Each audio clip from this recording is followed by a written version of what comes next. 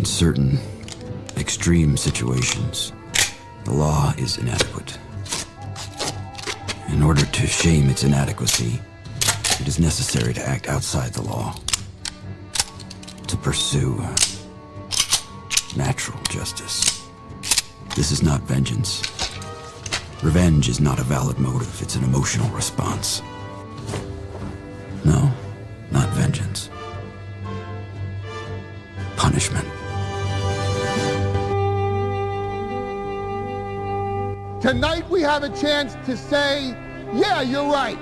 We're too extreme, we're too wild, we're too out of control, we're too full of our own shit. Or we have a chance to say, hey, fuck you, you're wrong. Fuck you, we're right. Because you have all made it to the dance. Because believe me, this is the dance. Start the show.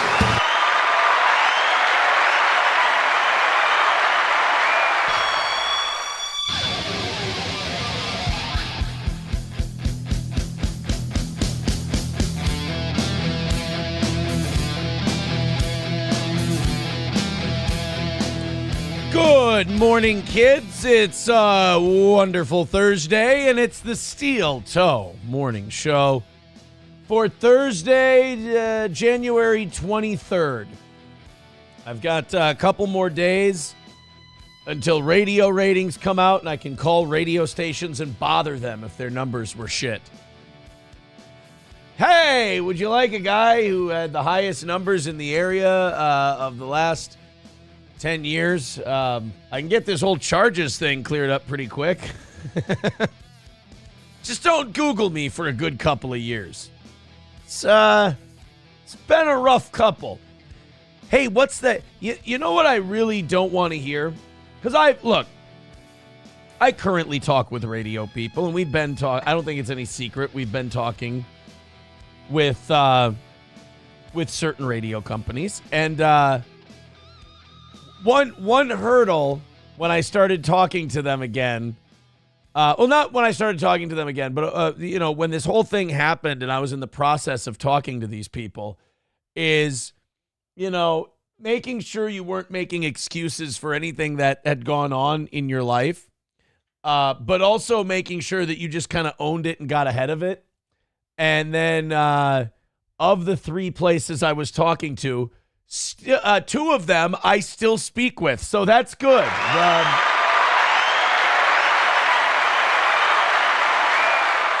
The other one went. The other one didn't go, let's stop talking. The other one went, get back in touch with me when this is all cleared up. It's just part of that deal where you get into a weird shit spot in your life, and it's all part of the cleanup. But whenever ratings come out, I always make sure I do a little, I get on the text and I go, oh, boy, this situation looks like it could use a little help. Then they text me back my court dates and they go, this situation looks like it could use a little help. I'm like, all right, that's enough. No, it's going to be a great day today. We got a lot of stuff going on, a lot of things to talk about. I'm very excited. It's the first day of the week that Johnny's not here. I thought Johnny's been great this week. Very sad to not have him on the show, but very happy, very excited to pontificate about a bunch of stuff. Last night, when we do the evening show, we do it to about a third to half the audience of the morning show. So there's some things I kind of want to I want to do on both the evening and the morning shows. And I think that meltdown at the state capitol from that trans activist, I think that's worth taking a look at. So we might do that a little later today. Also, I did not know this clip existed. I saw this on Twitter today.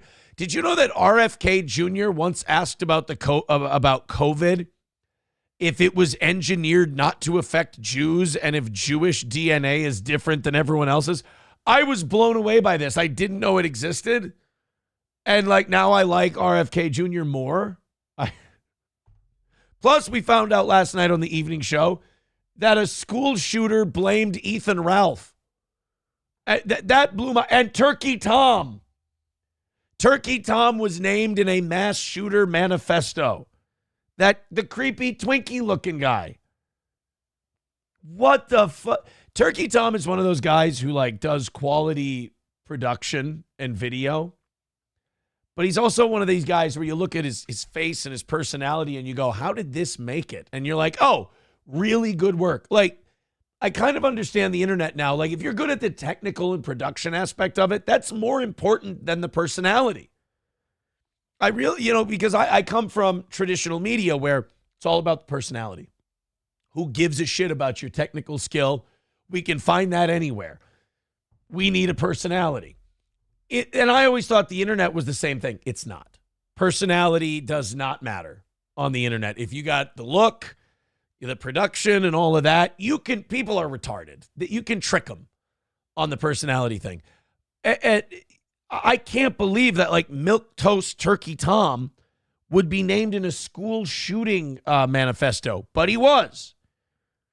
Like this black kid who shot up a school listed the people who radicalized him, and he listed right off the bat Candace Owens and Nick Fuentes, Ethan Ralph and Destiny, and then like Turkey Tom and not Hassan Piker.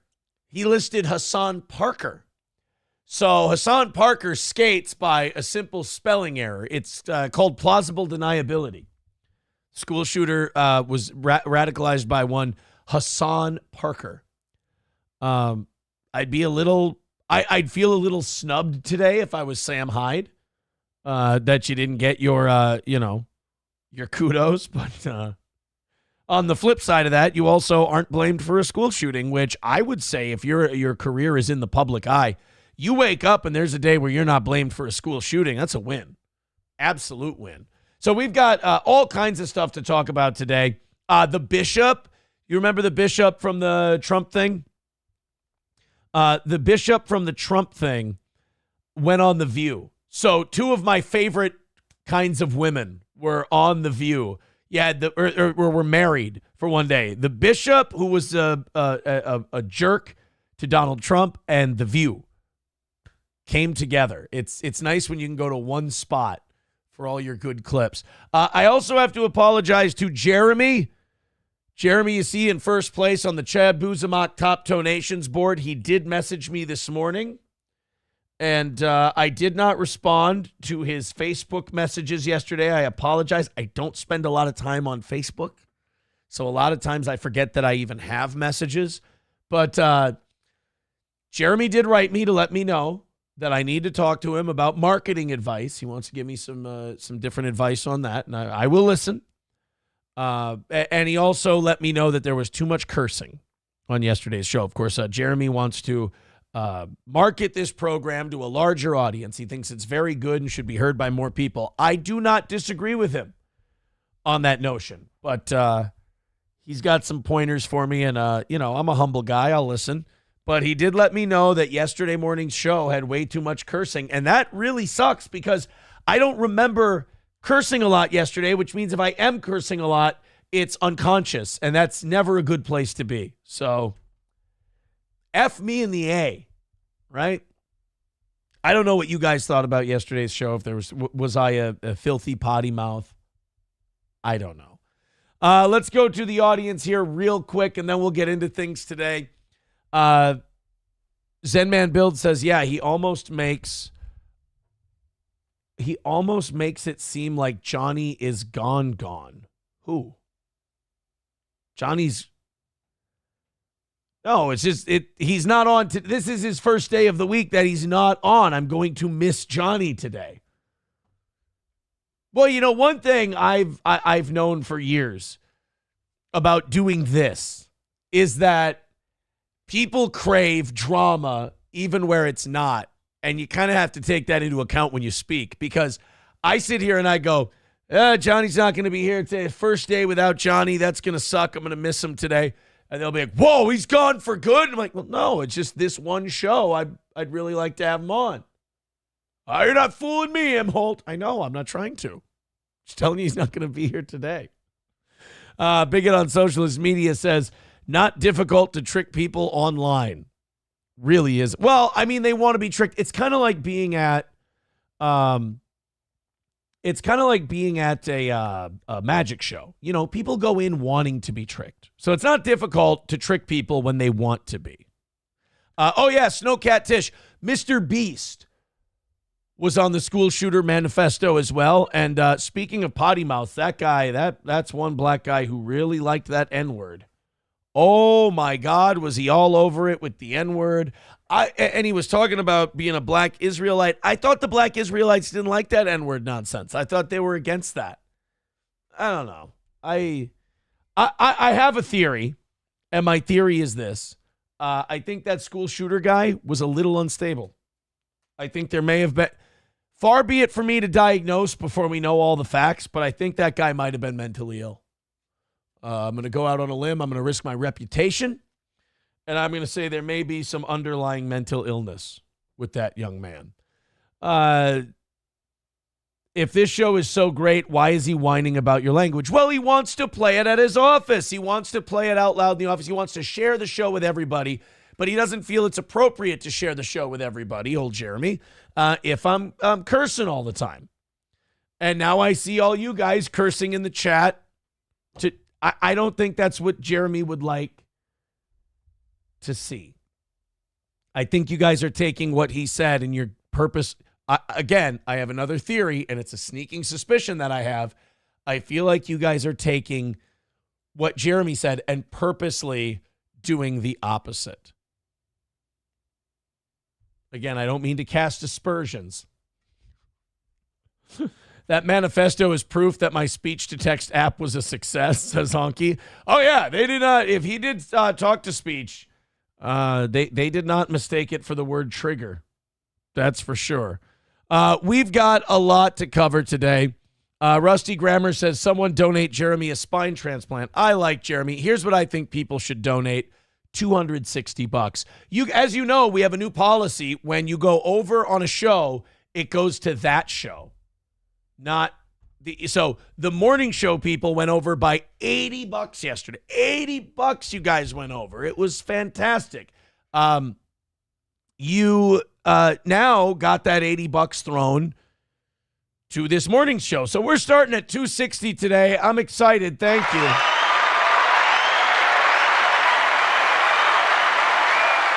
Go to Streamlabs, go to PayPal, go to Venmo, Rumble Rants, all of that. Hey, I have an idea. 25 of you, throw in a 10 spot. Let's call this thing a win right away. That would be an exciting way to end the week. That's our last goal for the week. This is it. There's no more goals after this. You guys go crazy on Rumble Friday tomorrow. I'll give you an extra hour of overtime. That always, is out there. But today, this is the only one where we go, hey, we need this. Throw in a couple of bucks. Gray Duckling with $5 says that's what Rumble Friday is for. Yeah, the naughty language. That's a good point. Tomorrow, people have been obsessed with my really awful musical playlists and have asked if we could do a Rumble Friday where there is an option to either send a clip or ask me to hit shuffle on a particular playlist. I will add that option for tomorrow. People really seem to be interested in calling me a homosexual with my music plays. And don't worry, it doesn't hurt my feelings. I've been unironically listening to that Carmen Sandiego theme song to get it out of my fucking head. I think it's working. I think it's finally getting out of there. Thank you, Gray Duckling, for the $5. Sam Show says, what kind of See, now people are just writing Jeremy's name and putting things like the gay F word in there, and they're putting naughty language in just to be jerks. That's all it is. Can't we be a family? Can't we all just get along? Can't Jeremy be part of the group? Do we have to ostracize him because he asked, hey, Aaron, here's what he's getting beat up for by you guys.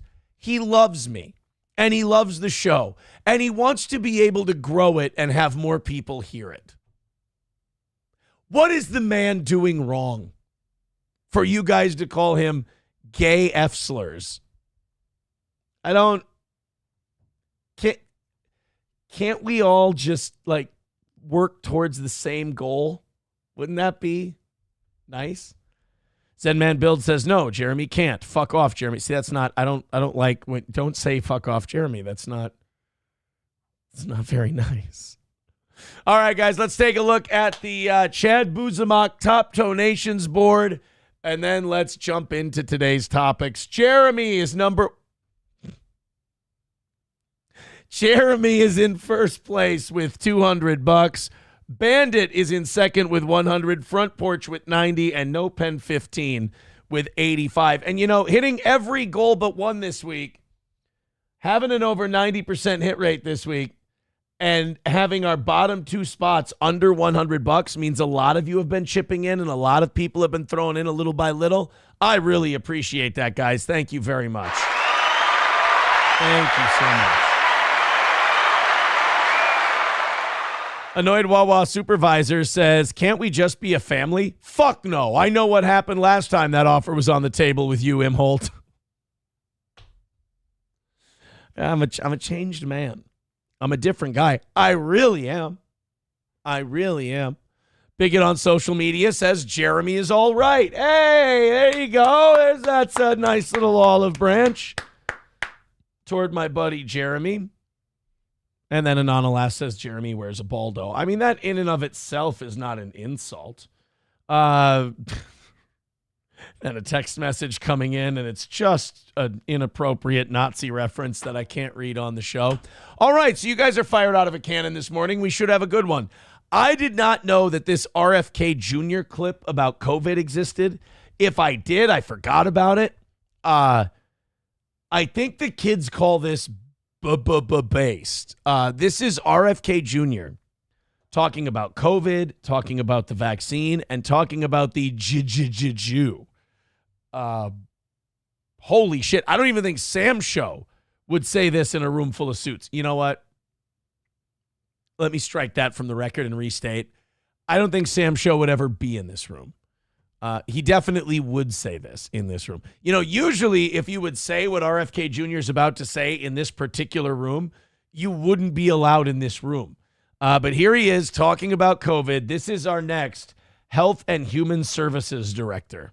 And we need to talk about bioweapons. The level, I know a lot now about bioweapons because I've been doing a book on it for the past 2.5 years. And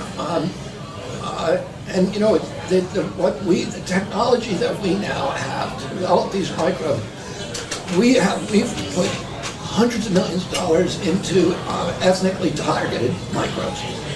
The Chinese have done the same thing. In fact, COVID-19, there's an argument that it is ethnically targeted. COVID-19 attacks certain races. Look, I want you guys, I know we're all looking at RFK Jr. while he goes here, but I want you to look at how this guy's eyes and face change as RFK Jr. starts going ethnically targeted. Because everybody who knows that once you start saying something's ethnically targeted, it's a ticking clock until you hear Jew. It always works out that way. When someone goes, well, this thing is ethnically targeted, and it always ends up going one of two ways. It's either ethnically targeted to get after the Jews, or it's ethnically targeted to avoid the Jews. But no matter what, this guy knows RFK Jr. going down this road means Jews are coming up at some point. It is ethnically targeted. COVID-19 attacks certain races. Look at his eye. His eyes go from kind of open, not really, to boy, do they perk up when he goes, look at okay, let's compare eyes. There's eyes right there. There's eyes right there. Before RFK is talking about Jews. Oh boy, his eyes are a moving. Not very open, not very open. Jews. Not really thinking about it. Jews. Just kind of a casual little talk with RFK Jr. No big deal. I don't think it's going to hit the Jews. What the fuck? All right, continue. There's an argument that it is ethnically targeted. COVID-19 attacks. I bet you those pupils got bigger too. Certain races disproportionately. This is a brand new video if you only watch this guy's reactions. It's ethnically targeted to attack certain people. And this guy is like processing this in the mode of a PR guy in real time. Like his head is like when Doctor Strange in Infinity War was calculating the 14 million encounter possibilities with Thanos. This guy was he was in his head seeing the 14 million different headlines that could come from RFK Jr. talking about this. And just like with Doctor Strange, only one of them is good. Disproportionately. The races that are most immune to COVID-19 are because of the structure of the genetic structure, genetic differentials among different races of the receptors of the ACE2 receptor. COVID-19. I want everyone to appreciate how hard of a time RFK Jr. is having saying Jew. Like, he knows what he's about to say. He knows what his thoughts are on this. So, like, thinking that RFK Jr. is just jumping headfirst into this, not thinking about consequences. He sure is. Otherwise, he would have said, well, we need to talk about the fact that COVID-19 doesn't really affect Jews that much. But instead, he's like, we need to talk about the fact that the AC2 receptors, you see some diseases, some groups aren't going to be affected as much. You see, because the receptors do a thing where they, like, if he was oblivious to what the consequences of what he was about to say were, he would have went, Jews don't get COVID that much. But he's not doing that. He's hemming and hawing because he's like, how do I do this without, breaking out in fucking stigmata? Oh, sorry, Jeremy. I did say the F word. It was not necessary. It was grotesque. The ACE2 receptor. COVID-19 is targeted to attack Caucasians and black people. The people who are most immune are Ashkenazi Jews and Chinese. Look at this lady right here. She knows what just happened. She went, oh boy. He not only said Jews, he said Ashkenazi Jews. He went very particular. And Chinese people. Here's the worst part. If you're RFK Jr., you have a choice to make. Because he's not wrong. Scientifically, what he's saying checks out. Socially, it's really risky to say. So RFK Jr. has that decision where he can go tell the truth and have all of the people in the room go wide-eyed and crazy, or lie and make all these people feel better. And it took him a while to get there. It took him 1 minute and 16 seconds. But he goes, I'm just going to tell the truth. See what happens. Look at this woman go. She can't look at RFK Jr. after he says Jews. Are Ashkenazi Jews and Chinese.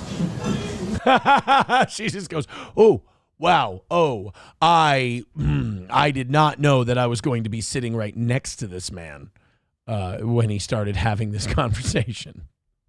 And this guy, correct me if I'm wrong, might be part of the tribe. He does not seem entertained by this line of thought either. But we don't know whether it was deliberately targeted that or not. But there are papers out there that show the racial and ethnic differential impact to that. We do know that the Chinese are spending hundreds of millions of dollars developing ethnic bioweapons, and we are developing ethnic bioweapons. That's what all those labs in the Ukraine are about. They're collecting Russian DNA, they're collecting Chinese DNA, so that we can target people. And that's not something a lot of Americans talk about when it comes to this war in Ukraine. Not a lot of people really want to discuss the whole, there's a lot of biolabs weapons in Ukraine, and Russia's being very careful not to harm the biolabs weapons labs, and that the United States has been doing a lot of work in there. Are we is the United States trying to, are we pumping so much money into Ukraine not only because of a Burisma payback, but also because we don't want the Russians getting their hands on what maybe we've been working on in those biolabs and exposing it to the world? I mean, it's a possibility that we just moved all of our China gain of function shit over to Ukraine And Russia went, no, no, no, no, no, no, no. We're not doing any more of this fucking any more of this bio-testing where we're making new diseases. Cut it out now. It's possible. Our media is not going to tell us that. And if Russia's media tells me that, I'm going to be skeptical right away. So I need some kind of third party. And if RFK Jr. is the third party going, look, they're working on racial bioweapons in Ukraine. And that's what those labs are doing. Well, okay. If I'm Putin and I find out that they're working on Russian DNA targeted bioweapons, then maybe I might get involved. It's possible. Jesus. McBuster says Elon's texting him again, right?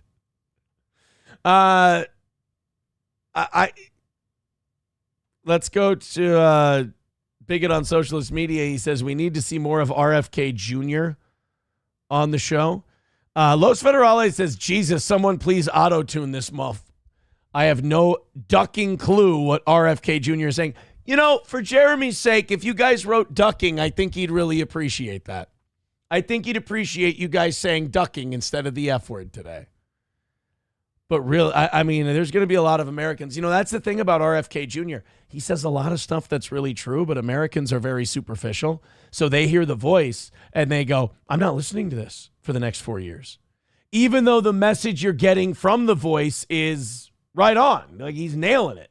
But you're like, he talks like this, so I don't want to hear it. Like you'd rather be lied to by a well-spoken man than told the truth by a creepy sounding dude. It's why Ron Paul never really got any traction either, because Ron Paul, hey, was this old guy who just kind of went, well, why don't we get rid of the Federal Reserve and eliminate the income tax? And he would just kind of start shaking like a robot without enough oil.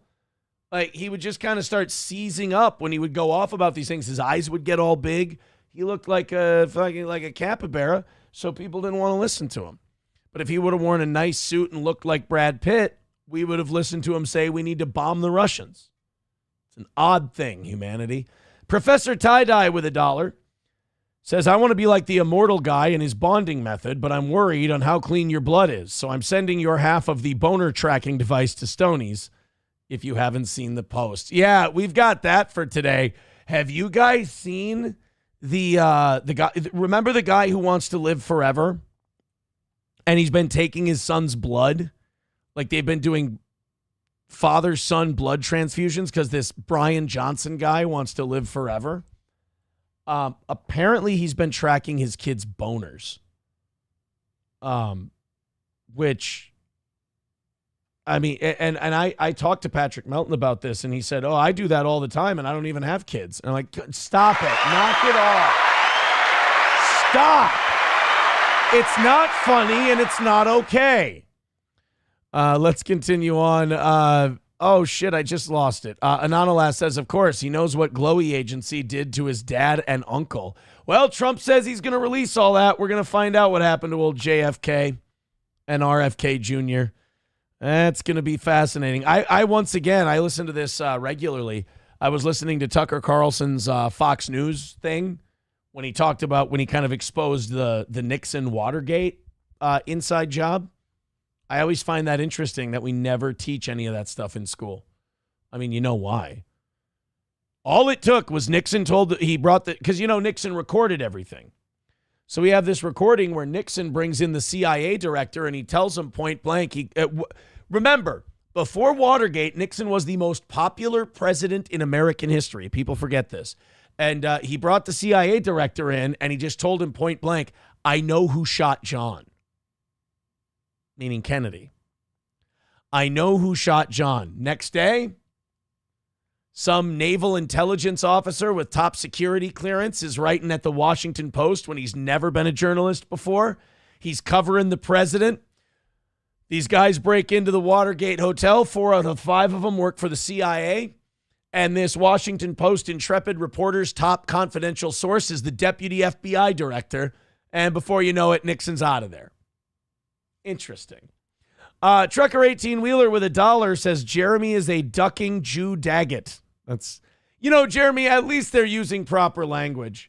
Coltrane with $1 says rumors going around that Putin wants to extradite Fauci for crimes as part of ending the war in Ukraine. I hope reports end up correct. Bro, if we can give Putin Fauci just to end the war and the borders can go back to what they were, cool. Who else you want? Can Ukraine get Crimea back? Who do you want? You want Brittany Griner back? Sounds good to me. Anonymous says he went there with the biolabs. Remember when officers guarding the building were also burning papers? I mean, that's not a bad idea. If another country is getting close to seeing what we're doing in those Iranian biolabs, you better start burning papers. You better start burning papers, dude. Let's go to people are writing ducking instead of the F word in the chat. I appreciate that, guys. I just wish you wouldn't then follow it up with gay slurs toward Jeremy. Let's continue on here. Trucker 8. Oh, no, we got to Trucker 18-wheeler and Coltrane. Oh, wow, I'm way behind. I apologize. I don't want Russia copying our homework. Those are our doomsday weapons. Build your own Tsar Bomba. Leave our shit alone. Eyes on your own paper. If you want to destroy the world, you earn it like the rest of us, god damn it. Let's go to, hey, look at that. Jolly Stick with $40 over on PayPal says, fine, you can have all my Upside app money, you whore. Well, thank you for the $40. We want the gold, sucker. Hulk Hogan, we coming for you, nigga. What a start to today's show. 220 away from our final goal of the week. Thank you guys so much. Hit like, hit subscribe, hit share. And, hey, you guys want to throw a couple of bucks? You know, we got the Elon $50 drop now. If you guys want to throw in a few. Let's call this another win for the toe. Thank you, Jolly Stick, for the $40. It's incredibly generous. I appreciate that.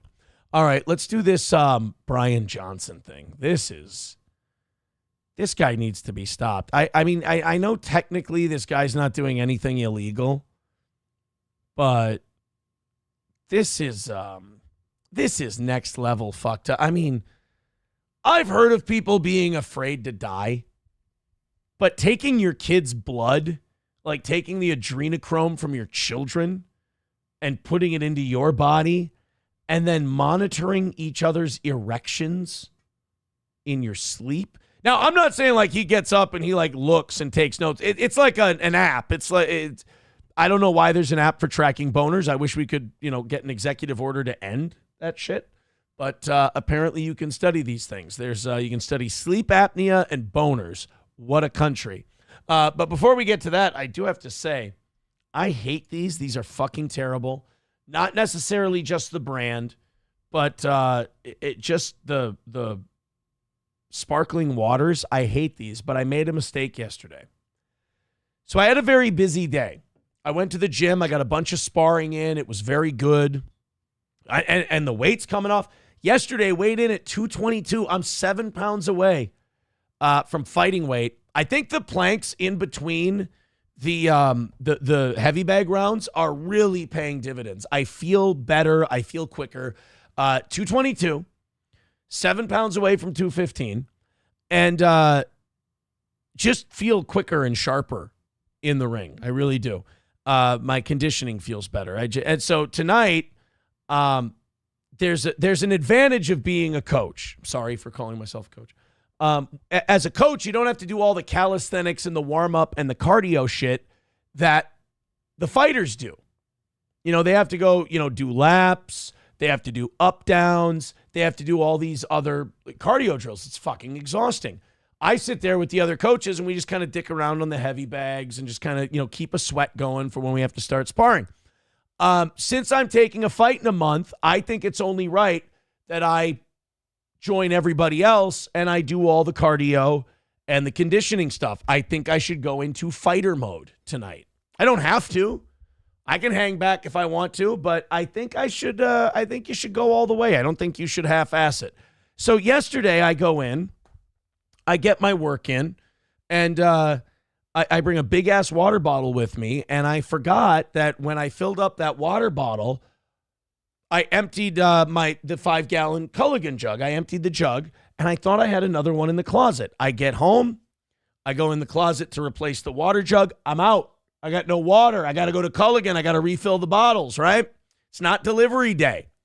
So I don't have time because I had my court appointment yesterday, which went very well, I might add. So today I have to go get water.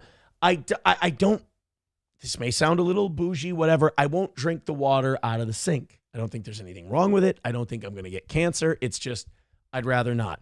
So I had this, I didn't want to drink soda. So I had this in the fridge. I had a bubbly water called Strawberry Sunset. I don't like these. But I got to wet my whistle while we're on the show. I drank my Celsius to stay nice and awake. But better this than desert mouth. Oh, that is fucking tragic. Sorry, Jeremy. That is ducking tragic. That is really bad. You know what? I might actually drink from the sink today. Camel Toe with $5 says, did you see that your ex-boyfriend streamed last night / this morning? I got through 5 minutes and died from boredom. I did not see it. I did read about it. I saw that the Farms was commenting on it, and that seemed to be the consensus. The consensus was two things. It was remarkably boring, but you have to remember, he's a boring guy. He's not a good broadcaster. Like, he's not a good presenter. He's not a good show host. I don't know if this is going to rub people the wrong way or not, but it's an observation as someone who's done this a long time. I'm not saying he's just a trust fund lucky turd, but he kind of is a lucky turd. Like, he is at best a program director that got lucky. Remember, he put other smart people on with him, and they did all the heavy lifting. They did all the heavy legal analysis. If this guy ain't drinking, he ain't drawing. The things I heard were incredibly boring. Like, I'd never watched a single second of Nick Rekieta. And then when I started hanging out with him, I watched a little bit and I went, not out of meanness, but I just went, this is boring. This isn't funny. His humor I always found awkward. Like, he would always try to shoehorn racist shit in. And like, look, man, I've done my share of that kind of humor, but it's like, he'd be talking about some political story and it would be like, hey, the majority of Democrats don't want to do this thing. The majority of cops want to tase Jacob Blake, though. Say, how did the black guy joke get into the congressional? Like, it was like a guy who was like imitating shock jocks and doing a really bad impression. Like, he was doing a bad impression of what I am, a hacky shock jock. He was doing a bad impression of a hacky Morning Zoo guy.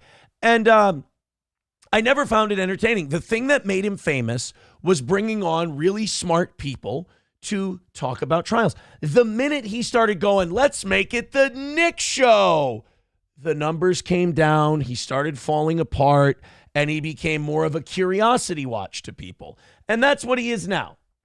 What I read about it was extremely boring, and the mods were fighting each other about whether or not they ban people for saying, talking about him, his kid testing positive for cocaine and all that other stuff.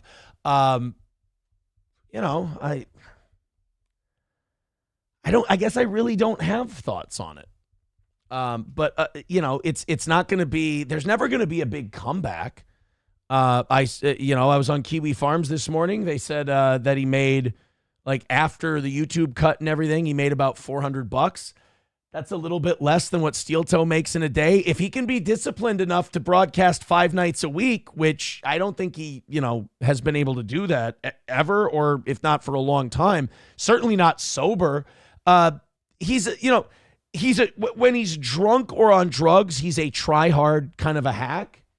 But when he's sober, he's just a remarkably boring, beaten down, middle-aged father of 5. He is what he is. It's, if he can broadcast 5 days a week, he can maybe make Steel Toe money. That's probably a blow to his ego, but it's the truth. If he can broadcast 5 days a week, he can maybe make steel toe money. Which, look, I'm not sitting here crying poverty or anything. I like my life. But he's got 5 kids, and he was up here. I didn't make steel toe money and then go buy an $800,000 house, have 5 kids, and, big expensive cars and all that other shit. That's, I don't know if you can get by with that life on steel toe money. So, yes, I did see it, camel toe, or I didn't see it. I'm sorry. I read about it. The reviews I got were boring as all hell and a lot of infighting with the group. Also, somebody said, I don't know, people might have been dicking around with this. They might have been lying. This might not be true. That he has a bed in his studio now. People said that he did a new, they said he did a new camera angle that looked weird. I saw a screenshot of it. He looked very old. He looked very tired. He looked very kind of drawn and kind of beaten down. He looked rough there, but for the grace of God go I. But, and also they said he had a bed in the studio. I didn't see that. That's just something I read. Which kind of begs some questions also.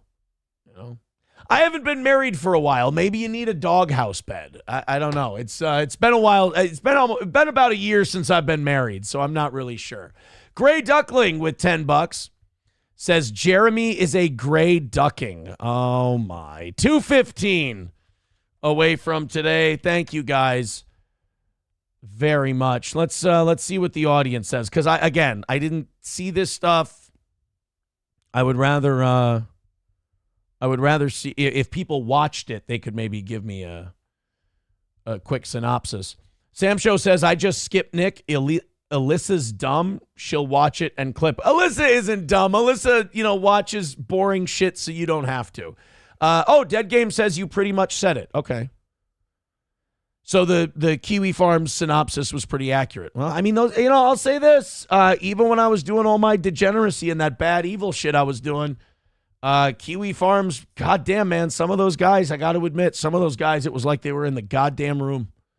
It was remarkable. Like, I read that shit and I go, oh my God, how the hell? And, looking back on it now, I can go, well, yeah, of course it's like they were in the room. There wasn't exactly a lot of subtlety in that game. Let's go. First and 15 says he had a lot of fans and would have thousands watch his evening show. Oh, absolutely. No. Don't get me wrong, First and 15, but it fell dramatically from the trial days. When he stopped doing trials and he tried to go, hey, it's the me show, those numbers dropped exponentially and they continue to drop. What? Mad Max Mardigan. No, guys, we're supposed to say duck. We're not supposed to call Jeremy gay slurs. He's not trying to appeal to the women at his workplace. Anonymous says, Lord Baldo was a good streamer when he started, but then hedonism happened and the Baldo happened. No, I think you're rewriting history a little bit there. I think he was a program director who greenlit a particular kind of show. And then once he said, well, I must be the star of the show, then all the numbers went down. It's as simple as that, really. He misread what made him big. What made him big was, I'm going to grab a bunch of people who are a lot smarter on this law shit. I'm going to bring them onto my channel. I'm going to facilitate this conversation, and we're going to go from there. That's what made him huge. And then, sometimes you start to think you're the star of the show. It's like a guy who's in a really good band and he goes solo and you realize, oh shit, people wanted Slash too. I wasn't the whole star of the show. McBuster says Nick's daddy locked his studio is the rumor. I don't know. That would be, I don't think his parents are that active in policing them. If his parents had an iron fist on the kid, he wouldn't have ended up the way he was. Bigot says most of the assumptions about that are probably right. Okay. Bigot also says, show some respect. Jeremy is on top of the Tonator board. I know. I'm trying to protect Jeremy from these animals. He was a better streamer pre-heat. Well, anytime you get into hard drugs, it's your performance is going to take a hit. Start getting into hard drugs, your performance in everything is going to get subpar. All right, let's go into Boner Daddy. This is fucking disgusting. I wish you guys wouldn't send me shit like this. This is Brian Johnson. I had to check that this was his official account. It is. His stated goal is to conquer death. He wants to beat death. He wants to live forever. He thinks this is possible. And so he's been taking blood from his son and putting it in him, and he said that it's caused him to de-age by like 15 years. Whether or not that's horseshit, I guess that's up to you. But now he's gathering, and you can see it on the screen, I'm not making this up, nighttime erection data from his 19-year-old son. Patrick Melton said this, and he said, 10 years too old for my tastes. His duration is 2 minutes longer than mine. Raise children to stand tall, be firm, and be upright. Now, look, with the previous life that I lived, far be it for me to judge anyone's parenting. I mean, I sat by while fucking legit child neglect was going on. I sat by for a time while, children were being, I would argue, harmed. I was a party to that, and that's wrong. But I still feel like I'm qualified as someone who's repented for their sins and admitted what they did. I feel like I'm still allowed to be able to judge certain behaviors. And monitoring your children's boners, if you don't think that I'm the guy to make this controversial statement, then fine. But I feel like I am qualified. Monitoring your children's erections is wrong. I would go a step further and say monitoring your children's erections is mentally ill and, Jeremy, if I may, ducked up.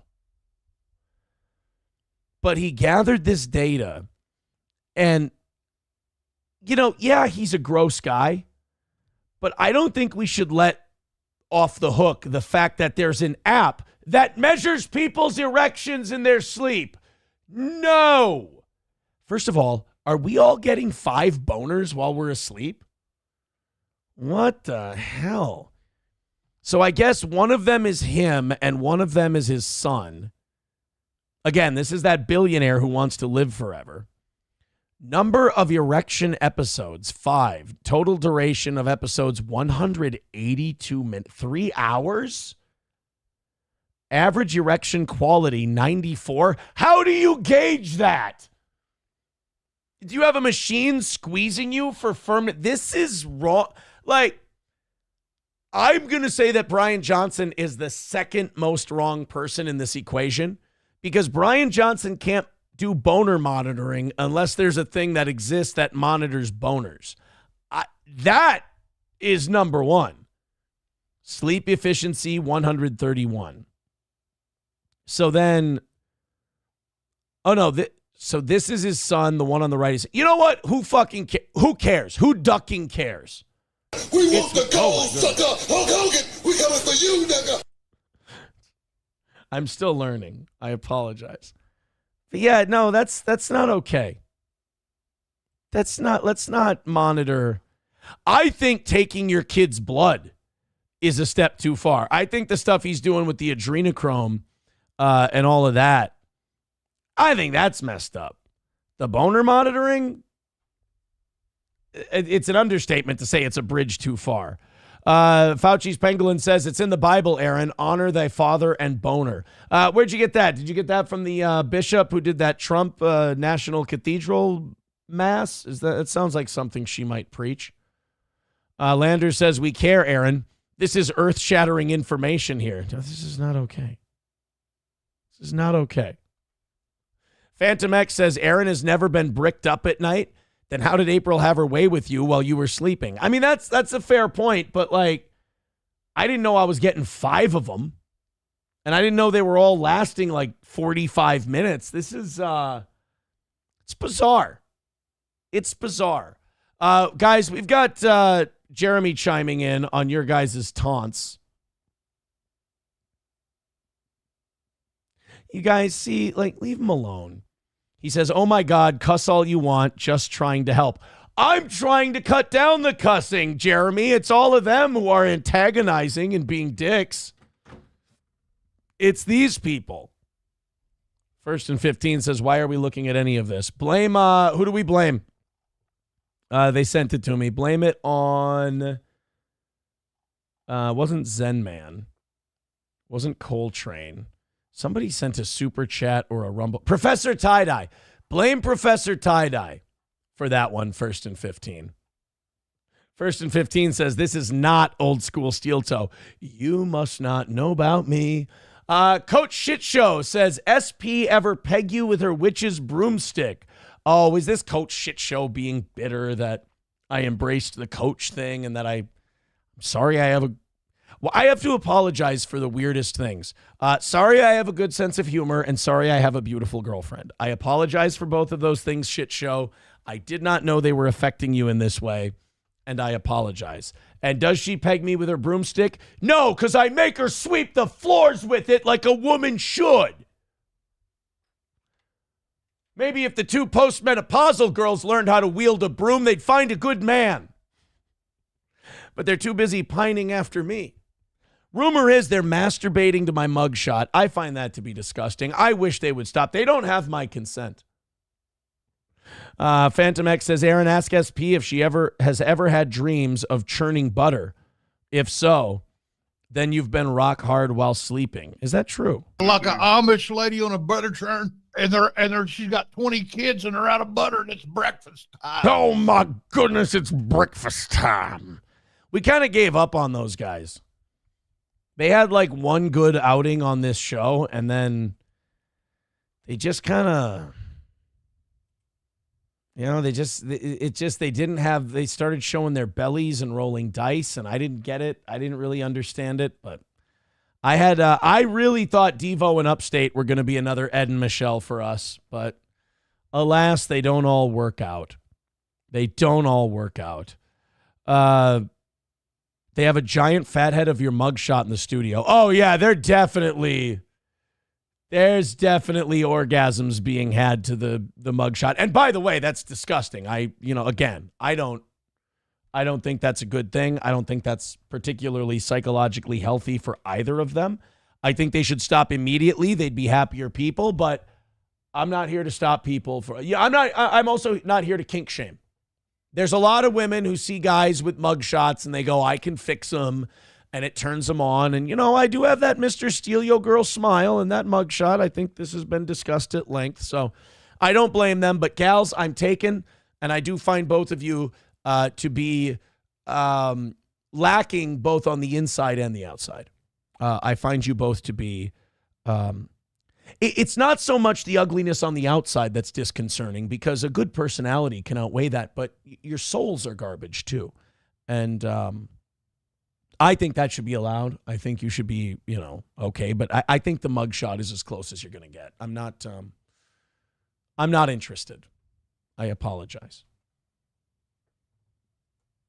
By the way, that is not going to upset them. They're going to take that in the good humor that it was intended. I guarantee, because let me tell you, those two, great sense of humor. I'm just saying, if you got to kiss up to a pedo in order to get any kind of heat and you still can't crack 1,000, ooh, is that rough? All right, let's talk about a beautiful woman. Let's talk about a woman who is attractive on the outside, and I'm not even going to say ugly on the inside. She's a little kooky. She's a little high-strung on the inside, but I don't know if I'd necessarily say ugly. Let's say hello to everyone's favorite Democratic vixen, AOC, Alexandria Ocasio-Cortez. She's having a rough time. I don't want you guys. By the way, I am officially naming, when I grab the deck of cards and I start mucking around with them, I am officially calling this the Triple N Shuffle. Triple N has become obsessed with the shuffling, because I just have this ADHD tick where I see a deck of cards, I got to pick them up and play with them. We're going to call this the Triple N Shuffle. And if Triple N doesn't mind, If he could keep track of how many times I pick up the cards and start shuffling them in a given show, could we officially have the triple N shuffle count? And then at the end of the show, we'll go to triple N and he'll tell us how many times I picked up the cards. Not how many times I shuffled them. How many times I picked up the cards during the show and started shuffling. Aaron, you fucked that one up. Shut up. Stop looking at my hands. Look up. My eyes are up here. AOC has been having a rough go of it lately. Donald Trump is president. I don't know if you knew. Breaking news if you didn't. Spoiler alert. Donald Trump is president of the United States. And that means that, you know, AOC's biggest supervillain. Remember, she was almost R-worded and murdered on January 6th. She was nowhere near the actual Capitol. She was blocks away. But according to her, under her desk, nearly R-worded and murdered. You shouldn't share an office with Bill Clinton then. But she was traumatized by the events of January 6th. And now Trump is president, so this has to be very difficult. She also loves Mexicans, so the whole deportation thing is getting to her. This is AOC on the floor of the House, and I hope that you guys have some compassion. Coyote NV with $4.99 says the toe has tiger blood. Oh, shit, I better get that checked. Thank you, buddy. 210 away from today. We're looking good. Hey, do me a favor. Throw in, let's rally up for, I'm going to pull a number out of my ass. In the next 5 minutes, let's pull a $40 rally. And let's be under 200 by 7 o'clock. Today's looking good. Thank you, guys. I appreciate your kindness. Mr. Speaker, you may wonder why so many of our friends across the aisle who care so deeply about the rule of law. I don't think she means it when she calls them friends. Anybody else get that vibe? AOC saying our friends across the aisle. I feel like she's being kind of shitty about it. Happen to be so desperate to pass this bill after they are unleashing people who attacked police officers here on this Capitol into roaming our streets, who are publicly saying now they want to get a gun. Suddenly, these... Okay, wait a minute. Are you really comparing people who came here illegally to people who were just there on January 6th? I love how she says, oh, yeah, these people who stormed the Capitol, he's unleashed them and turned them loose on our streets. I saw the people who were at January 6th. When I think of people running loose on the street and smashing windows and robbing 7-Elevens and beating up old ladies, I don't really see the January 6th people, no offense. I see a lot more maybe, I don't know, Venezuelan gang members, maybe some illegals. I don't know. I think we're obfuscating what's really going on in dem streets, Miss Cortez. Folks care about public safety? I don't think so. There's no capitals to storm in Columbus. Wait, that's the capital of Ohio, isn't it? Fudge. See, Jeremy, I said fudge. Look no further than the price tag of this bill, $83 billion. They know that it can't be paid for. They know that the capacity is not there. And you know what will be there? Private prison companies are going to get... I think they'll probably do a better job than the government does. But, like, it's always rich to me to see the people who cried and whined for $250 billion for Ukraine all of a sudden seem concerned about money when it comes to doing something that will help us here at home inside our own borders. Hey, let's clean up our borders and get all the illegals out of here. More opportunities for Americans. Yeah, but it costs $80 billion. Well, we're going to pay for it by not giving welfare and tax-free services to a bunch of illegals. That's how we'll pay for the bill. And they'll be like, well, it's just really costly. That's interesting. Now you're a deficit hawk. Really? It's fascinating to me. Flooded with money. How much money did you give the drug companies to develop a COVID vaccine? How much of my money did you hand out to them? That didn't pay for itself unless you count the blood they harvested from the people with myocarditis who dropped dead of a heart attack. I guess maybe, did you pump their blood out and sell it? Did you sell their kidneys? Maybe we made some money off of that deal. I don't know. But unless you did, I think you might have given that money to the drug companies and it just went right into the board's pocket. Give this money, no doubt. I want folks at home to look. Look at what members of Congress are invested in private prison companies. Ooh, you know what? Hey, time out.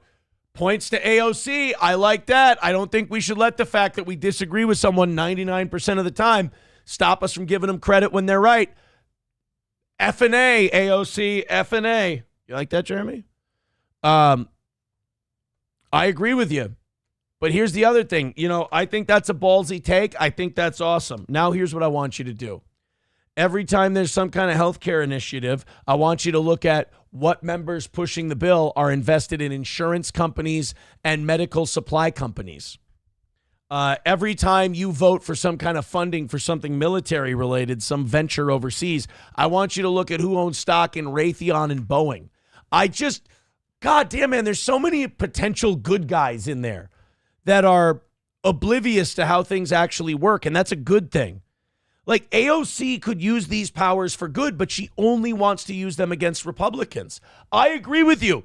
Let's make a giant list. Let's make them wear the hacky race car patches. Let's make a list of the people who would profiteer from private prisons being used. Let's do it. List of Republicans, list of Democrats. Let's name them all, AOC. Let's be the problem is these people only want to demonize those on the other side. She could be a force for good. Hey, this Medicare and healthcare bill we want to pass? Well, it turns out it's a big old giveaway to the medical supply companies and the insurance companies. Here's the list of people in my own party who are on the boards of some of those companies or own lots of stock in those companies, or have family members who own lots of stock in those companies. We could clean the Wild West up, AOC. But it's frustrating to me that this stuff only comes up. This only comes up when it's the other side. That's what's frustrating. Who receive this kind of money, and look at the votes on this bill. It is atrocious that people are lining their pockets with private prison profits. Ooh, I like that. PPP. Oh, buddy! Private prison profits. That's what Ashton's name stands for. Private prison profits. He's a prison profiteer. That's great. That's awesome. Yeah, call it out. But the problem is you stop. Don't stop thinking about tomorrow. Get after it. Go after all of them. This is like Bernie, too. Like, Bernie's got ideas that are really good, but they're so partisan. If all these people, Republican, Democrat, would shine the lights on their own party, clean up the rats that are in their own backyard first, that would give you the moral authority to go after the other side. Right now, this just looks like playing politics. In the name of a horrific tragedy and the victim of a crime. It is shameful. It is absolutely shameful. It would be great if they cut from there and the whole chamber was just empty. It's just like, oh, she was practicing. I had no idea. Gray Duckling with $2 says $20 if you can do a one-handed cut. Ooh, I don't think I can. Here, let's. I don't think I can. My grandma used to be able to do this. You got to get your finger in here, right? Okay. You got to cut them.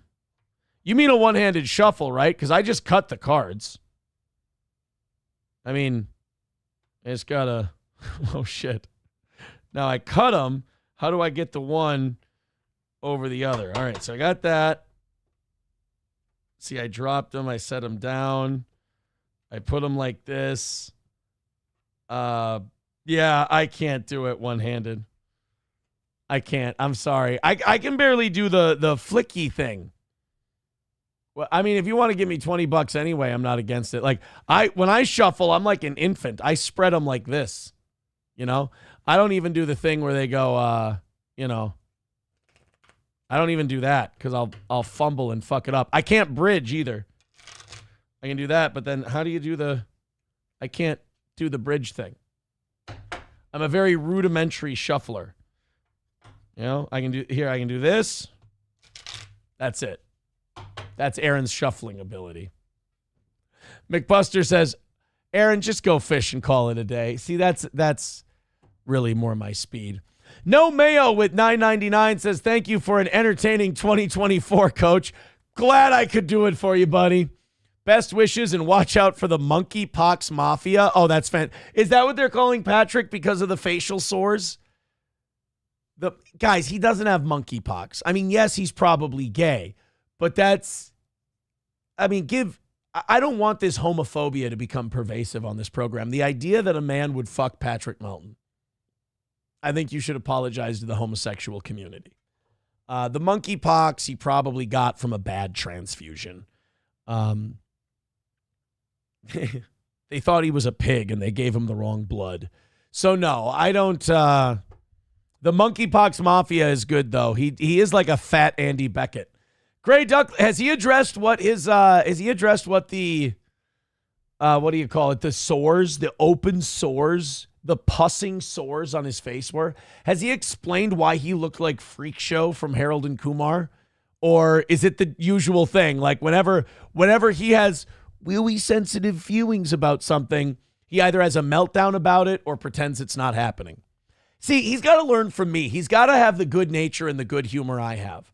People try to make a coach joke, and I go, well, I am a coach, so I'll embrace it. I'm coach. I like it. It's fun. He gets fucking picked on, and I think it triggers something back from childhood. And he goes, no, that's not the way it is. That's not it. No, buddy, that's it. You're a fool. Sorry. Red bar knows. 2:05 away from today. Thank you guys very much. He ate a tranny hooker's ass and it's herpes. That, if he paid for it, maybe. And he would have gotten it from a submissive act because he is a very submissive guy. So that I could see that being the case. Some people are saying it's just boils. Okay, now I'm going to puke. 2:05 away from today. Here's what I say. I say let's get that under 200 and let's really cook today. Streamlabs, PayPal, Super Chats, Venmo, Rumble Rants.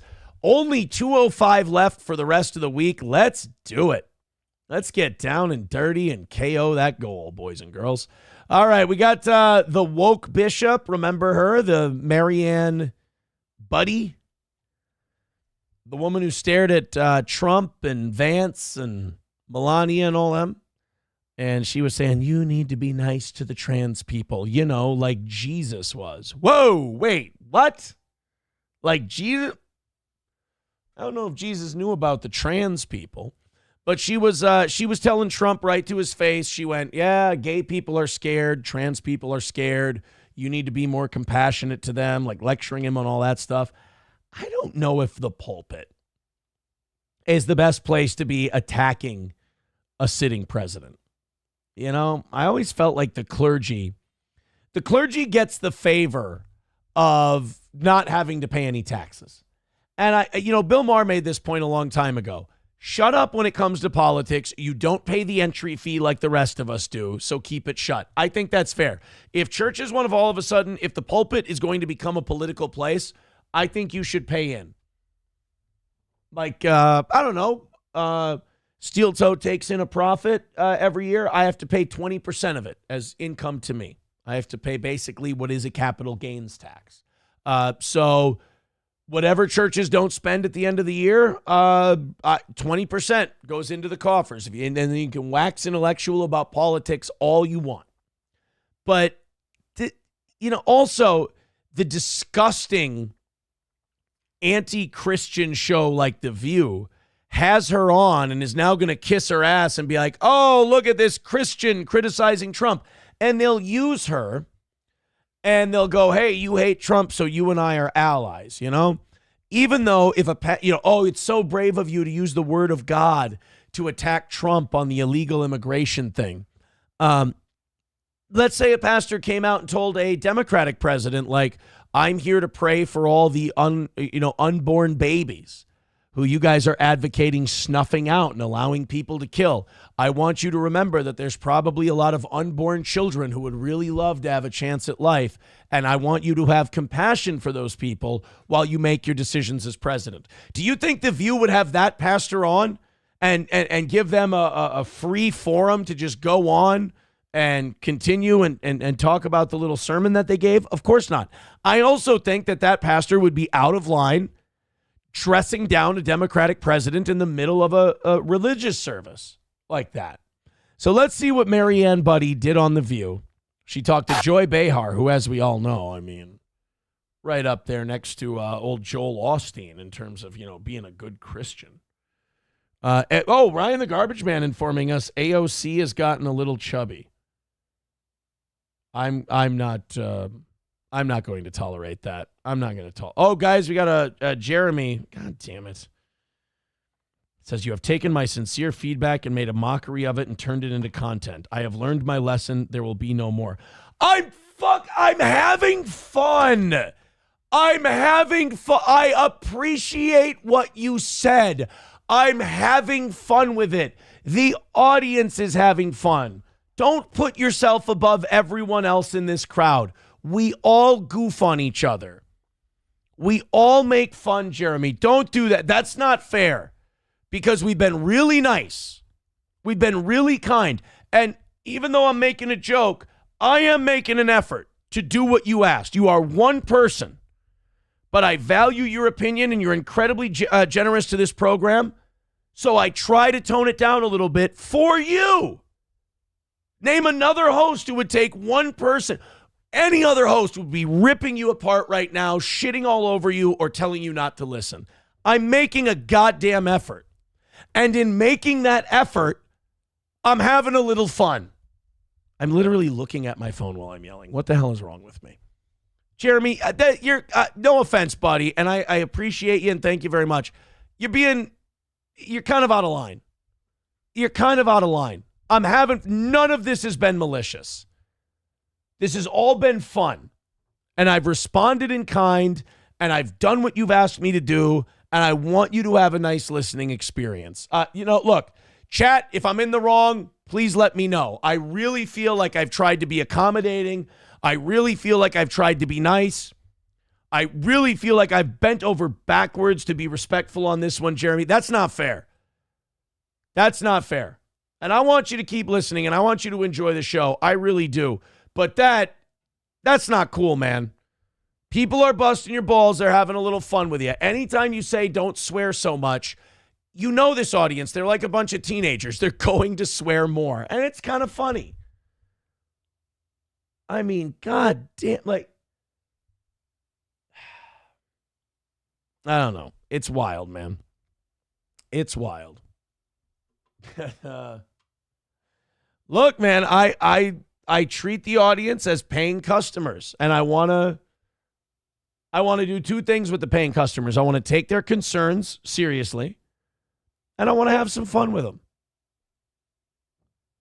Jeremy, if I've done anything to offend you, I apologize. But I feel like I've had a good time. I feel like we've joked around.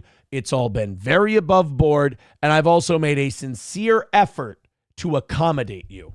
And I appreciate your generosity, and I appreciate you being passionate about this program. But don't mistake that for me not also being passionate. Zenman Builds with $5 says, QQ more Jeremy. Better check your tampon. See, now they're having, now, everyone's allowed to say that about Zenman Builds. Everyone's allowed to say that about me. Who's second on the list? Everyone's allowed to say that about Bandit. It's allowed. I want to know, I don't think you should be allowed to be special and not allowed to be, we're having some fun with you. That actually annoys me. That actually upsets me because I feel like I've done really. All right, here's what we need to do. Somebody needs to take that number one spot on the Chad Buzamok Top Donations board. It needs to be done. Jeremy's on top at $200. We're $200 away from today's goal. If you guys want to throw in 50 and credit it to Bandit or credit it to someone else because you don't want to throw in 200, Lord knows I understand. But I don't know. I don't like that. I get that if other people donate to kind of pay your way, it's like a restaurant. The more money they spend, the more of a say they get. But I've been really nice. I've been really accommodating. And, boy, someone texting in, roses are red, violet eats maggot. I think I think you guys get the idea. Professor Tie-Dye with $1 says, from Over the Top Reaction, is the Jeremy from The Quartering? If so, go to Coffee Brand Coffee and use code JLNotHere at checkout for 5% off your order. That's Coffee Brand Coffee, code JLNotHere. $1 from Chevrolet JB says, Aaron, you are special. Thank you, buddy. Thank you so much. I think I like Jeremy. This isn't the first time this has happened, but God damn, that's frustrating. That is frustrating. Bigot on socialist media says Jeremy should know sending those texts is invading chat to give him shit. I mean, kind of. Victor says based clean Jeremy. Yeah, I think so. Don't get cucked on your own show, Aaron. Jeremy sounds like a DEI staffer. I like Jeremy, and he's incredibly generous. But he mistakes giving advice to the show for dictating to me making my show whatever he needs it to be. And that's not, there's got to be some give and take there. And I also feel I'm a little annoyed because I know that I've gone above and beyond from what other shows would do. Other shows would tell him to fuck off, to be honest. They would tell him to go fuck himself. And I would never do that. I'm not going to do that. In fact, I accommodate him. Oh, boy. But, you know, what am I supposed to do? If I get passionate about something and I say the F word, do I have to be worried Jeremy won't give me $200 because I got passionate about something and I wanted to use my speech the way I want to express myself?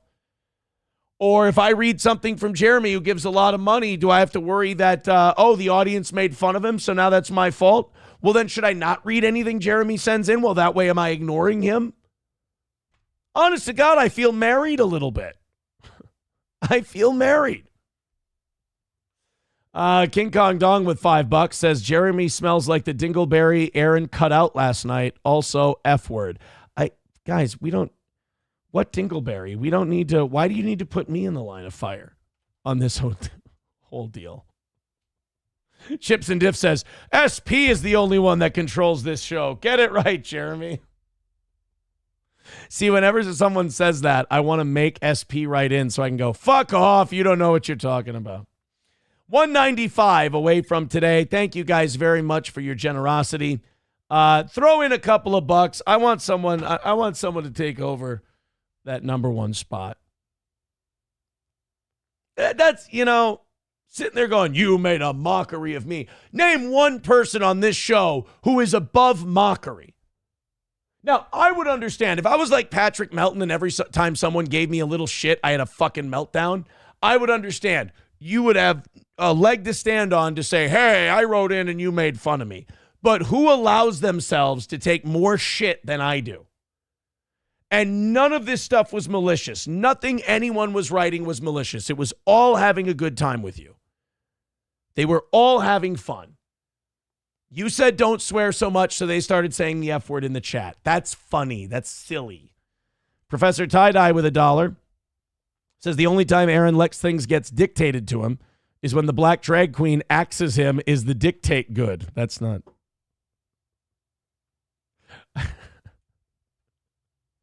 See, I know you think that's helping, but it's not. And this is the other thing. Jeremy wants more old school radio.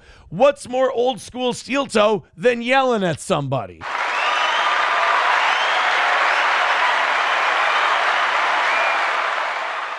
That's some old school shit right there. So, all right, guys. 195 away from today. Go ahead and throw us a few bucks. And Jeremy, you know what'll make this all good, Jeremy, is you apologizing and saying that maybe you were treating yourself a little more important. You were kind of putting yourself above everyone else. I would accept the apology, and if you apologized, I would also say I apologize for blowing a gasket a little bit. Stand by what I said. Maybe maybe you didn't need to lay in so hard, but that really. When you make an effort, I mean, this is like you run a restaurant and someone orders a steak and you cook it nice and you give it to them and they're like, that is not exactly how I like it cooked. And you go, you know what? You spend a lot of money in here. You're a valued customer. I thought I did a great job, but you know what? I'm going to take it back. I'm going to fix this up nice for you. And you don't just go and throw that steak in the microwave, but instead you put it in the take back pile. You say, hey, kitchen staff, you did a great job. Have this steak. Let's make this guy a brand new one and make it perfect. And we do our best and we go and we put other tickets on hold just to make sure that guy's steak is perfect because he's a well-valued customer. And because he heard one cook go, "Here's your steak, good sir," like in that kind of a tone, he went, "Well, you know what? If you're just going to be a dick all the time," it's frustrating. All right, speaking of frustrating, let's look at Bishop Zombie and her appearance on The View. This is Marianne Buddy, the bishop who went after Trump about gays and trans people. She went on The View, which I will say, perfect branding. As far as places for this bishop who went and shit all over Trump to protect the trans and gay community in her mind, The View is the perfect place for her to go to get her message out there. Let's take a listen. Thank you. So let me ask you this. You seem to have more fearlessness than anyone in Congress right now, ma'am. Oh, suck my asshole. Sorry, Jeremy. You seem to have any more. It's been 2 days, for God's, well, 3 days now. It's been 3 days. AOC was just up there prattling off about God knows what. You have more courage than anyone in Congress. What's Congress supposed to do? The Democrats don't have the majority, Joy. God, what bitter harpies. Thank you. So let me ask you this. You seem to have more fearlessness than anyone in Congress right now, ma'am. What made you decide to use that opportunity for this message, or didn't you have any apprehension about it? Well, you know, I thought I could go shake his hand and talk to him about this privately, person to person, but I decided to use the house of God to make a spectacle and make a political statement. So, yeah, that's what I decided to do, Joy. Aren't I a good person? My response, thank you, first of all, for allowing me to be with you today. Praise Jesus. My responsibility that morning, yesterday morning, was to reflect, to pray with the nation for unity. And as I was pondering what are the foundations of unity, I wanted to emphasize respecting the honor and dignity of every human being, basic honesty and humility. And then I also realized that that unity requires a certain degree of mercy and compassion and understanding. And so knowing that a lot of people, as I said, in our country right now are really scared, I wanted to... What nobody will answer this for me. What are gay and trans people scared of specifically about Donald Trump? I mean, if trans people are going to say, well, he won't let genital reassignment surgery be done on children, that's not a bad guy thing. That's a good guy thing. That should not be allowed. We shouldn't be doing that to kids. We won't even let them get fucking ink into the second layer of skin because they're not old enough to make that permanent decision. So they certainly can't be hacking off body parts as a child. So no, that's not a valid argument to say, well, and then if an adult trans person is fixated on that particular topic, then I need to put them on some kind of a watch list because they're looking at kids and worrying about their private parts a little more than they should be. So this idea that trans people are afraid of it, nobody in the Trump administration is stopping any grown-up from doing whatever they want to their bodies with whatever medical procedure they want to. If you think that Donald Trump's administration saying that, we think kids should wait until they make such a permanent decision, that's somehow hateful, I don't know. I don't think you're qualified to be preaching the word of God.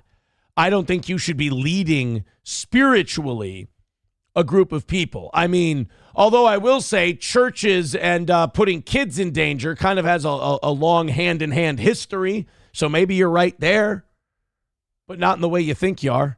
Take the opportunity in the context of that of service for unity to say we need to treat everyone with dignity, and we need to be merciful and to... How has he not treated them with dignity? Please tell me.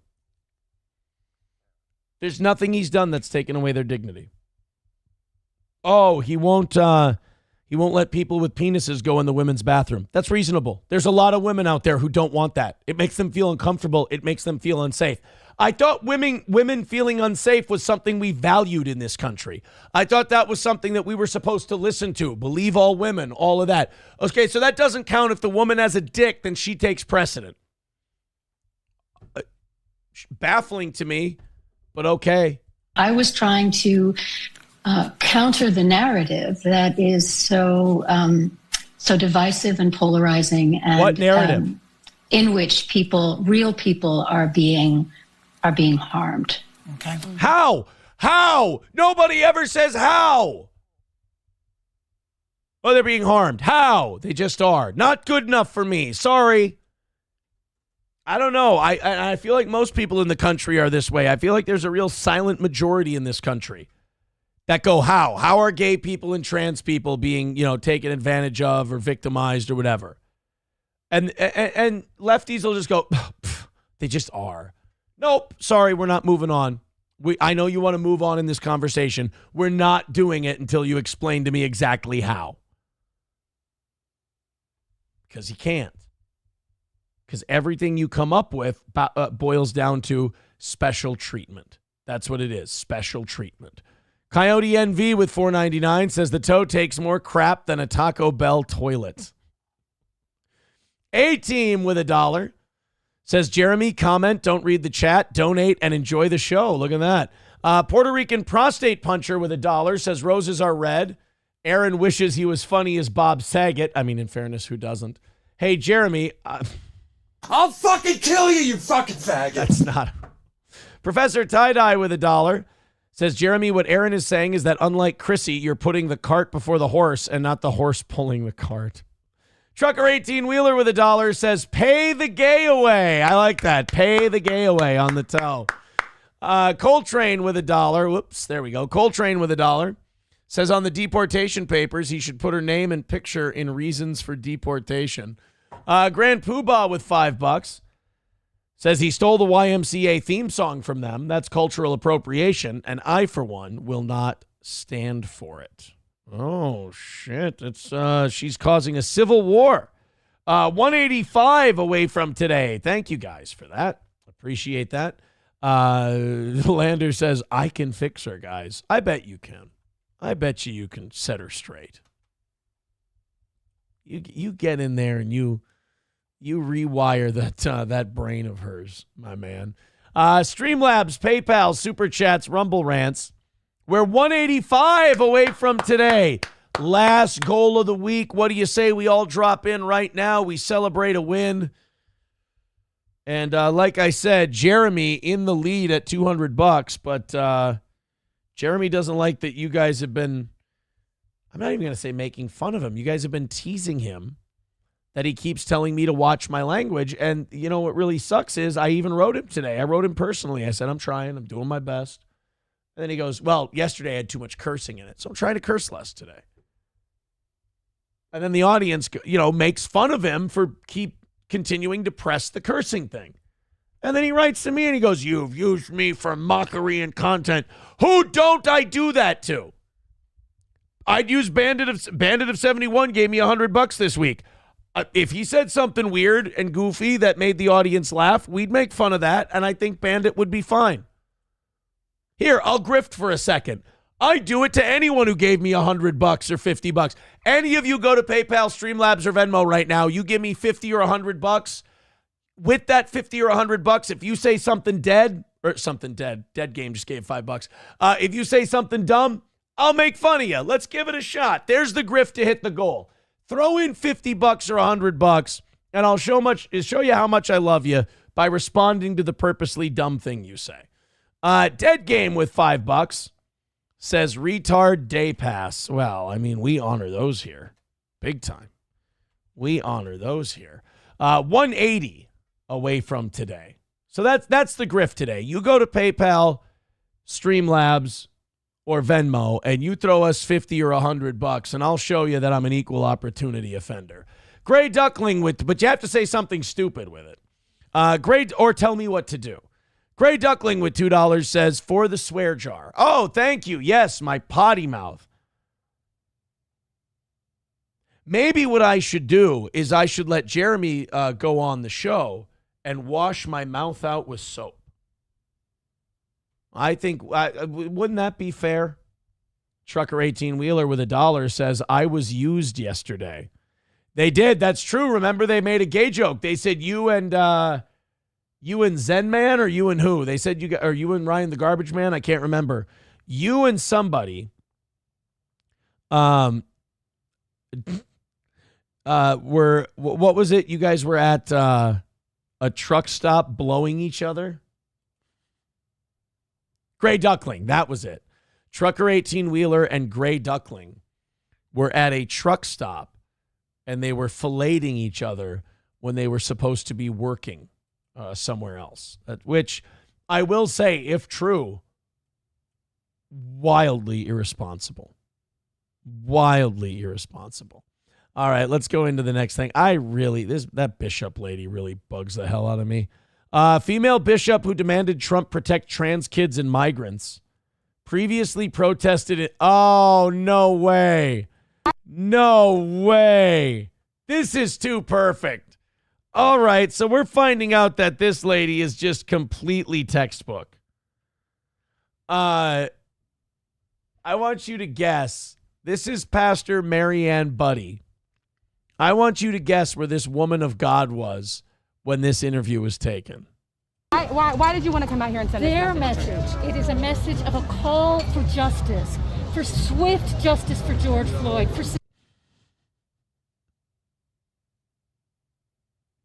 She was at the George Floyd protests. You know, ma'am, would you ask for compassion and prayers for the pregnant woman that George Floyd assaulted?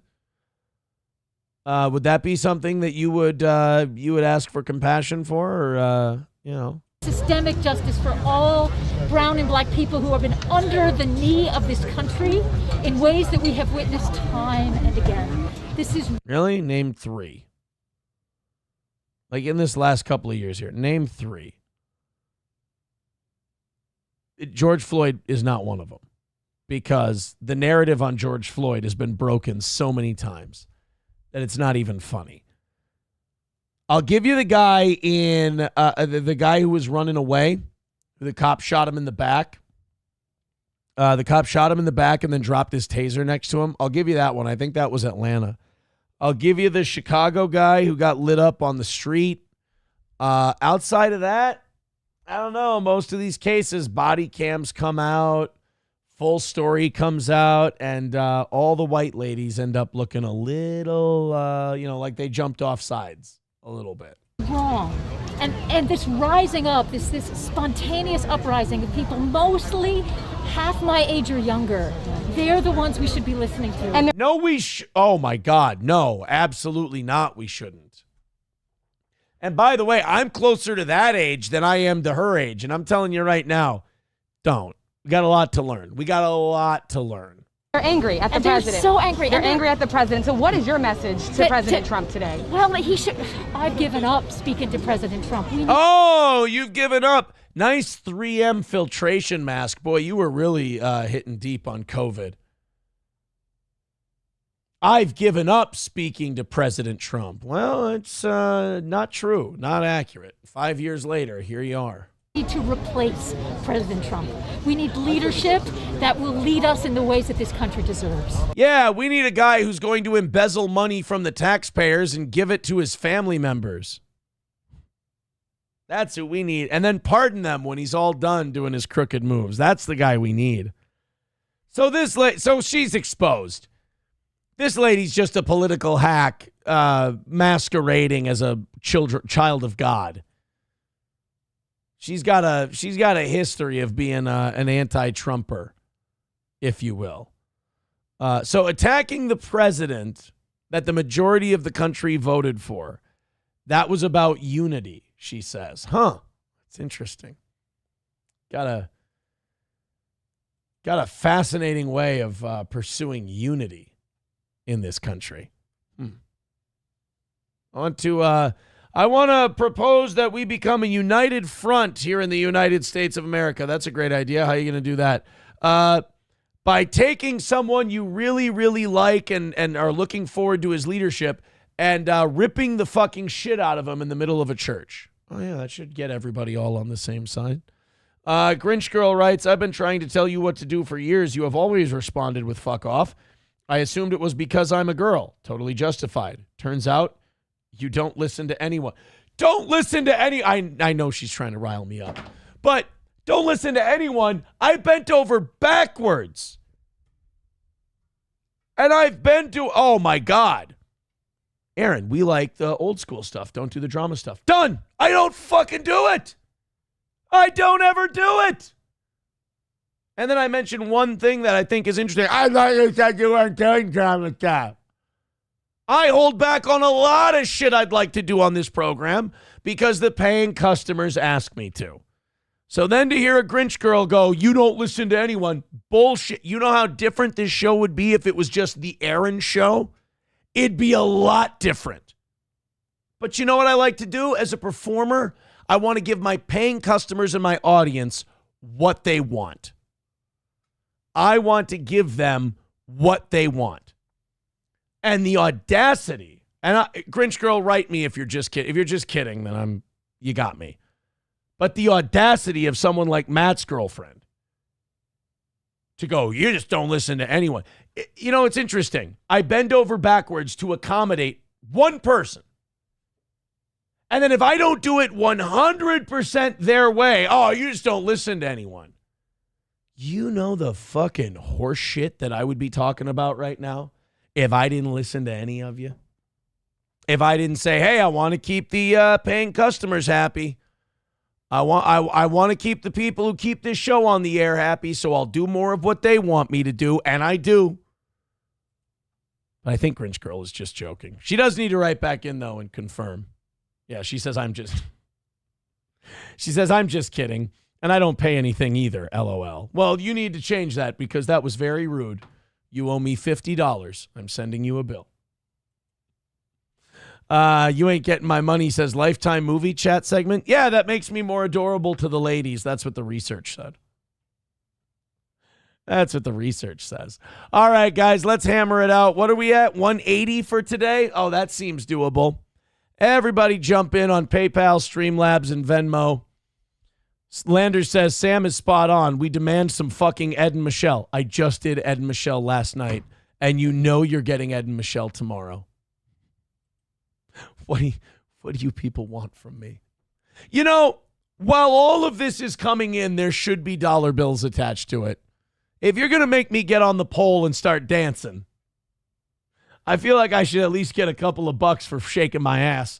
Mark Robinson with $9.99. Thank you very much, buddy. And in my club, I will splash the pot whenever the fuck I please. He says, I vote Aaron show. I vote Aaron show. No, there's some people who think it's monotonous and whatever. That's fine. I will do the Steel. It's not called the Aaron Imholt show. It's called the Steel Toe Morning Show. And it's a community, and they give money to keep this show on the air. So I have no problem with them having a say. No problem with them having a say. It's just that when I accommodate them, and then they go, rah, I just go, what do you want? What do you want? Grinch Girl says, I will tell Matt I just cost him $50. This didn't play out how I wanted. Oops. Yeah, see, it's called maneuvering.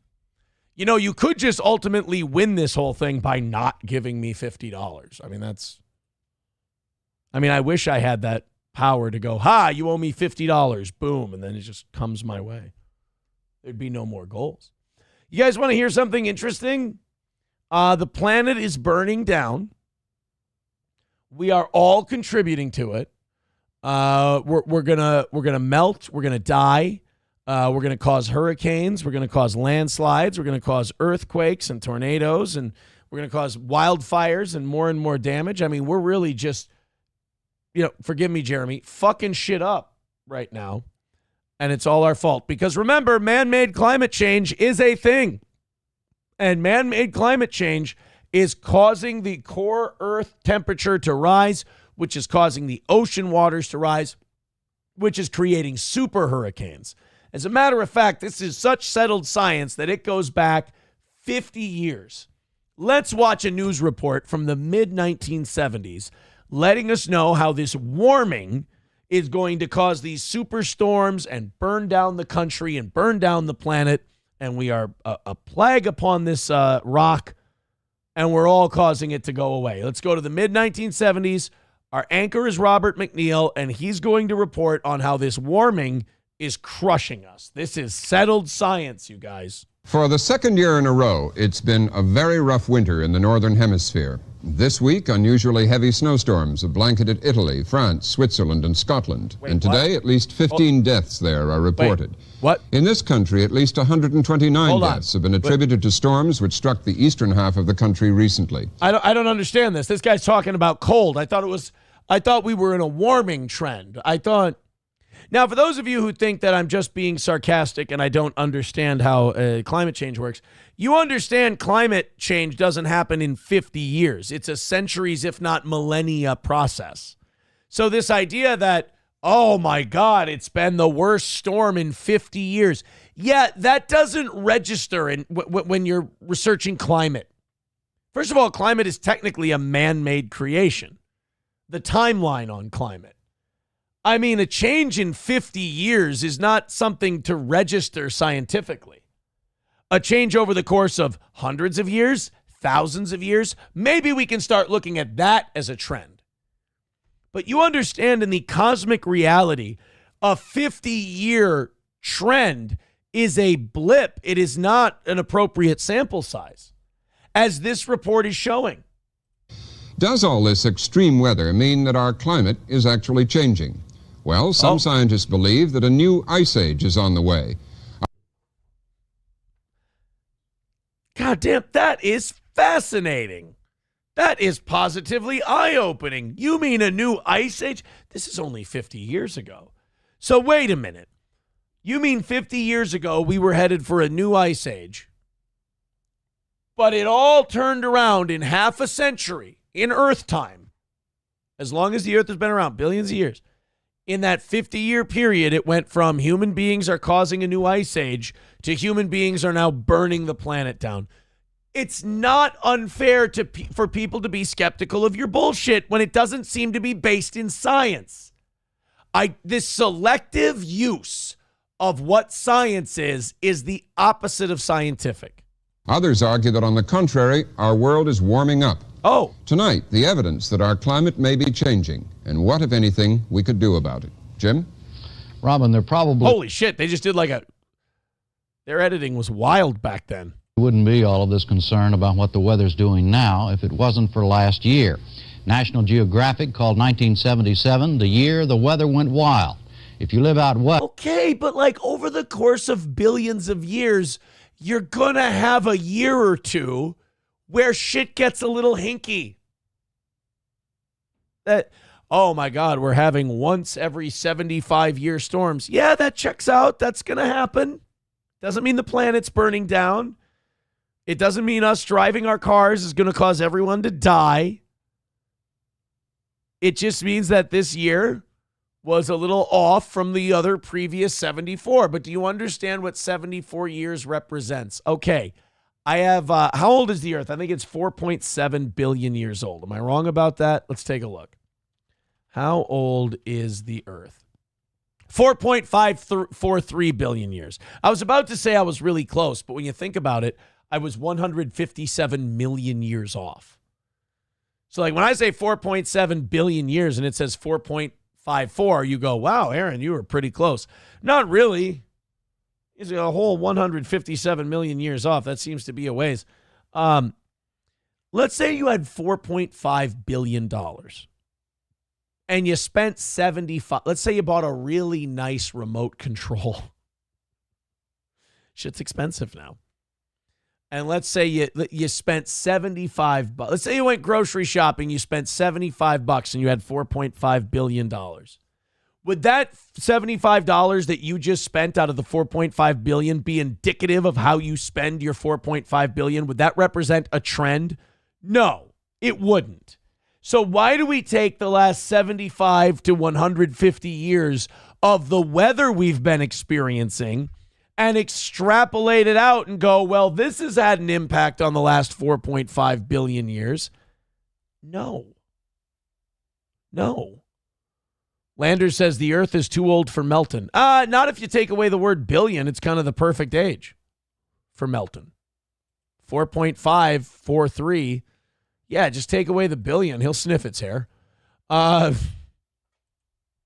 I'm just tired of this idea that in like 1 week or one summer, and oh my God, the climate change is going to get us all. It's coming for us. But that's not scientific. It's funny that when you have a political agenda, the science matters. But when the science contradicts your political agenda, now you're a denier. Let's go to Coyote NV 499 says, I demand more time and temperature updates. Oh, guys, don't make fun of Coyote NV for asking for more time and temp updates. He's trying to build the show here. Let's go to Kevin L with $40. He says, this is for rice and beans. Thank you, Kevin, for the 40. We want the gold, sucker. Hulk Hogan, we coming for you, nigga. Thank you very, very much. That puts us 135 away from today. Hey, don't look now, but it ain't even 8 o'clock, boys and girls. And we're 135 away. What do you say? Let's do the rest. You ain't getting my money, says, imagine thinking dinosaurs existed. Wait, what? No, you're not serious. I hope the LOL means that you ain't getting my money. Says, how about NASA? Do you believe in NASA? I don't know. I got to consult Owen Benjamin. He'll let me know. It's not conspiracy hour. If you take core samples of the Earth and you study what the weather was like back then, we don't see this global warming thing we're talking about. When you go back, when you cherry pick the data for like a century or two, you make it say a certain thing. But when you pick an arbitrary starting point, you can make the climate go like this. You can make it go up and down and up and down. You want to go back to core samples? We can take core samples. You want to go back 150 years? We can go back 150 years. But I believe there can be climate fluctuations in 150 years that are completely natural. And if you went back 2,000 years, you would probably say they're all within the margin of error. Again, you can cherry pick what your starting point is and then go, oh my God, it's a panic. You could take the last 3 years of football and you could say the Vikings are one of the greatest teams that ever existed. Or you could go and you could take the last 4 years of Mike Zimmer, average it in with this and go, the Vikings are remarkably mediocre. You could take the time where we went to 3 Super Bowls in 4 years, and you could take that as your study space, and you could go, wow, we're fucking good. Or you could take the early 2000s, and you could go, this team is dog shit. You can manipulate data when you pick and choose the starting and end points. Personally, I think we should zoom out. I think we should take a look at least, I don't think data of where the Earth is going, I don't think that when it's 4.5 billion years old, I don't think you should start the conversation at less than 1,000 years, a millennia. And you may know that about a millennia ago in the Middle Ages, one of the reasons we were able to get out of the Dark Ages is because there was a natural warming trend in the Earth that allowed us to grow crops in Germany and Scandinavia, and we were able to feed more people, and populations exploded. There were no cars, there were no smokestacks, there were no factories, just a bunch of people putting leeches on people to get rid of their cancer. That's all it was. That's a weird question. Do I believe in NASA? Yes. Is that bad? Is you ain't getting my money say I shouldn't believe in NASA? I like NASA. They're going to space and shit and to the moon. We're not going to do the moon thing, are we? I'll give you my conspiracy theory on the moon. Here's my take on the moon. And by the way, if you want to know where I'm pulling this out of, straight out of my anus. I think that we went to the moon. I don't think we were able to bring the footage back. And I think we filmed moon footage on a sound studio, but we actually did go to the moon. You ain't getting my money says plenty of evidence they are fake as fuck. Are you being serious on NASA right now, being fake as fuck? I thought you were making fun of me and my climate take. I thought you were a climate change guy. You really think that NASA isn't real? You ain't getting my money. Says, no way they went to the moon. Holy shit. You think, you know what? Here's where I'll give the anti-moon landing people a little bit of credit. If you put it in the context of the day and you say, well, we didn't go to the moon. We did it to scare the shit out of the Russians. We needed a W. I'll go with that. I don't necessarily believe that, but I'll go, look, I don't know for sure. That could be a possibility. The moon doesn't exist. It's collective chemtrail hallucinations, says McBuster. Well, he's right about everything. Dive Bar says Van Ryan radiation belt. No, it's the Van Allen radiation belt, isn't it? People say that you can't bring footage back. Back then, you couldn't have brought footage back from the Van Allen radiation belt. I also know that the Van Allen radiation belt, it's overstated. They're like, oh, humans can't survive going through it. The radiation you're exposed to in the Van Allen belt is very short-lived in terms of space travel, and it's not prolonged exposure, and you're out of it quick enough where humans can survive it. That's what some French accent scientist told me. That's, again, whenever you hear me talking about like space or anything like that, I'm just repeating some shit that another guy said. That's it. Trucker 18-wheeler with $1 says, supposedly the snowstorms down south were caused by Trump pulling out of the Paris Climate Accords. I believe it. I believe it, that evil fascist.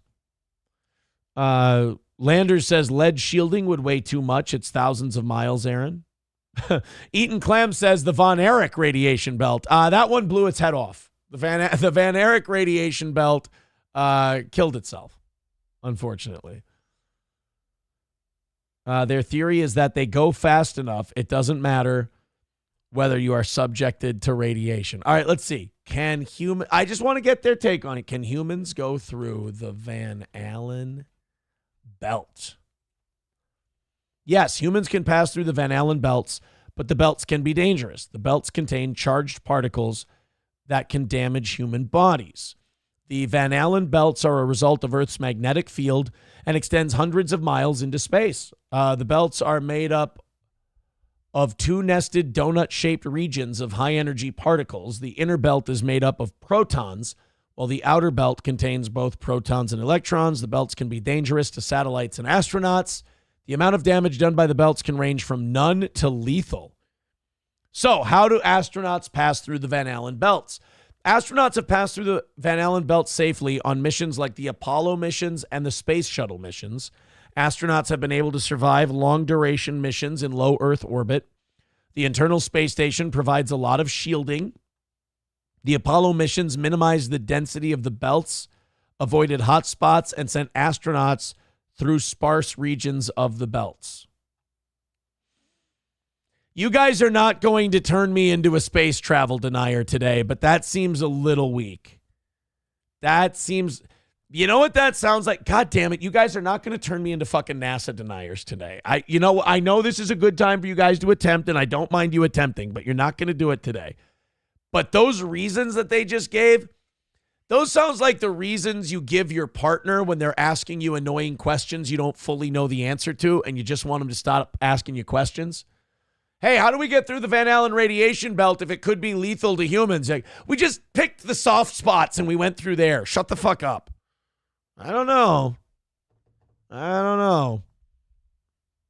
What about Sam Show says this is all based on whether or not you think the moon landing is real. Am I an asshole if I think we went to the moon? I do. I think we went to the moon. I don't think we brought video back, but I think we went to the moon. Jayfish with $5 says, play India's moon landing reel from last year. Okay. Dub says, NASA is real. It's a real money laundering machine. NASA admits today they cannot bring a two-man moon back and alive, and they destroyed data. Why was no one arrested and placed on trial for destroying most? You know what's interesting to me? Like, all these movies want to teach you, like, hidden figures. Like, hey, all these black people helped us go to the moon. But, like, when there's a scandal where they're shredding documents and destroying evidence, they're never like, and we really want to thank all the women of color who helped us cover this up and destroy. Like, whenever Hollywood wants to tell a story about how, like, black people helped us and nobody told us about it until today, It's never like, hey, the Watergate cover-up. It was actually a CIA inside job to politically assassinate Nixon, and we have to thank all the brave women of color who helped us shred all those documents. It was great. They're American heroes. All the black men who shoveled paperwork into an open fire so that we could burn all the evidence. These are brave Americans who have helped in historic circumstances. Aaron, sounds like you're hopping on the NASA denying trade. I really, you guys have raised some interesting points, but I think some of it's horseshit. By the way, I did not know this. I was listening to Neil deGrasse Tyson. Okay, this is not good. It's not good to go from, I think, you know, I know Neil deGrasse Tyson is a shill, but look, Neil deGrasse Tyson was talking about traveling to Mars. And I had always heard that Mars was 9 months of travel to go to Mars. Apparently, that's because what you would do is you would burn your engines, get on a trajectory that lines up with Mars to get into its gravitational pull, and we would basically free fall to Mars for 9 months. But if we had like fueling stations along the way, or we developed like a self-sustaining fuel source, and we could burn engines all the way to Mars, they get there in a couple of weeks. I did not know this. Why are we not working on like space engines? You know, like they had in Star Wars. Those guys never had to stop for gas. Come on. Mussolini did. Like, you don't think people would vacation on Mars if it was like a 2-week trip? Why not? Mussolini Diff with $5 says, I heard the Van Damme radiation belt was in the Street Fighter movie. Oh, the Van Damme radiation belt kicks you right in the fucking head. That's the,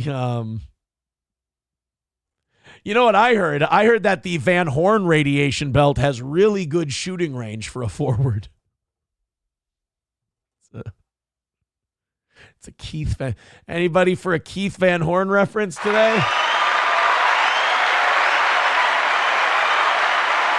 I mean, be honest, you don't get too many of those on a podcast, do you? Not a lot of Keith Van Horn references. There's a smaller radiation belt that actually allows us to go to the moon. It's the Ford minivan radiation belt. It's smaller. It has stowaway asteroids, a DVD player. Pretty advanced. The Ford van radiation belt. Oh God, you know what? You know what radiation belt really packs a wallop? The Van Ginkel radiation belt. Thank you, Rusty Grammar, for that one. This is going to get really fucking stupid, you guys. You know what radiation belt really flopped in World Championship Wrestling? The Van Hammer radiation belt. This is not good. We're in a hole right now, and we need to dig out of it.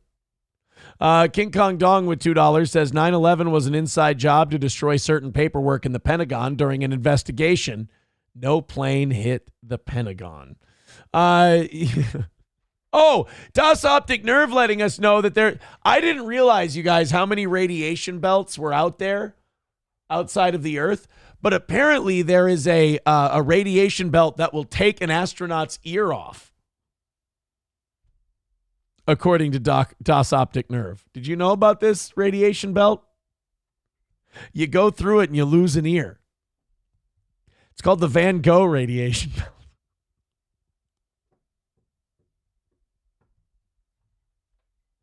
There's a radiation belt that sucks Don Draper's dick. It's called the Van Nuys radiation belt.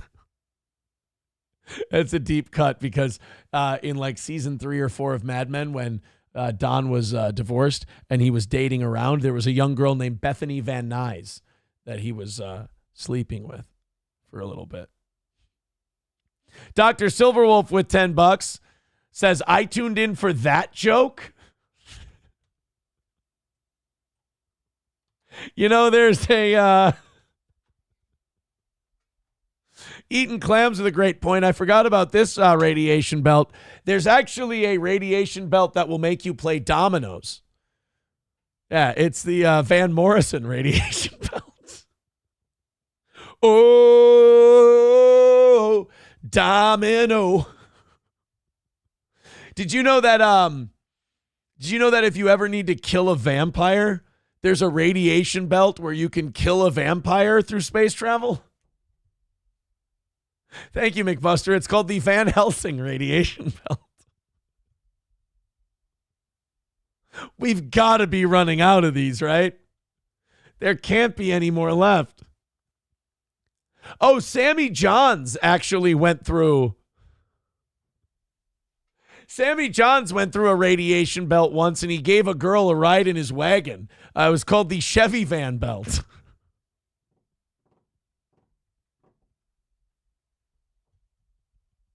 Did you know that there's a Nazi radiation belt that'll build us a space program? It's called the Werner von Braun radiation belt.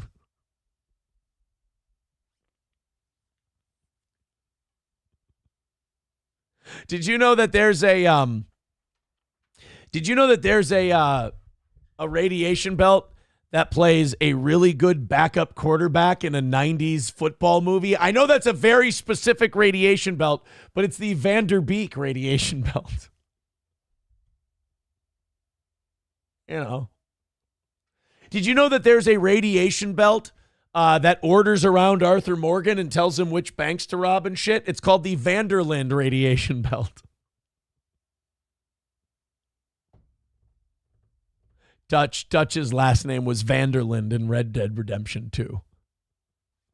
Did you know that there's a radiation belt that stayed in college for 7 years? It was called the Van Wilder radiation belt. Thank you, Midland Armory. Midland Armory in downtown Foley for all of your firearm needs. Dr. Silverwolf with $5 says there's a radiation belt that wants to go to Tahiti. That Vanderland radiation. Oh, there's a Dutch Vanderland reference. All right, so there's another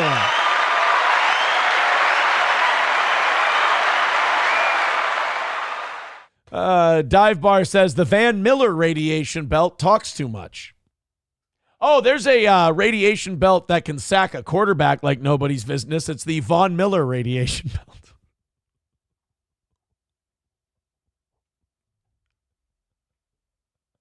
Chips and Diff. You know, there's a radiation belt that moves really well for a big man. It's called the Big Van Vader radiation belt. There's actually a radiation belt that doesn't do a lot of damage. It just stands there, looks real nice. It's called the Vanna White radiation belt.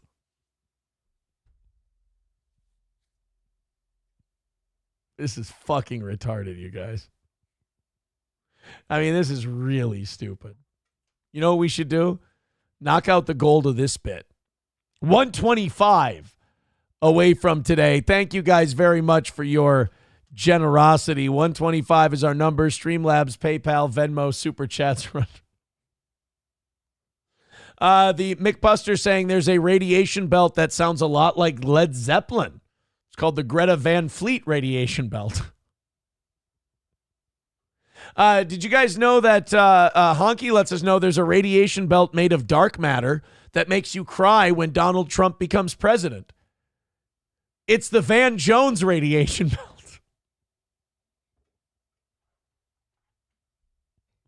Oh, Puerto Rican prostate puncher. Here's a deep cut. He goes, there's a radiation belt in Europe women put on to peg you with. Really? It's called the Club Vandersex radiation belt. I believe the way we say it is Club Vandersex. You guys can't fucking stop, can you? Neither can I. Chernobog says, any more of these and I'm going to walk in front of the moving van belt. Los Federales, this is a bit of a shoehorn. He says, Ricada survived the Van Coke belt and went to the moon. You're just shoehorning a Ricada shot in there. Yeah, Zen Man Build says, nice one. Euro Trip deep cut. Euro Trip was a good reference. Van Wilder was a good reference. Cocktiff writes, Crampa Bay. You see, Crampa Bay. It's, hold on. I have a phone call that I need to make here. Give me one brief second. Because I need to find this phone number and make this call. Give me 1 second there. Oh, shit. Come on. Whew. Come on, get her hooked up. Get it hooked up. Get it hooked up. There we go.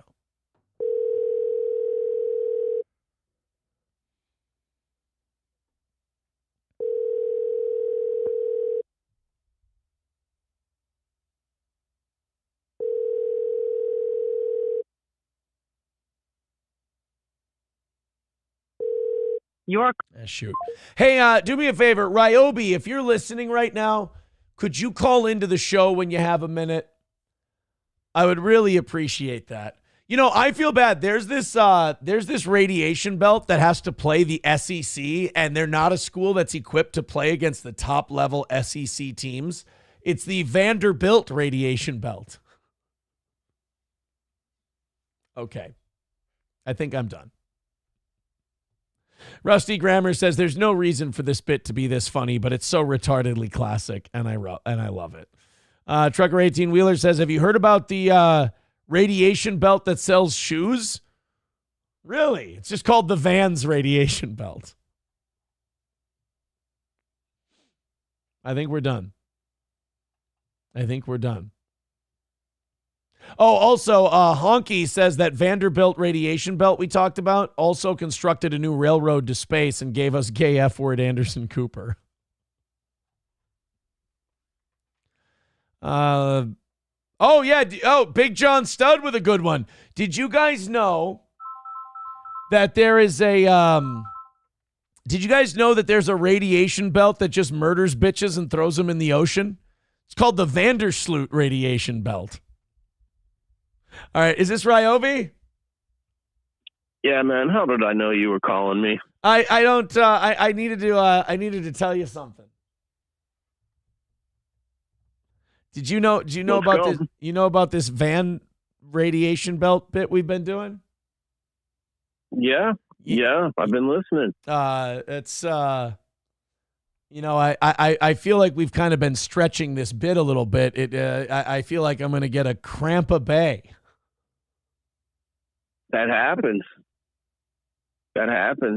Really. I really don't like. See, the thing I was expecting is you would hang up in disgust. Now I really don't have a backup plan for this bit. Oh my God. No, because you don't understand. Right. There's a lot of classless whores in that city. We call it Trampa Bay. Very good. Do you guys Very know when good. you guys lose power during hurricanes? Did you know that? We do. Yeah. We do. Yeah. You need to. You know what you need to do? You need to light a Lampa Bay. Oh my God. Yeah. Oh, that's great. That's great. Yeah.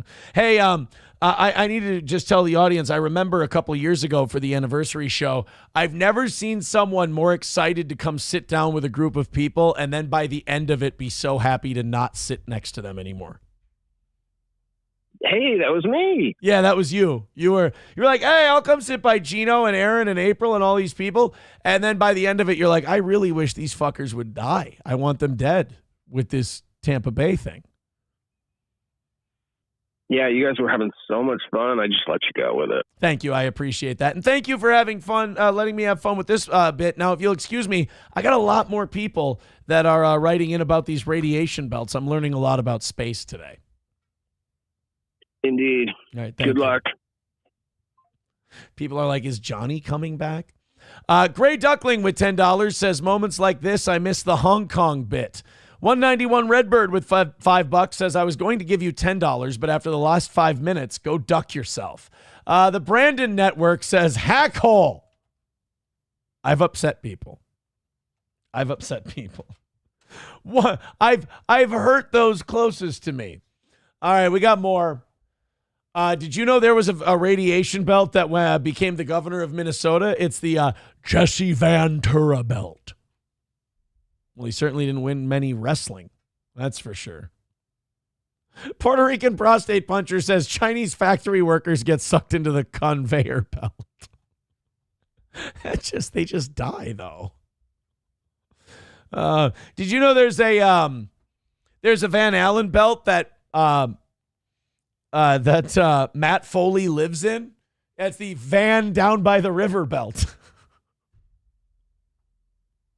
Did you know that there's a belt that falls over a footstool over and over again? It's called the Dick Van Dyke radiation belt. It's true. It's true.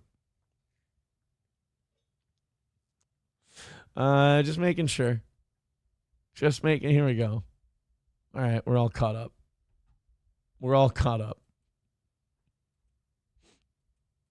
But, the question becomes now, how do you move on?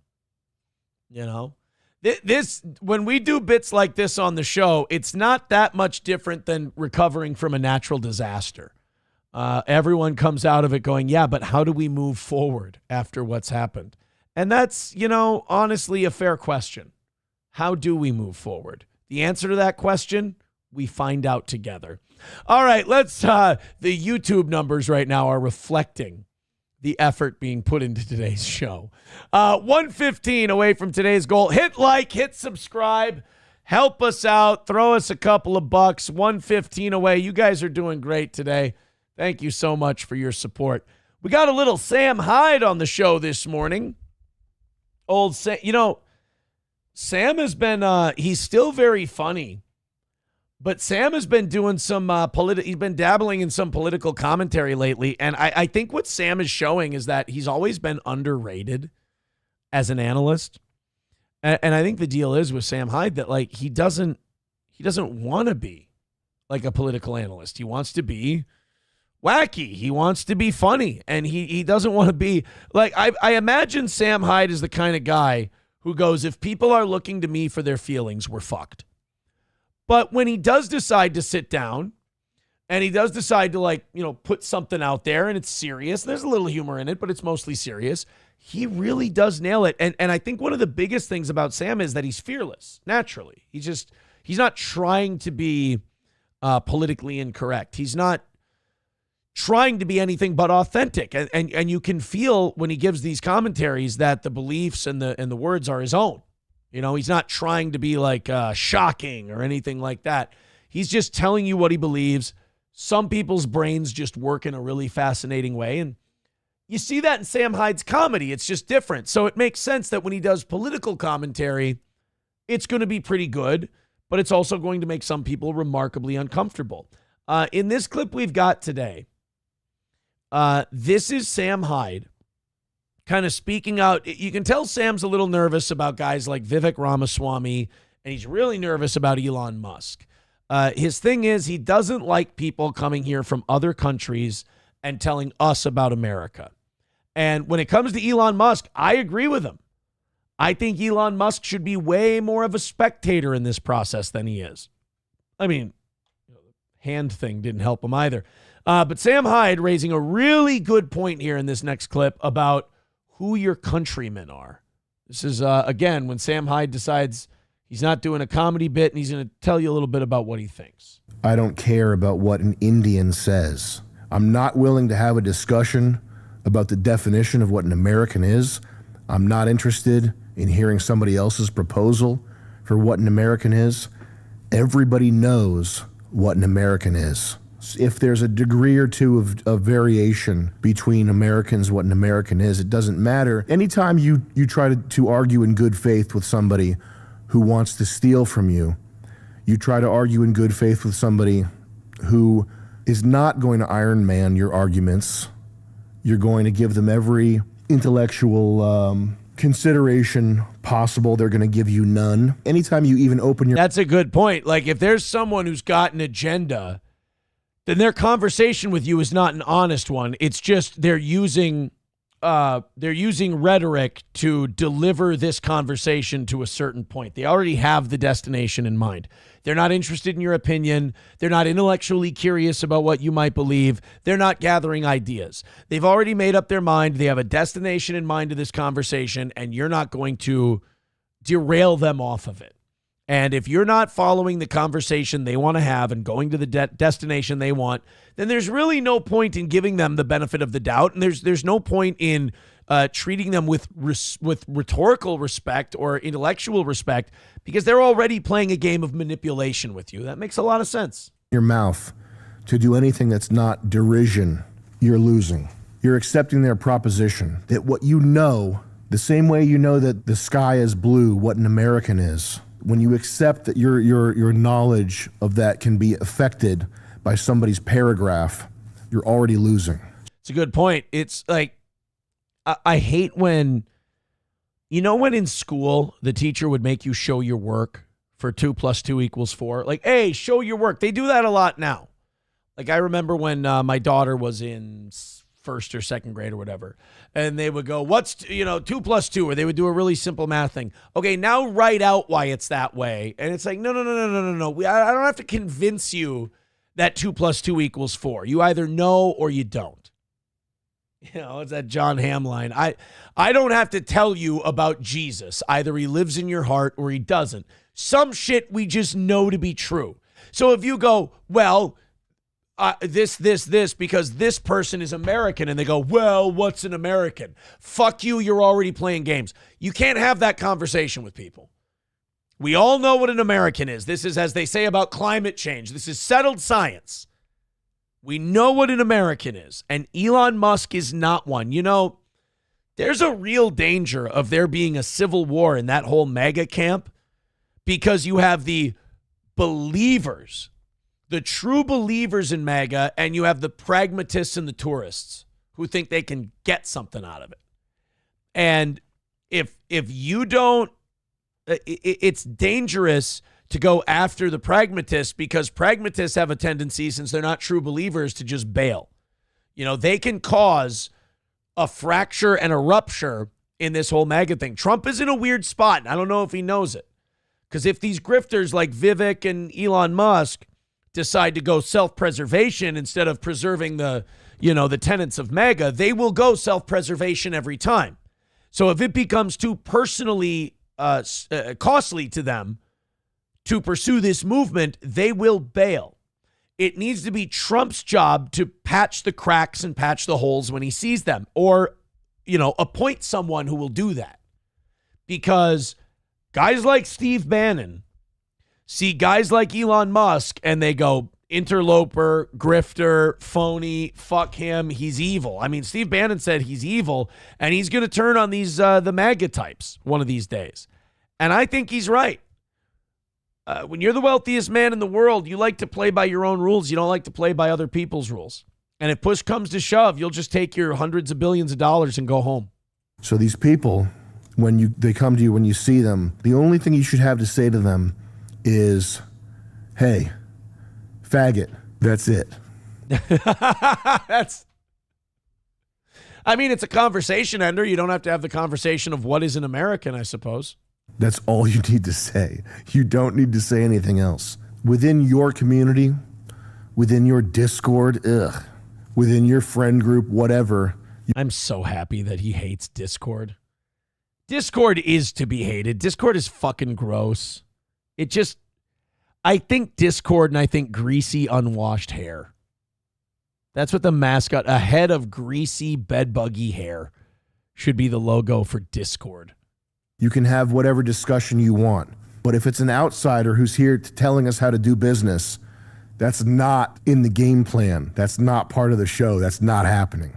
All right? So I'm not saying you need to not think about these things and not talk about them with your friends, whatever. But when an outsider comes here, gets in your face, and starts throwing definitions at you, and you got to Google shit, no, we're not doing that. You're getting called a slur. I don't know which one, whichever one I feel like saying at the moment.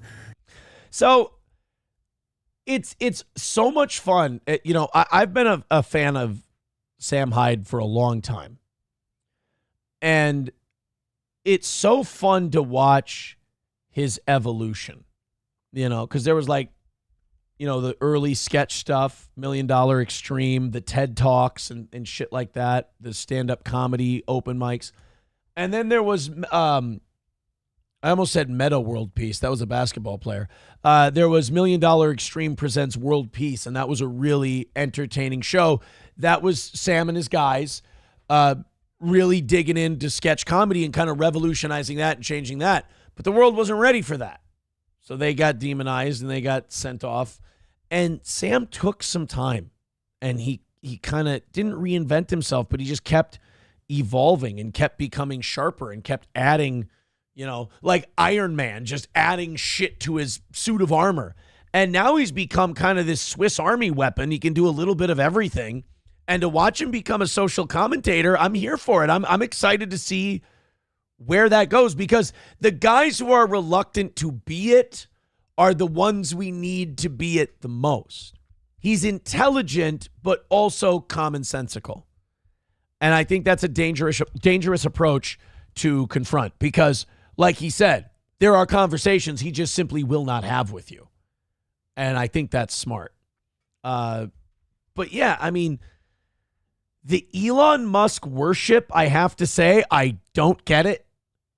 Elon Musk is clearly a smart guy. Elon Musk is a very rich guy. Elon Musk is a guy with ideas. But as Americans, we need to not be blinded by his billions of dollars and his South African passport. And we do need to be able, collectively, to be able to tell Elon Musk once in a while, hey, you're getting a little too fucking big for your shorts. All right, this ain't your show. You're a fucking visitor here. We're going to call the show. This is like Make America Great Again is an American movement. You're not an American.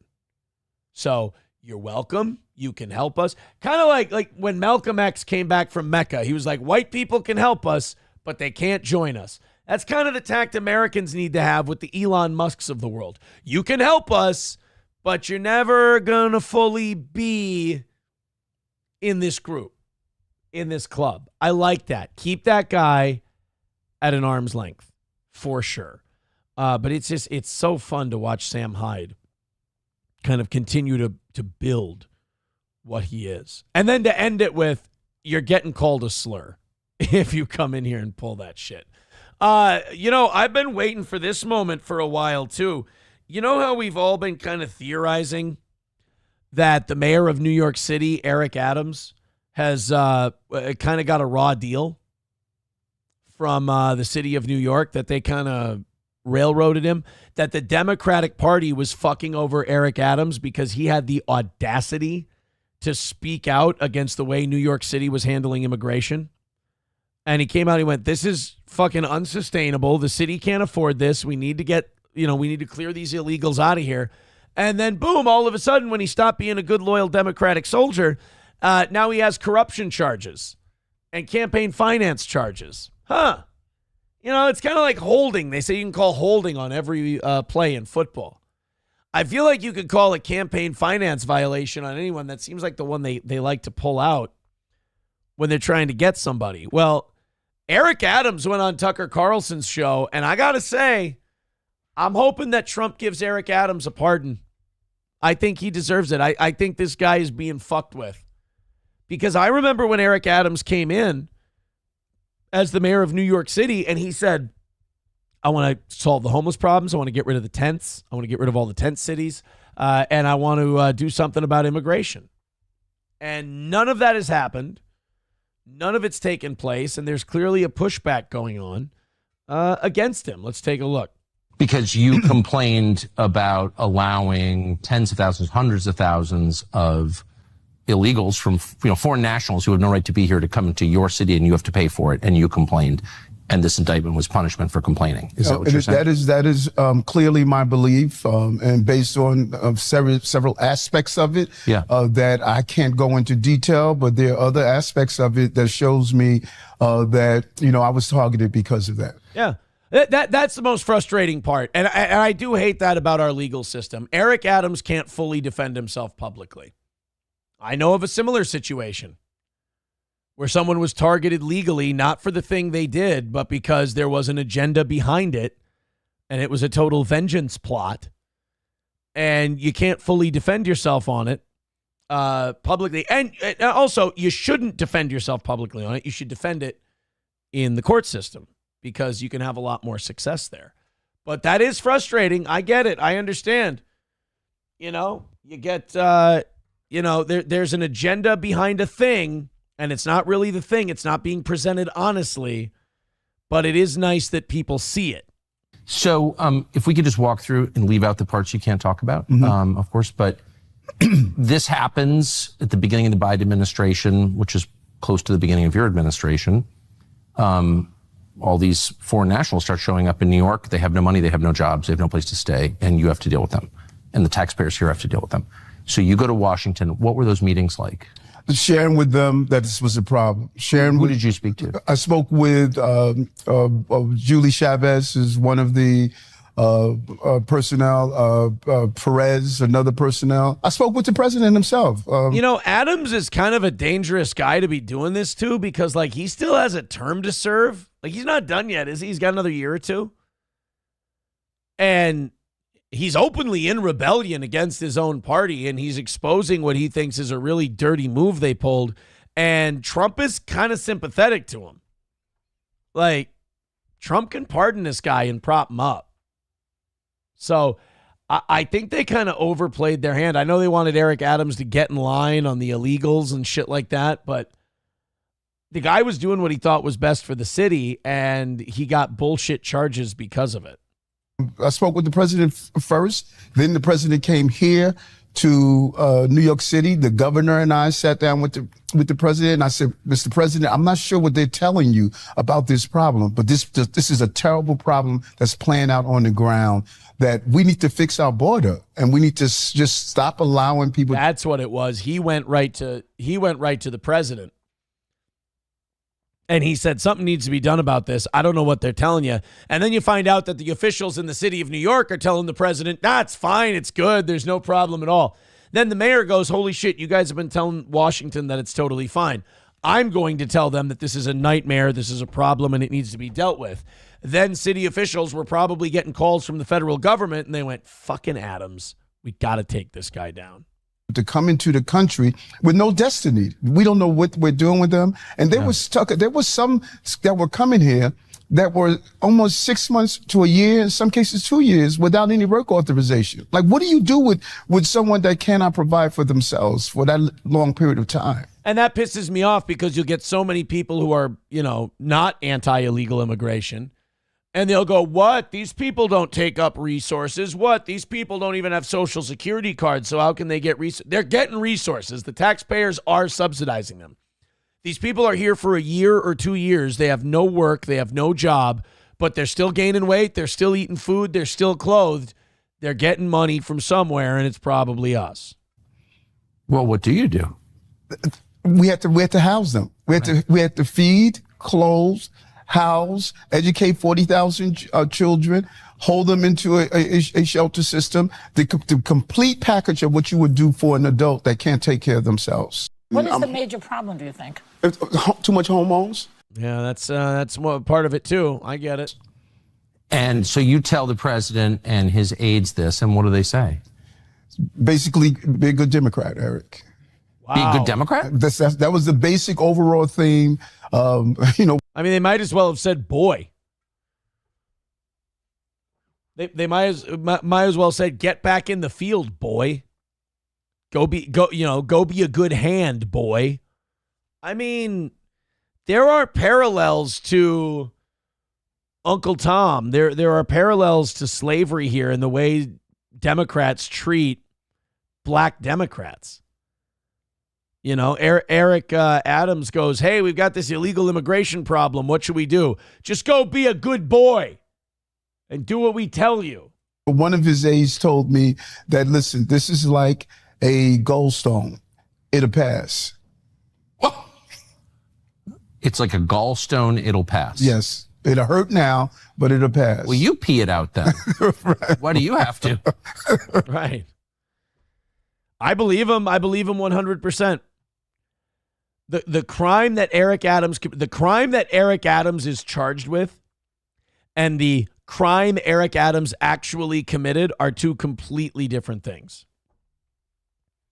The crime Eric Adams is charged with is some kind of campaign finance, using finance money improperly. That's the crime he's accused of. The crime he committed was stepping out of line in lockstep with the Democrats.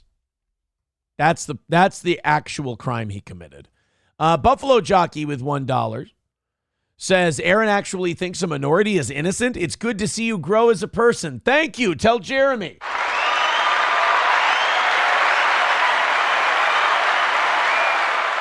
Tell Jeremy that I'm growing as a person over here. Hey, thank you guys very much for your donations and your contributions today. You guys are doing amazing. $115 away from today's goal. Do me a favor, kick in a little something extra for the effort. Streamlabs, PayPal, Super Chats, Venmo, Rumble Rants. Over 700 today. We were at over 800 at our peak. We've fallen down from the peak a little bit. But hit like, hit subscribe. If you feel like throwing in a couple of bucks, hey, we're just about done for the week, goal-wise. $115 away from our final goal of the week. I think I think everybody can team up and hit that. Pretty easy. Click on the PayPal, click on the Streamlabs, click on the Venmo.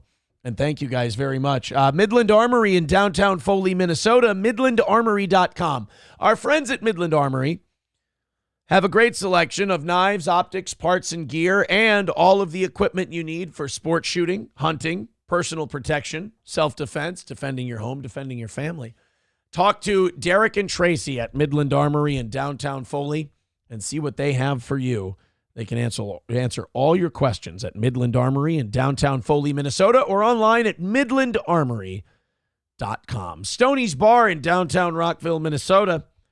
Go to Stoney's tonight. It's Thursday, which means Thirsty Thursday, which means $2 cans, which means go party with Cheetos and the gang at Stoney's, downtown Rockville, Minnesota, right there on Broadway. Friday and Saturday, they're going to have live music. Our friends Julio Goldstein are going to be at Stoney's this weekend. So enjoy football, enjoy a party, enjoy live music, get together with some friends, maybe get together with some girlies. Ooh, Stoney's Bar, downtown Rockville, Minnesota, on Broadway.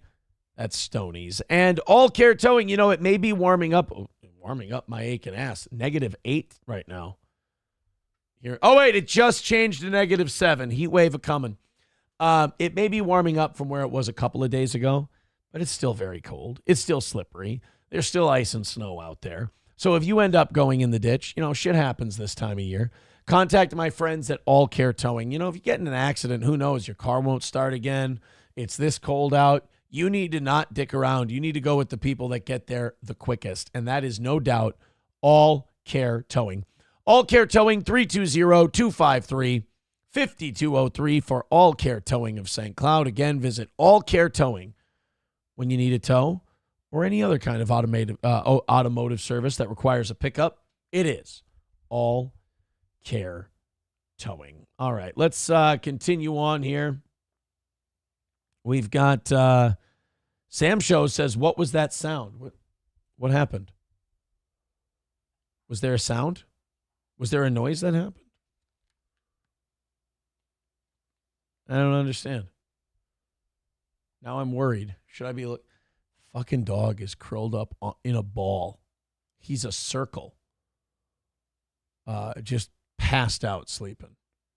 That is so strange that those little dogs can do that. They can turn themselves into just a donut.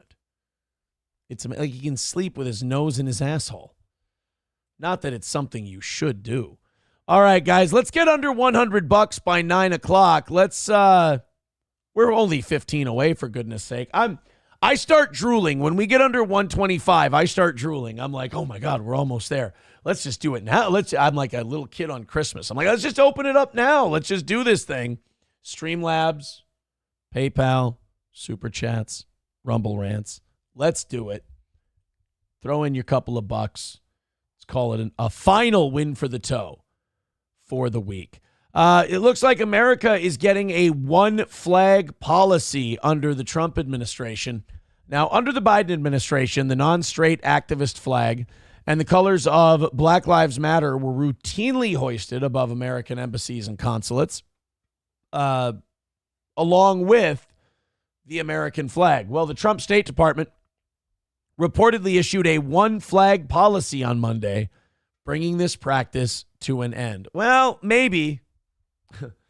I'm worried that there are some institutions in this country who would hear one flag policy and they would go, well, I mean, it would be offensive to gays if we took down the pride flag. So we'll have to take down the stars and stripes and we'll have to just keep the rainbow one up there. That would have been a joke 10 years ago. If somebody told me that was an actual news story, I mean, I would look for it on Google, but I would also lean towards believing it. According to a copy of the corresponding memo obtained by the Washington Free Beacon, which first reported on the policy change, starting immediately, only the United States of America flag is authorized to be flown or displayed at U.S. facilities, both domestic and abroad, and featured in U.S. government content. Keen for a symbolic change after the first Trump administration rejected embassy's request to fly the non-straight activist flag, former Secretary of State Anthony Blinken issued a blanket authorization for diplomatic outposts worldwide to raise the activist colors. Now, Blinken specifically authorized diplomats to fly the flag before May 17th, which is a day activists annually spend complaining about homophobia and transphobia, as well as through the month of June. Oh, this is from the Blaze. So I see. They're calling it the non-straight flag. So, okay, they can't say gay. The Blaze passed a don't say gay bill. So they're talking about Pride Month, by the way. But Trump signed an executive order on Monday that said, no, that's enough. We're just gonna have one flag flying, and that's it. And, honestly, that's the way it should be. That's the way it should be, is you got one flag, you fly the American flag over an American institution, and now we're done. You want to have a pride flag in your office, have a pride flag in your office. You want to have one on your car, have one on your car. But we don't have to indulge it, We don't have to indulge the, flying everybody's flag over every embassy and shit like that. It's just, especially not Middle Eastern countries. They're not quite so understanding. Guys, I'm going to go ahead and I'm feeling pretty parched. I'm going to grab a little bit of water. We're going to take a quick break here. We got to get to some fun local shit. We really should get to that. We should get to that lady, quote unquote lady who stormed the Minnesota Capitol yesterday. Oh my God, if you haven't seen her, she's a goddamn peach, if I do say so myself. Over 700 of you, pushing 800 watching the program right now. Hit like, hit subscribe, throw a couple of bucks at us. Let's knock out our last 115 and have our last goal knocked out for the week. Thank you guys for all your support. I will be back in about 2 minutes.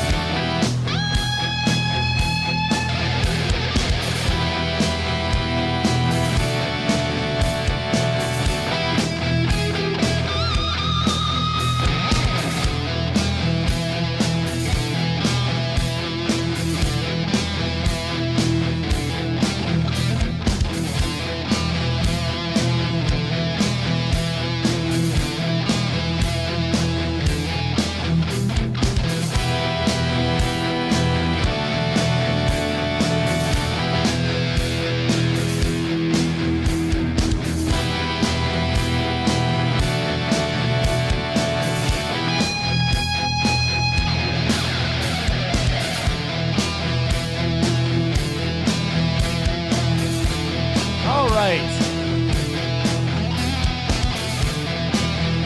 Off we go. Welcome to the program, kiddies. Oh, Steel Toe is on, and I have the driest lips in the business. Buffalo Jockey says, I think it's weird to care about flags. Oh, okay. Oh, well, Jesus. A lot of the audience was about to agree with you on something completely different. I think it's weird to care about flags. They're meaningless pieces of fabric, mostly made by slaves overseas. Grand Poobah with $1 says, water, like from a toilet? Turd Burglar says, I hope he comes back with galaxy gas. That is a very funny Nick reference. I noticed he didn't deny that one. I noticed he was talking about the allegations that Keanu had made about the let me do it. Whippets. I think I need to do it 30 more times. Is that correct? He didn't deny it, which is good. You shouldn't, because it's clearly fucking true. But you have to remind yourself that he's a completely monstrous piece of shit, because otherwise you start having sympathy for him because he looks fucking terrible. Just seeing the photo, I saw a still shot and I'm like, ooh, that just looks like an old, beaten, dying man. But then you're like, well, he let his kids get high on cocaine and he's an overall general unrepentant piece of shit. So, in this world, it is nice to know that sometimes people get what they deserve. But no, I am not coming back with galaxy gas, a.k.a. Whippets, a.k.a. nitrous. I am not coming back with that. All right, let's go into, oh my God, I got to stop. I don't know what it is, but like, you just say certain words around your phone and then you open up Twitter and like that thing is on there. So I took a couple pictures of Gordy yesterday because he was doing something really funny. And I was talking about Gordy and I was talking about the breed he was and everything else. And it was within earshot of my phone. And I log on to Twitter and I log on to YouTube today, and there's a couple of Chihuahua videos in there for me. I don't look up Chihuahua content. I'm not that guy. I'm not the kind of guy who looks up, doggy content. But it just shows up there. That's why, I'm kind of passive on the whole China thing, like the TikTok thing. It's like, I have a hard time believing that China couldn't see all of the shit we were doing before TikTok. Let me find this Capitol thing. This video. You guys you're not gonna believe this. This is fucking bizarre. This thing walked into the Minnesota State Capitol yesterday. So we have a trans representative. They're a Democrat, wouldn't you believe it? We have a trans representative named Lee Finke. And Lee Finke is a Democrat. And right now in Minnesota, the Democrats are refusing to show up for work. Like, they just won't come to work. The House of Representatives will not show up. Well, the Republicans have a 1-seat majority because there's a Democratic seat that hasn't been filled and they need to have a special election to fill it. When it's done, it's a pretty safe blue district. They'll get a Democrat in there and it'll be 50-50 or 67-67, whatever it is. Well, right now, with that one Democrat missing, in order to have a quorum, which means to do business in the House, you have to have the majority in there. So 50% plus one, obviously. Well, the Republicans have that right now because the Democrats don't have that extra seat. So you have enough. The majority is a majority plus one Republicans. If all of the Republicans show up, you have a quorum, you can start business. Well, the Democrats, not wanting to be in the minority, decided they were just going to not show up. They go, we're not coming to work.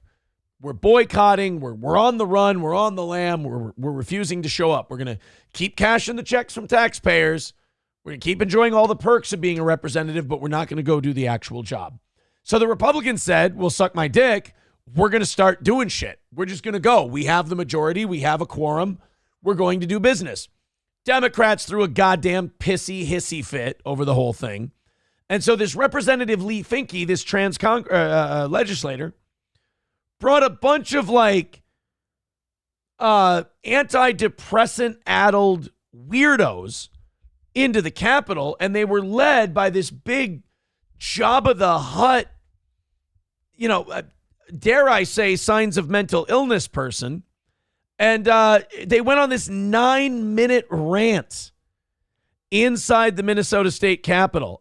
Real quick, I do have to answer this phone call because I know the bit is past when we were doing the Van Allen radiation belt bit, which then led into something else. I did want to make this phone call, and I think when I tell this person what the phone call is about, they will understand maybe that we were doing an overbearing bit. Hello, caller. 9 o'clock in the morning, I get it. You still have a job. You're awake. I get it. Well, if I start having to throw $50,000 a quarter into my business, I'll probably shut her down too and fire everybody. I love the clip when they were showing me. It's like, how much 50 fire these people? I mean, it's kind of nice that your friend didn't have to fight. I mean, this is how adverse to conflict Anthony Cumia is. He literally had someone buy out his company because he didn't want to fire people. Yeah. But you overreact and comes to suck your dick once and all angry. I don't get these people, Aaron. I don't understand it. If I lost friends every time I told someone to suck my dick, Nick and I would have stopped hanging out a long time ago. I see what you did there. See, that's a callback to a controversy. Anyway, what do you want? No, we were doing a bit on the show, and I just wanted to call you and let you know that I was really reaching while I was doing the bit. I think I may have even gotten a Crampa Bay. That was it. You called me at 9:02 in the morning to do the Crampa Bay bit. I'm flattered. And I have to say, I don't mean to rub it in further. This audience pays me handsomely to do so. Well, they treat you like a radio Trampa Bay. I really am, and to be honest with you, I hope your lovely wife, when she has, you can land it. Come on, buddy. When your lovely, well, I'm trying to be respectful. When your lovely wife, as they say, not cauterizes. What do you do with a marriage? It's been a while since I've been in one. You not sanctify it. What do? You run it into the ground? Yeah, you fuck up your own bit because you can't remember what you do after your wedding night. Consummate. When your wife goes to consummate the marriage between you two and she has to see you naked, I hope she turns off all the Lampa Bay. Okay. Really? It took a long You can wrap this up an hour ago. Well, she's doing laundry today. She's getting the clothes out of the Hampa Bay. Ah, that's fantastic. Well, I had 20 minutes to think of it while you were trying to land your last one. Yeah. I'm a real Hacka-Bay. I'm a wacka-wacka Bay. Okay. All right. I can see my audience probably. I'm not looking at my chat right now, but I'm sure they're saying, "Get that fucking traitor off the phone." So they're gonna get mad. They're gonna get mad at me. They're gonna get upset. I'm sorry, buddy. We had Keanu on earlier this week, and people were yelling at me about that. But I'm my own man, and Mommy says I can have whoever I want on my show. It's almost like we live in real life, and some of the stuff said in the world of the Dabbleverse lies for children. Do you think, and then I'll let you go, do you think, all the people that believe this shit and listen to this shit, do you think they're losers that hang out in the basement like a lot of us always say, no, I did? Or maybe, seriously, they're legit people with well-paying or decently paying jobs that just need a diversion, and this is where they run and hide. It's hard to think that. I'm not sure. Let me wipe all the cum off my tongue for a second here, and then I'll. I don't know if I don't know if they believe it or not. Hold on, I'm missing a little bit right there. It's a site. Well, while you're doing that, let me go through the reams of revenge porn because, of course, I'm recording this call to try, so I can fucking get a call from the police and then ignore it. Just ignore calls from cops. They won't call back. I hope you know right now that I actually do have one half hard nipple. So if you share any photos of this appearance, I am going to sue you. Okay, well, I want you to know that 24/7 I have completely tiny, unerect dime-sized nipples. So I think you're gloating. Yeah. Also, invest in a humidor for those fucking poor dried out cigars. I felt so bad for that one cigar. fucking cigar. I felt one cigar. I felt so bad for that cigar. You know, I had a really good friend who spent a lot of money on an ostrich humidor case that he gave me. Just a really good guy. Do you know how many mortgage payments he didn't make just so he could give me that wonderful humidor? See, that makes up for the awful fucking Lampa Bay joke. You came back strong. You stuck the landing, buddy. Look, I'm like the United States of America. When I need a win, I'll pull one out, but don't ask for one. Don't ask for one on command.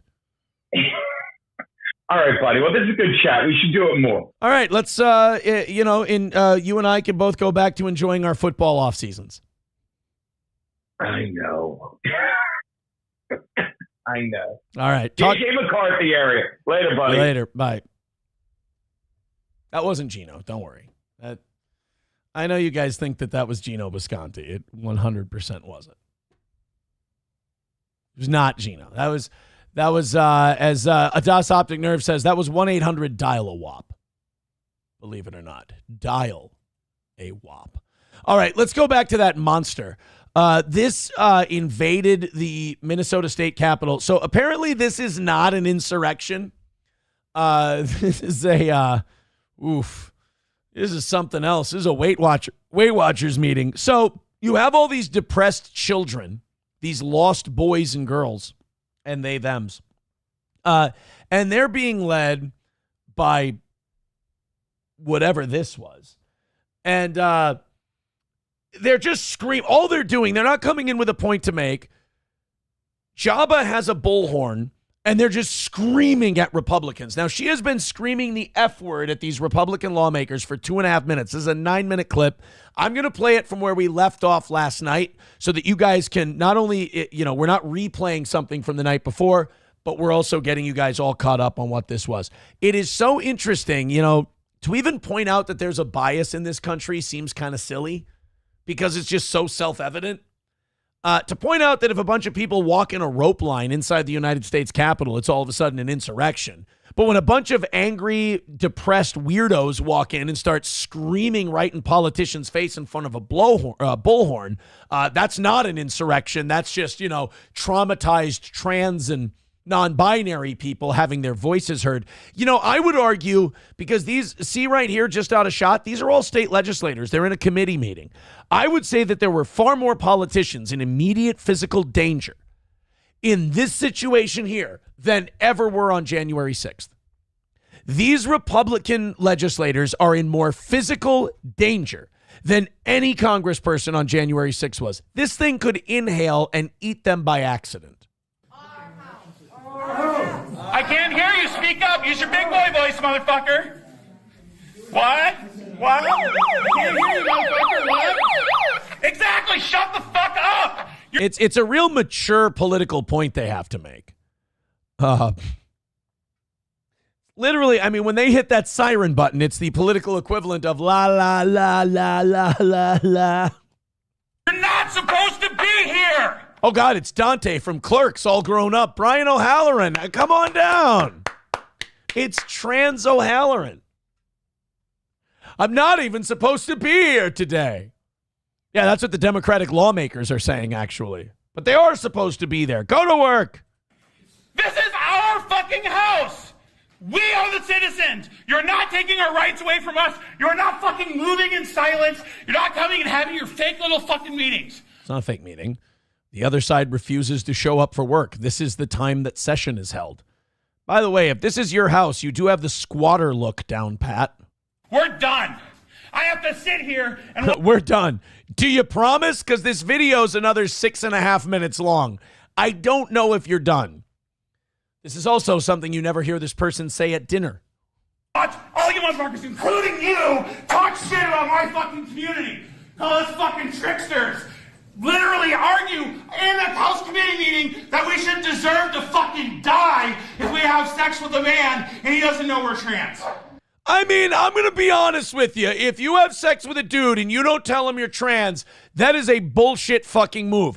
Do I think if you do that to someone they should be allowed to just beat the living shit out of you? No, not legally, but I understand. That's a fucking mean thing to do to someone. That is a psychologically manipulative and abusive move to do.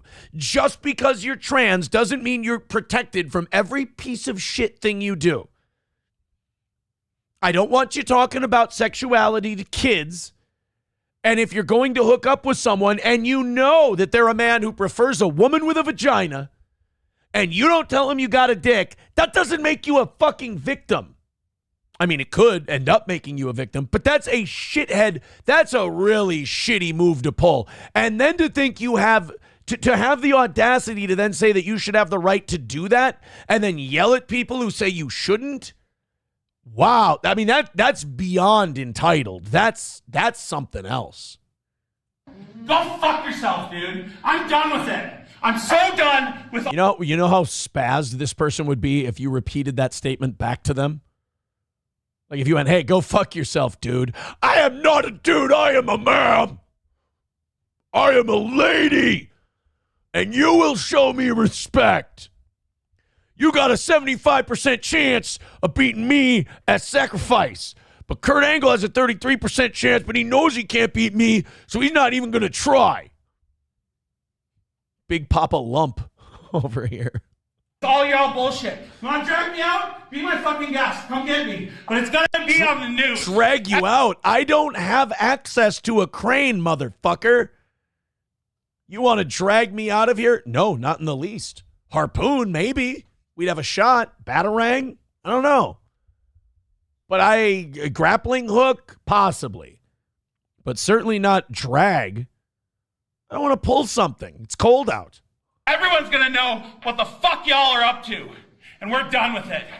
Whose house is it? Our house. Whose house is it? Ron's house. Whose house is it? Our house. Whose house? Look at these depressed. Look at this. Okay, first of all, this fucking guy's on his phone. Like, you're having a big protest. Like, talk about not being able to live in the moment.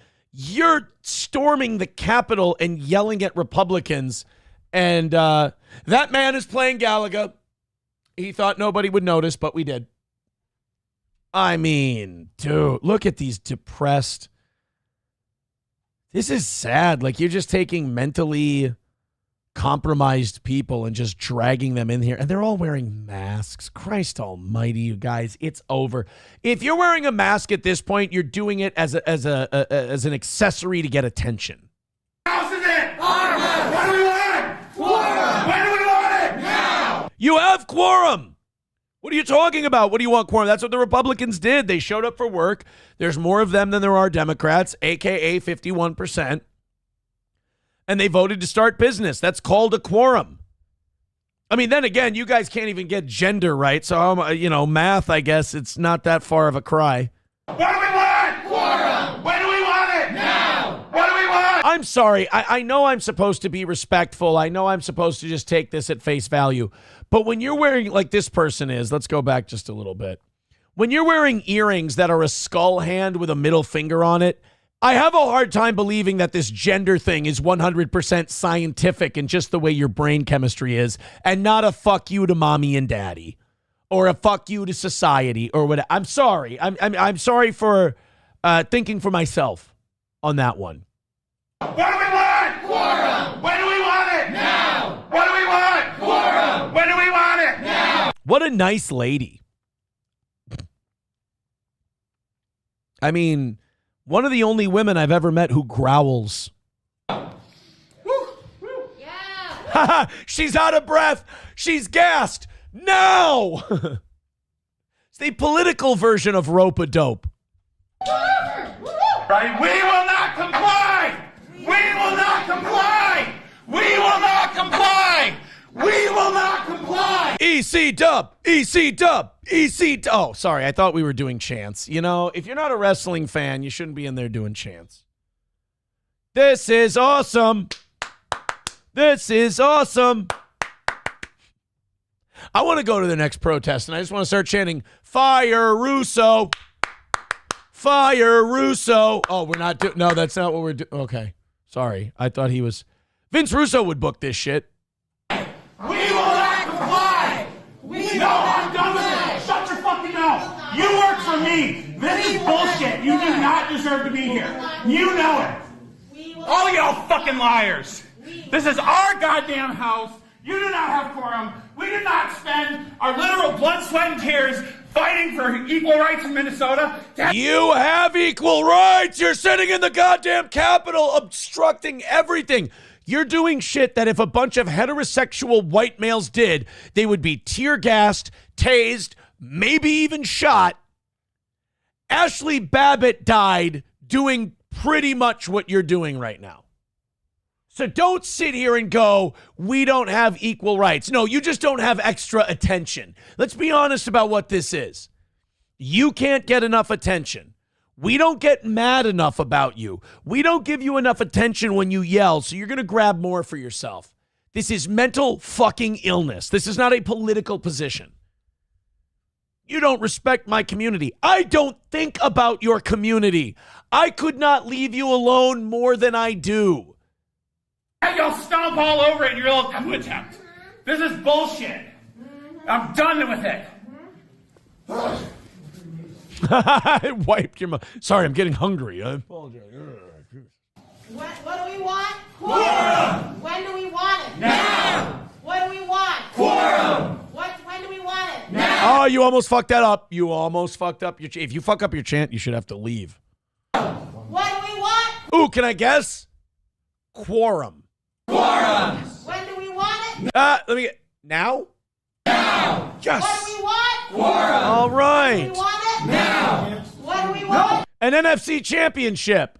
This is an illegitimate committee. They do not Next season. Sorry.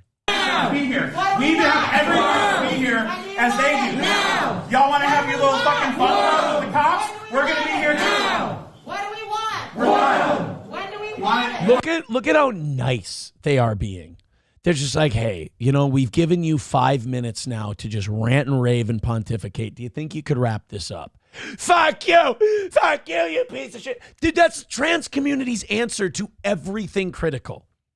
Hey, do you think you could maybe talk to us like humans instead of shouting at us? Fuck you for not respecting who we are. Never mind. And then you wonder why the rest of us just don't want to deal with you. Because there is nothing we can do that will make you fucking happy. It will always be more. And if we ever say no, it will be, you're like a spoiled kid in a toy store. If we ever say no, it's you don't love me, you don't respect me, you don't appreciate me. I'd rather just not deal with you. Drag me out. I'm not moving. When do we want it? I weigh 450 pounds, motherfucker. I hope y'all are. I weigh 350 pounds. Yeah, in your bra. 350 pounds. Here's the motion I would give them. Sneed Dave Williams with $9.99 says that humidor joke was a heck of a gas. Thank you. I appreciate that. I liked my humidor joke. Oh, that lady makes me fucking mad. She got me mad now. Buffalo Jockey with $1 says, this is our house. Ma'am, this is the state capitol, not a Waffle House or IHOP, right? 105 away from today's goal. Thank you very much. You guys are right around $100 at 9 o'clock. I appreciate that. Heck of a day. Finish it off strong. Streamlabs, PayPal, Venmo, Super Chats, Rumble Rants. Just $100 away from knocking this out and calling it another win for the toe. Thank you to MN Gal for becoming a baby boot. Very nice of you. Oh, Sneed Dave, you're $10. Thank you. And in my club, I will splash the pot whenever the fuck I please. Okay. Fair enough. All right, let's go to a little bit more of this. As holy shit, I still have not seen how this ends. When do we want I'm done. Now. What do we want? No, we're staying here until all y'all file out, go home, and think about your life and think about what the fuck you're doing in the state of Minnesota. Because we're done. They're not doing anything to the state of Minnesota. First of all, we have a communist governor. He's not going to sign anything that these guys pass. There's a Republican Senate. The governor's not going to sign anything, even though the Republican governor got it, or the Democratic governor got his fucking ass kicked in the last election. And the country, the state of Minnesota didn't say they don't want him. The whole country said they don't want Tim Walz. But he's not going to sign anything these guys pass anyway. They're just trying to pass whatever they can while you guys throw a hissy fit. And by the way, way to show everyone that this whole Democrat thing isn't a big temper tantrum by sending a 350-pound trans grizzly bear in there to yell at people. With a bunch of people who, quite frankly, I feel bad for. I mean, all these people who are with this person are just look zonked out of their mind and clinically depressed. I'm done sitting here. I'm done sitting here letting you stomp all over my rights. Like I said, you want to keep fucking around, you're going to find out. You're not going to like it. Just how safe they feel to just scream motherfucker and just storm into the Capitol and hold up business. Again, these politicians are in more danger than any politician was on January 6th. Just due to proximity. We're done. This is an illegitimate community. Y'all need to leave. Drag me out. Have fun explaining it to all the local news orgs. And the danger ones when it gets picked up. I'm done. No. I'm sitting here. The committee chair is not the committee chair because this is a fucking committee because you don't have quorum. And you know it. They do have quorum. All quorum takes is a majority of the people. They have them. You don't want to play by the rules? Neither will we. We're going to sit here. We're going to keep chanting. We're going to keep talking. I can step back, but I'm not leaving. You know, like sometimes in a monster movie, when a monster comes out and like the government can't stop the monster, they send an equal monster out to like stop the monster. Is there like a Republican trans monster somewhere that we could unleash and then like it could like belly bump this one out of the room? That would be good. I'm saying right here, I'm getting down to my toes are fucking dry. I can't talk because I care about Minnesota. I care about our human rights. This is one of the greatest states to live in the country. What if, okay, hear me out. I've got it. What if we make in an air fryer, in my Ninja Foodie that SP got me, I make a shitload of pizza rolls. And I take the plate of pizza rolls right out from the Ninja Foodie, and they crisp them perfectly, but not too much, and they stay kind of soft on the inside. They really do it perfect. It's really revolutionized pizza rolls for me. You take the pizza rolls out of the thing, you hold them right underneath this thing's nose. Not too close, because they can get them all in one chomp. And you just kind of slowly, because they probably waddle. And they're tired from shouting. You hold the pizza rolls under this thing's nose and you just slowly back out of the room. And then when you get outside the door, you toss them and then they go get the pizza rolls and you close the door and lock it real quick. Because like none of these depressed kids are going to say anything. They'll sit there very nicely. They're too zonked out on antidepressants to do anything. But this one seems to be the rabble-rouser. And y'all are fucking ruining it. Y'all are turning into a goddamn dumpster fire. I'm tired of it. The Republicans are turning the state into a dumpster fire. You know they've had really no power at all for like the last 15 years. We're staying here until either y'all leave or we get dragged out, and then y'all are going to have to answer to the people of Minnesota once they put it out on the news. Bullshit. Farmhouse. Farmhouse. Farmhouse. Farmhouse. Guys, I think we've got the whose house, our house thing. I think we've got it. I think we can stop with the whose house, our house thing. We're trying. You guys aren't the star of the show. Again, the whale here is. Our house. Whose house? Our house. All day, motherfuckers. Let's today. What do we want? Here. When do we want it? Now. What do we want? When do we want it? Now. Holy shit, I did not see that voice coming out of that person. I thought that was a super depressed lady. I thought that was a sad girl. I did not see chess club leader coming out of that voice.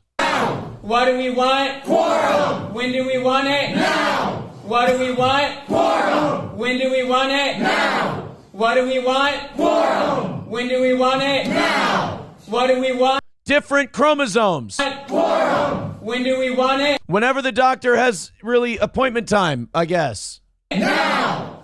Equal rights now. Equal rights now. Equal rights. See, I feel like now we're just like we're mixing up our chants. Yeah, they're still doing equal rights now. This is a fake committee. It's a sham session, and they know it. That's a fake committee for a fake woman. Congratulations. This is everybody's playing house.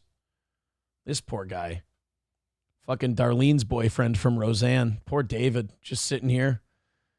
His meds kicked in. He's feeling kind of good, or at least feeling numb. Everybody's shouting. Now. Equal rights now. Incredibly productive. Equal rights now. Yes, it is. We are showing that we are done taking y'all's bullshit. We're not going to stand here and let you stomp all over our rights as Minnesota citizens. Yeah. You think anyone's stomping all over you? Motherfucker, my foot would sink. I'd lose a foot down to the ankle. Any cops, you have any security in here as you want. We have every right to be here. We have more right to be here than y'all do. Equal rights now. Equal rights now. Equal rights now. I have all day.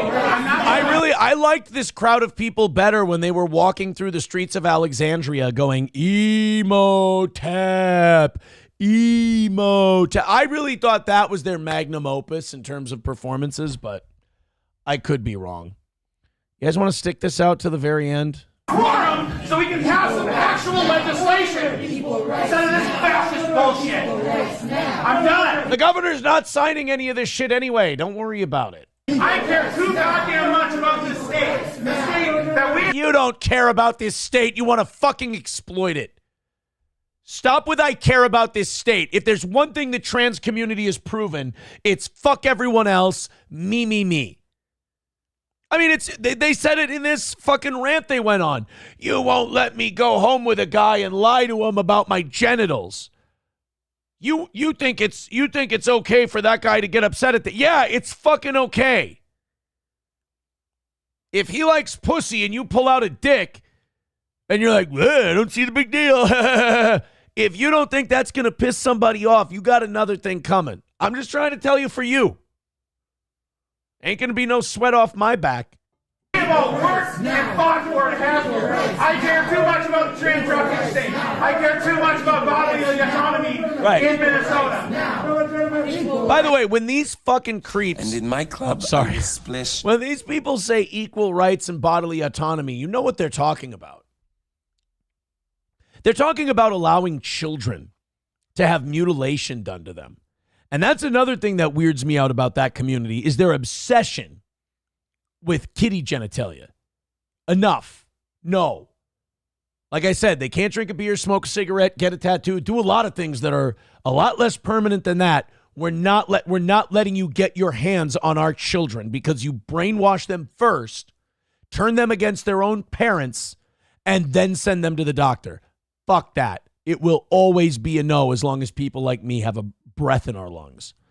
Coach Benjamin Leviathan says the Republicans elected a black woman as a speaker. Progressive as fuck, bro.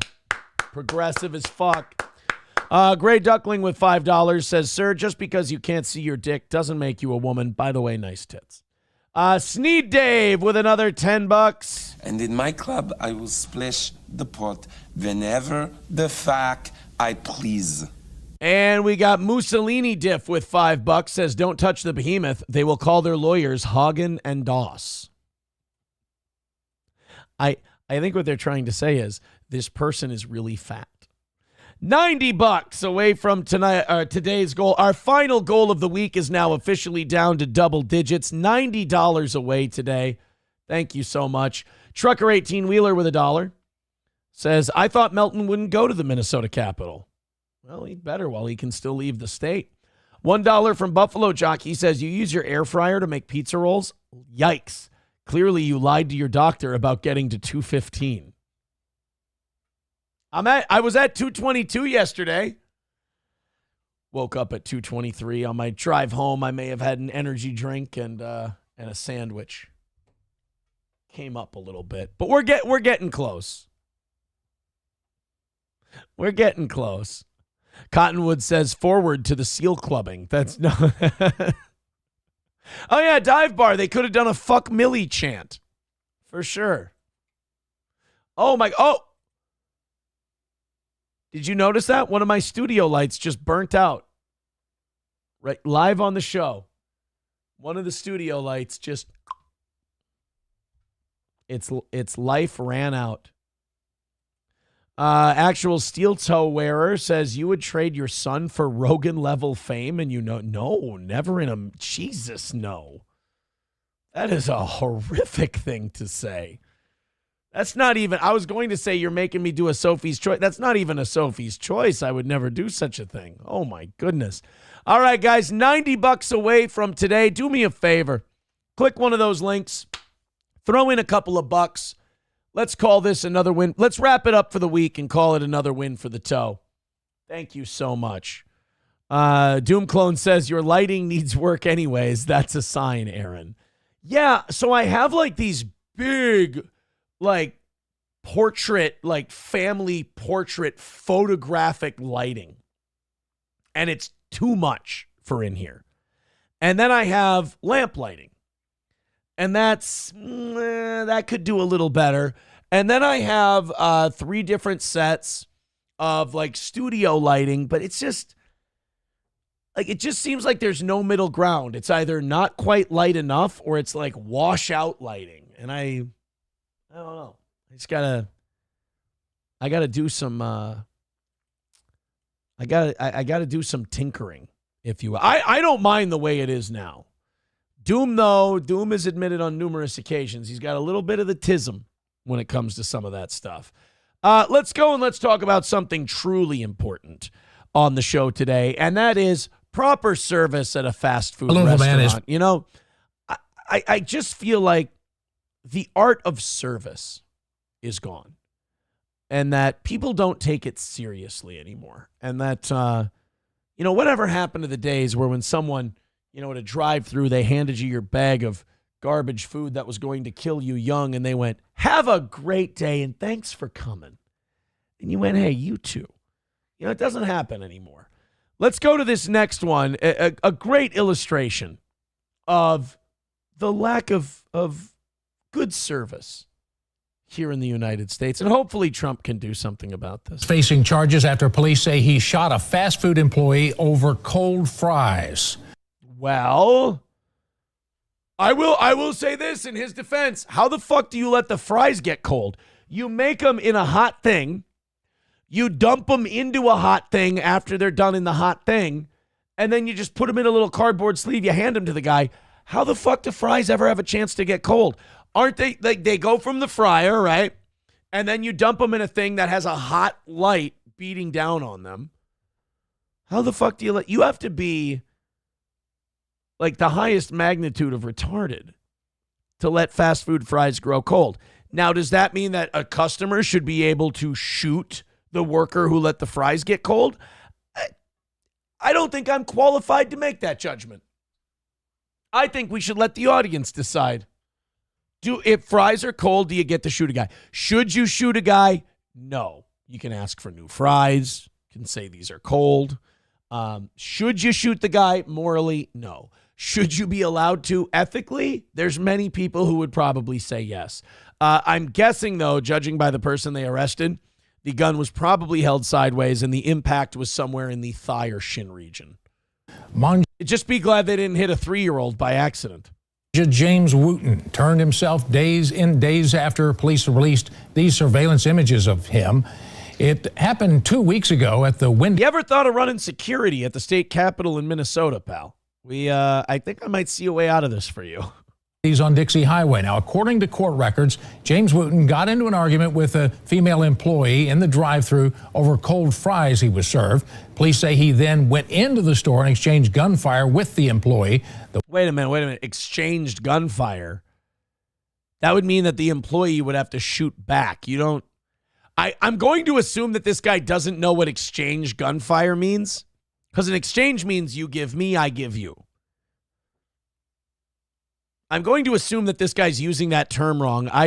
Otherwise, I want fucking surveillance footage of the gunfight at the Mickey D's Corral. That would be awesome. The woman and another woman were both shot. James Wooten faces 2 counts of assault. I hate that they do that. Like, there's so many videos now, whether it's Twitter or anything else, where the videos just cut off just abruptly like that. This guy really likes fries, though. honestly. Dive Bar with a good point. He says he was exchanging gunfire for warmer fries. That's okay. Then yes, I guess you're right. He was exchanging gunfire in that case. They need to put up bullet shield. Oh, Jesus, Sam Show. I can't read that. Dive Bar says, oh, they cold, and yes, someone should probably be shot over it. All right. Well, look. Like I said, I started this story by saying good service seems dead, and I guess we're not going to get changes without consequences, right? Buffalo Jockey with $5 says, obviously you expect the art of service at a fast food establishment. I don't get what fat people expect from fast food places. Well, I mean, I think it's okay for people to expect warm fries. I also think it's okay for employees to expect not bullet holes.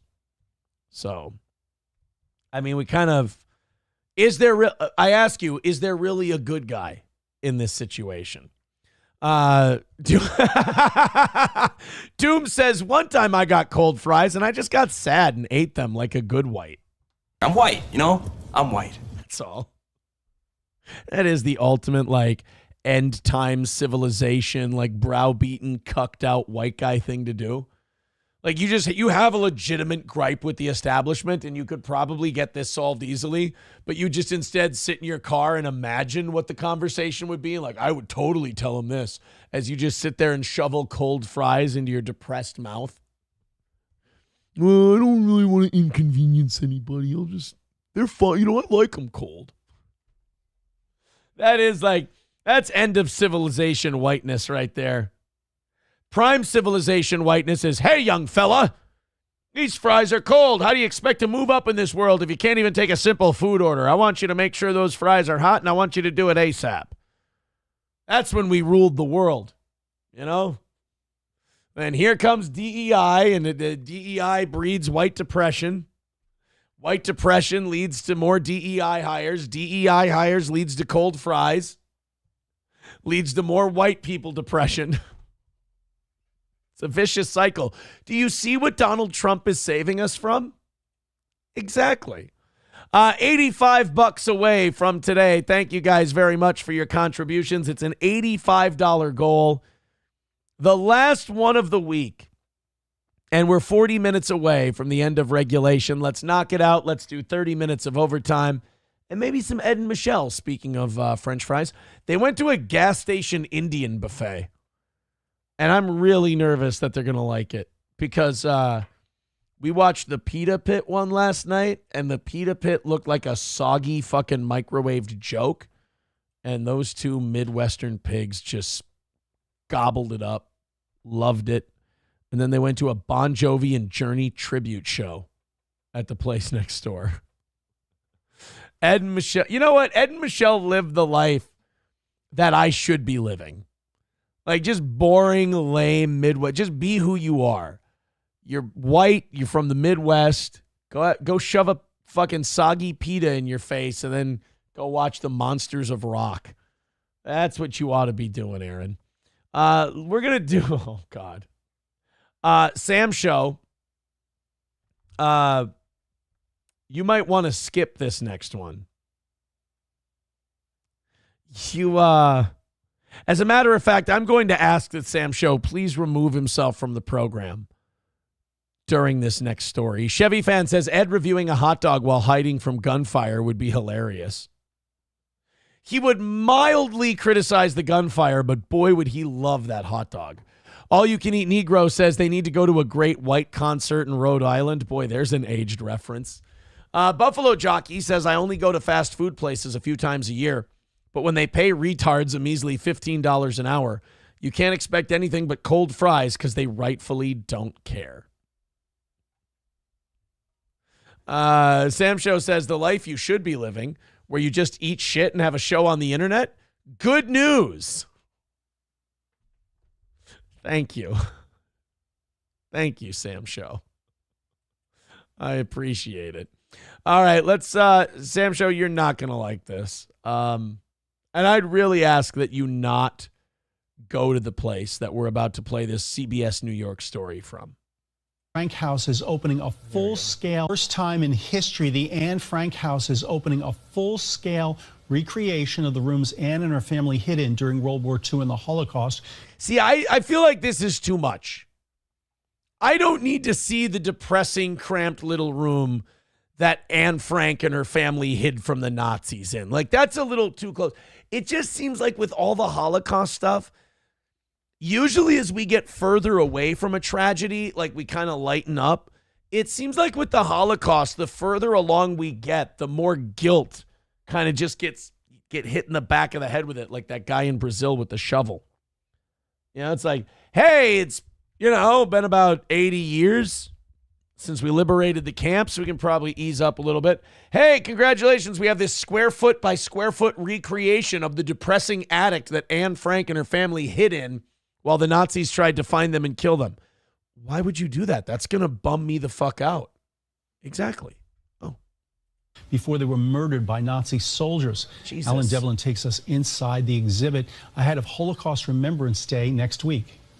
We will remember Anne Frank. May their memories be a blessing. The Center for Jewish History about to... Was Anne Frank the only one that they discovered like a diary for? Or was she like the only little girl that they discovered a diary for? That might be it. Unveil a one-of-a-kind exhibit here in America, showcasing the life and legacy of one of the most recognizable names and faces out of the Holocaust, Anne Frank. What a horrible thing to be known for. She's one of the most recognizable faces. Oh, this is cool. Of the slaughter of millions of Jews, ladies and gentlemen, Anne Frank. It's like, no. It's not. Oh, no. I think the two most famous faces of the Holocaust would be Anne Frank and probably Roberto Benigni in Life is Beautiful. The exhibition is a beacon. It's a beacon of remembrance. It's a beacon of education. It's a beacon of awareness. The hall. No, it's a beacon of like sad, depressing shit that you're just, oh man. I mean, you got me. Like the Holocaust was bad. Anne Frank lived in probably like really horrible conditions, hiding from the Nazis. But like, hey, look at this this is exactly like how it was. Ah, God, okay. Lined with artifacts, videos depicting the war and the ensuing struggle, and emphasizing the life of the teenage girl and her family. This year, a rare replica of where Anne Frank and her family hid for years, and on this desk, a replica of her diary. Jesus. The purpose of the displays, education and remembrance. As we open and... How long until they do something where you can pay a certain amount of money and your family can like stay there overnight? Ugh. It just seems a little... egregious, It just seems a little like you're bringing people a little too close to it. It seems perverse a little. And Frank, the exhibition, we do so in memory of the 6 million Jews who were murdered. Sam Show, shut up. Just let him do his thing. And we do so remembering the 1.5 million Jewish children who were murdered. Along with handwritten notes from Anne Frank herself, translations of her diary in dozens of languages, videos from her childhood, and a walk through the tragedy that was the rise of Hitler. I was, Holocaust deniers have this thing where they go like, oh, how could you kill that many Jews? You know how many Jews you'd have to kill per day in order to get to 6 million? And then I looked up like how many camps there were. And I was like, if you start doing the math, it's not that unfathomable. Like that, like Holocaust deniers, like, oh, I bet you it wasn't 6 million. I'm like, Like how many concentration camps? Oh, God, I thought this said how many concentration camps should I do? It says concentration curls. How many concentration camps were there?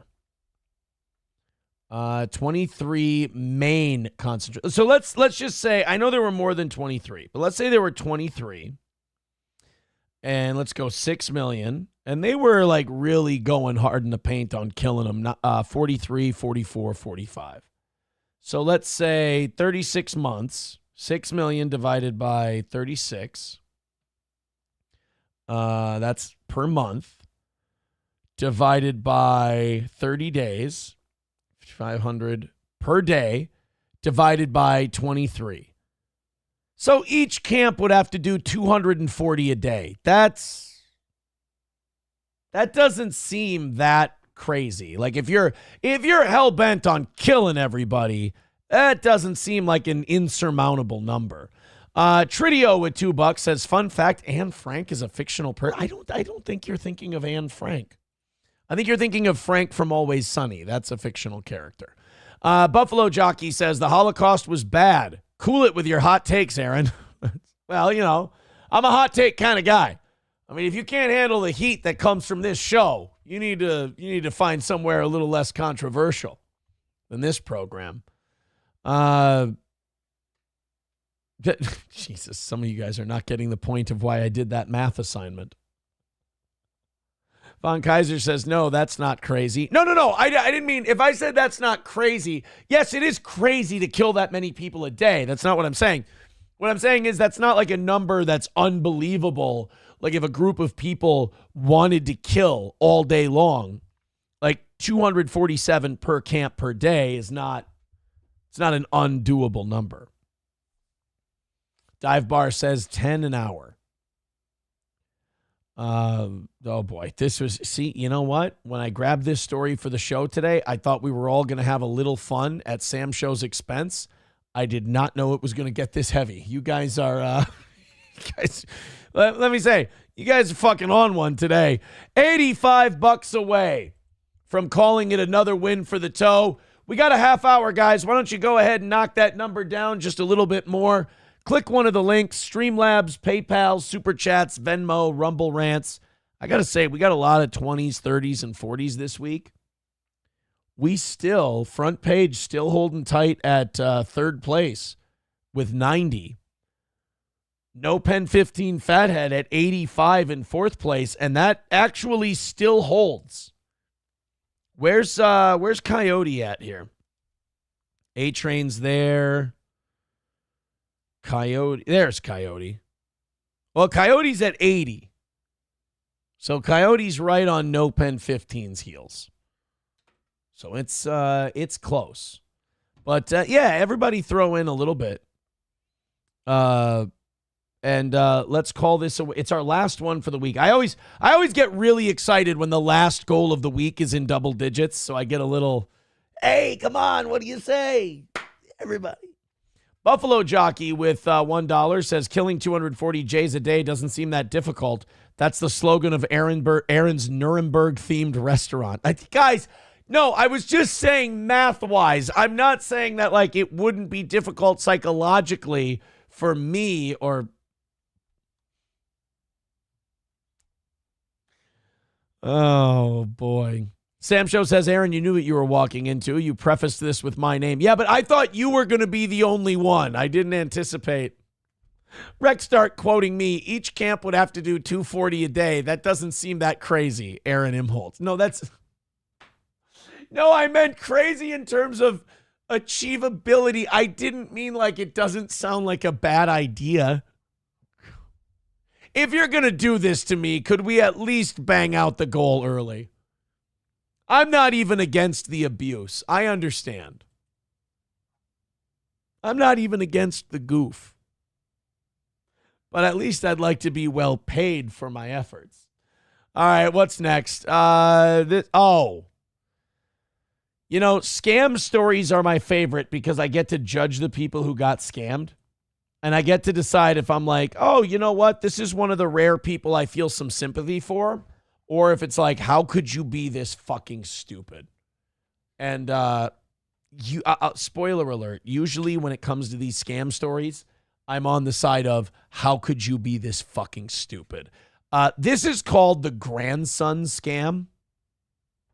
Now, I believe what this one's going to be, if I remember this scam right, this is one where they call your grandmother and they pretend, or they get an AI voice or whatever, that your grandson has been arrested by the police. And these dumb old fuckers are told by the police officer, the quote-unquote police officer on the other side, that if they give them Target gift cards and shit, it'll bail their grandson out of jail. Now, if you fall for that, I am not going to feel bad for you. I don't even want the people who scammed you to be thrown in jail. I think they're providing a public service of separating suckers from their money. This person needs a conservatorship. Yeah, okay, so this is the scam. The grandson scam is the bail one. Let's go ahead and check this out. Now, I'm trying to think before I hear the story so I don't appear too biased. What would be a condition that would allow me to go, oh, okay, that's all right. That's fine. I mean, that I can understand you falling for that. I'm going to say if they had her like mail or wire actual money, then, I mean, that's still stupid because the cops will never ask you to wire money or they'll never ask you to do like a thing over the phone. They'll ask you to do it like in person. But let's take a look. Let's see, and maybe there's an outside chance that I feel bad for this old bird, but I'm thinking I'm going to hate her. Second time in 4 months, a senior at Rossmore in Walnut Creek was targeted in the grandson scam. So a caller pretends to be the victim's grandson, saying he's... Who is that guy? I know this guy. I know this news guy. in jail. I need help, and I need bail money. ABC 7 News reporter Melanie Woodrow is here now with a 7 on Your Side story. We see this happen from time to time, and, you know, older people, if you get caught off guard, they fall for it. Exactly. Older people, if they're caught off guard, they fall for it. Say what you want to say. Old people are dumb. They're not skeptical at all. And they don't have their head on a swivel, and you can trick them real easy. Exactly. And I first covered the scam for another Rossmore resident back in late September. She lost nearly $50,000. This new victim lost much less, but the pain and betrayal was just as great.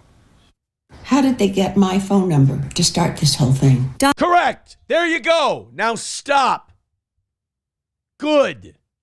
How did you get my phone number? Perfect. Hang up the phone. You're done. Anna, who asked that we not use her last name, is trying to make sense of the senseless, a call she received from her grandson, Cameron. Wasn't my grandson, but he sounded exactly like him. The person she believed was Cameron said he was in jail, having hit another driver who was pregnant while on his cell phone. You bought that. You bought the... Jesus. Told his grandma he had a lawyer who also got on the phone. And the attorney said, yeah, we need $7,500 in cash for bail. Donna said she followed. Again, that would not be how that goes. Either the attorney would call or the grandson would call. They have a phone you can use. There would not be, the son and the attorney would not get on the phone together. Instructions to wrap the cash in a box covered in wrapping paper that she happened to have. Then a courier. Holy shit, you think the fucking cops need you to gift wrap a box of money? And that's, okay, there you go. See, I told you I would know pretty soon into the story whether or not I felt bad for this woman. Not at all. You're a fucking idiot. You deserve to be parted from your dough.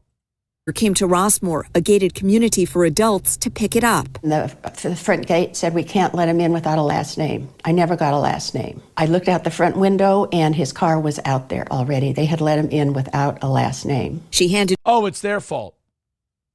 You're dumb. You let a guy call you pretending to be your grandson and their lawyer and said, gift wrap, make me a Christmas present full of money and it'll be for his bail. Over the box of cash, and a couple of hours later got another call, this time asking for $5,000. The windshield. Oh, and let me guess, you gave that to him too. Because that's also how bail works. Oh, by the way, you know the bail we told you to give us? It turns out that's not the bail. We need $5,000 more. What's the saying? Sucker born every minute and 2 to take him? It's broken, and I don't know, he said something. The front end is a mess. And I said, well, we have insurance for that. He said, well, just to be safe, let's do the whole $5,000 and we can return what you don't need. I mean, that was a huge clue. Both times. Oh, that was a huge clue. Wow. Well, look at you, fucking Inspector Clouseau. Just putting it all together. There's Inspector Gadget. Donna. Go Gadget debit card. Donna says the bank tried to intervene when she withdrew the cash. She said, why are you taking so much cash out? And I said, I'm going on a trip to France. Not only did you take part in the scam, but your bank even tried to tell you you're being dumb, and then you lied to your bank. Nice. Because he had told me, don't tell the bank anything. It's none of their business. The second time a bank You always know you're not being scammed when the person totally scamming you says, oh, and by the way, keep this our little secret. Don't let anyone know. employee even checked to see who was with Donna. He went out to make sure that my husband was in the car, not someone else. So he really cared. It's not the first time a Rossmore resident has been targeted. In late September, 7 on Your Side introduced you to Lois, who lost nearly $50,000 in the grandson scam by depositing the supposed bail money to a coin me machine at a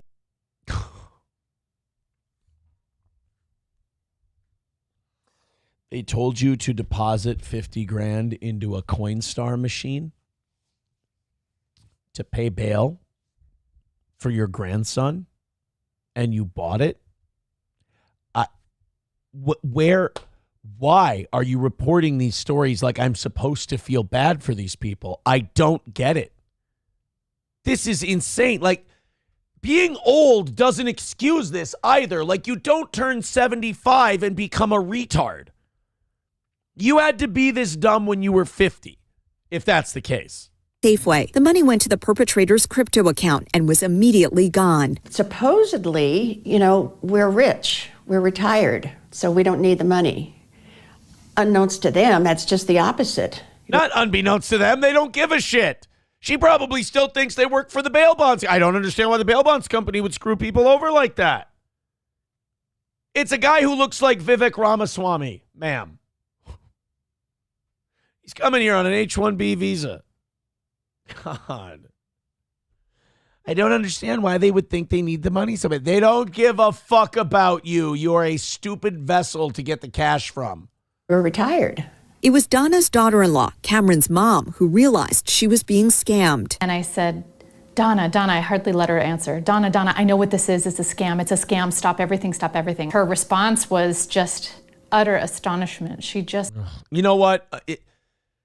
If it happens once, okay, Granny's a dum-dum. But if it happens twice, shame on this family for not taking away the control of her bank account. You can't allow someone to keep making their own financial decisions if they're this stupid. She couldn't even talk. Rossmore tells 7 on Your Side that its gate policy requires driver's licenses are scanned when entering Rossmore. It's not clear if that happened here for both couriers. Rossmore says they gave the information they obtained about the drivers and vehicles in this case to Walnut Creek Police. Walnut Creek. Well, if they're smart, those driver's licenses are gone. They're ditched. God damn, man. Hulkamash Baby with $1 says, I prefer the wife scam, where she says she loves you and wants you to buy a house with her. Then she leaves you for her Coke buddy and you get the shaft. Hey, I avoided the wife scam.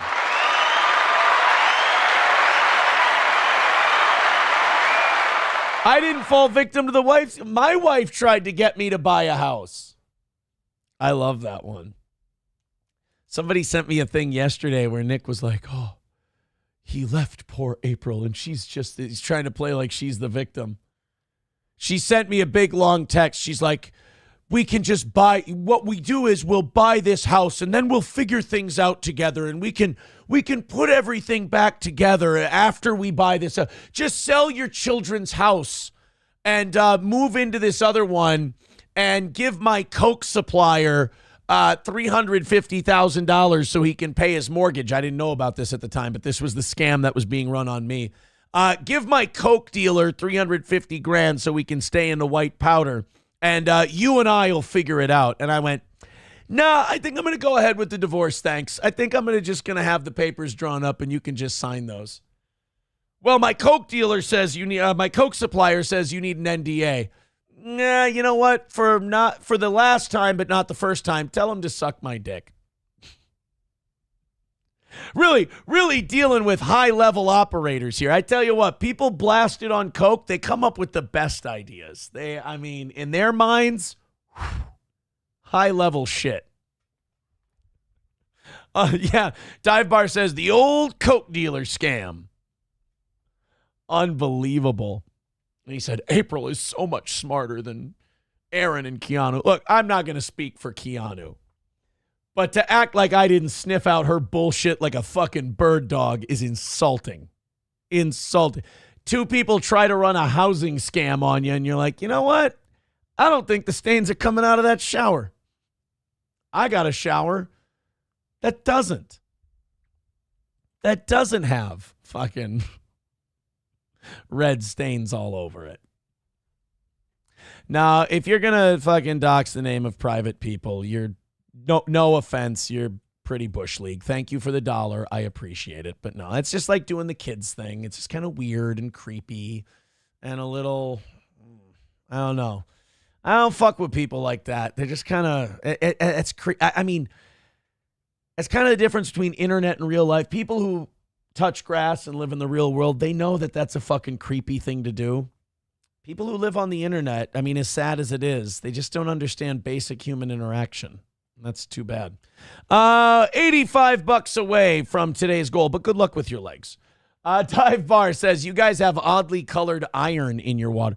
Dude, I don't know what the fuck that is.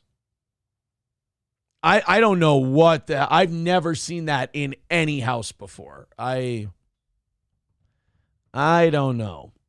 I don't know. That's on a different level, if you ask me. All right, $85 away. Let's go ahead and hammer that out in the next 15 minutes here. Streamlabs, PayPal, Rumble Rants, Super Chats, etc. If you got a couple bucks to throw us a couple of bucks. I told you we were going to get to this at some point today. You know how Vivek Ramaswamy got thrown out of that Doge deal and now he's going to run for governor of Ohio? I'm starting to think Elon Musk ain't going to make it in MAGA world. Thinking they're starting to get sick of his shit too.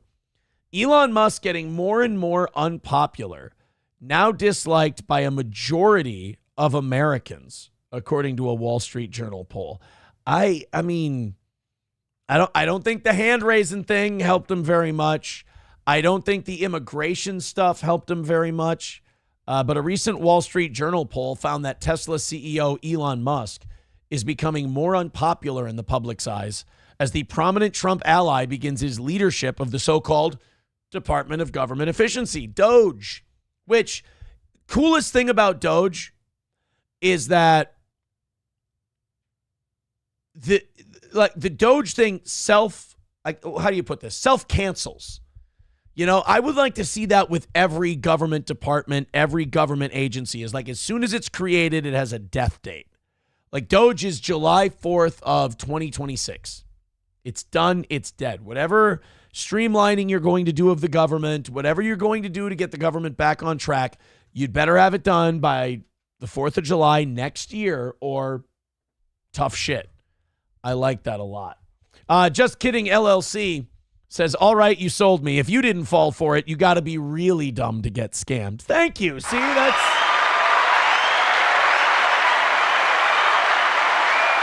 I know of which I speak.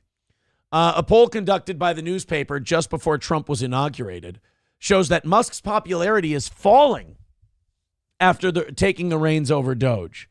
President Trump has appointed Musk to root out government waste and ensure that taxpayer money is being used responsibly by government agencies. I'm going to tell you this. I don't think Elon Musk necessarily shares the agenda of Donald Trump and his most ardent followers. I don't. I think this is Elon Musk's access to power.